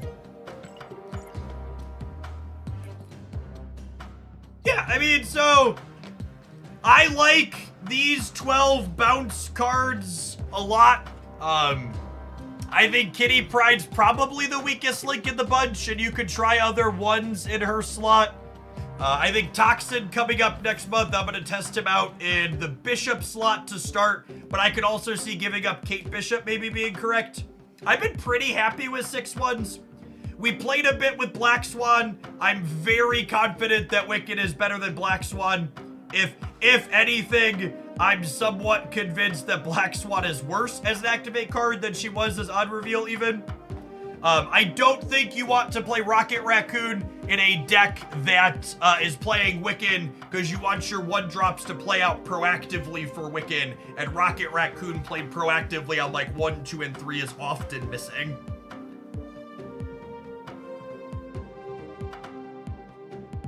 Any other thoughts? Someone said Agent Venom. Nah, I think Agent Venom's pretty bad with Wiccan. Wicked and Beast, not Stellar. Maybe there's a different, like, Bast bounce deck that's not playing Wiccan that plays Agent Venom and what's it called, but no, I don't think Bob is very good. I think Bob's worse than the other ones I'm already playing. What would I even try in the Kitty Pride slot? I actually don't know. I said I would try something in the Kitty Pride slot, but I don't know if there's actually a card that's good there. Yeah, unironically, someone in chat beat me to saying it. Korg might be a real card to try. I like Korg. Again, you want cards that play out proactively from your hand. You want 1-drops that always feel good to play on 1, 2, and 3. And ideally, you want them to get some value from being picked up and put back down again. 100% concede Cork. I don't think you want to play Snow Guard and Kate Bishop together because it means your hand clips on hand size too often.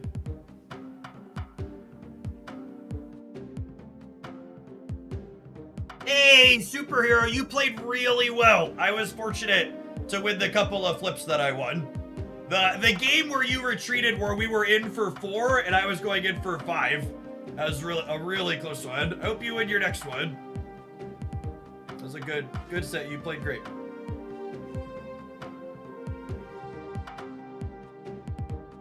You don't want to risk it. Yeah, I think I was gonna play for all 3 there, but it was really close. Cerebro 5 Scarlet Spider. Scarlet Spider probably makes Cerebro 5 slightly less bad, but the deck is still dog shit.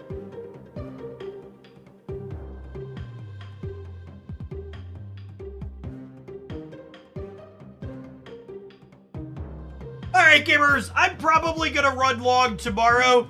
Hopefully, fingers crossed, because there will be a good OTA. So I think I'm gonna call it a little bit early this afternoon. We're at a spot in Snap's life cycle where this is like the only deck I'm having fun playing, and I don't know that I have it in me to play more of it. And viewer numbers are kind of low because we're at a low point in the cycle because the metagame's kind of a dumpster fire. So no, you can't play Bounce without Hitmonkey. You want to play this deck, you gotta buy this card. We tried for those that want to go back and we missed the start of the stream. We spent like the first 3 hours this morning trying to do other things, and brewing in this format is just absolutely atrocious. If you want more from me, because I'm signing off early, I'm going to go hit publish on my daily deck highlight a little bit early on the Hoaglandia side, or on the Jeff Hoagland side. So if you want a deck highlight, there's going to be a fresh one going up there in like 5 minutes. I'm going to raid someone here on the Twitch side.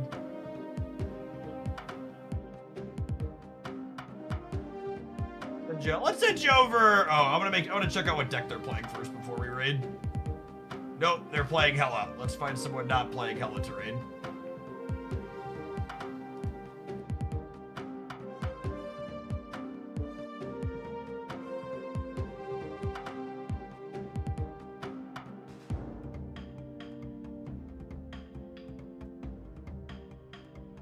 All right, Sun Gotti's playing regular discard, not Hella. I'm gonna send you over their way.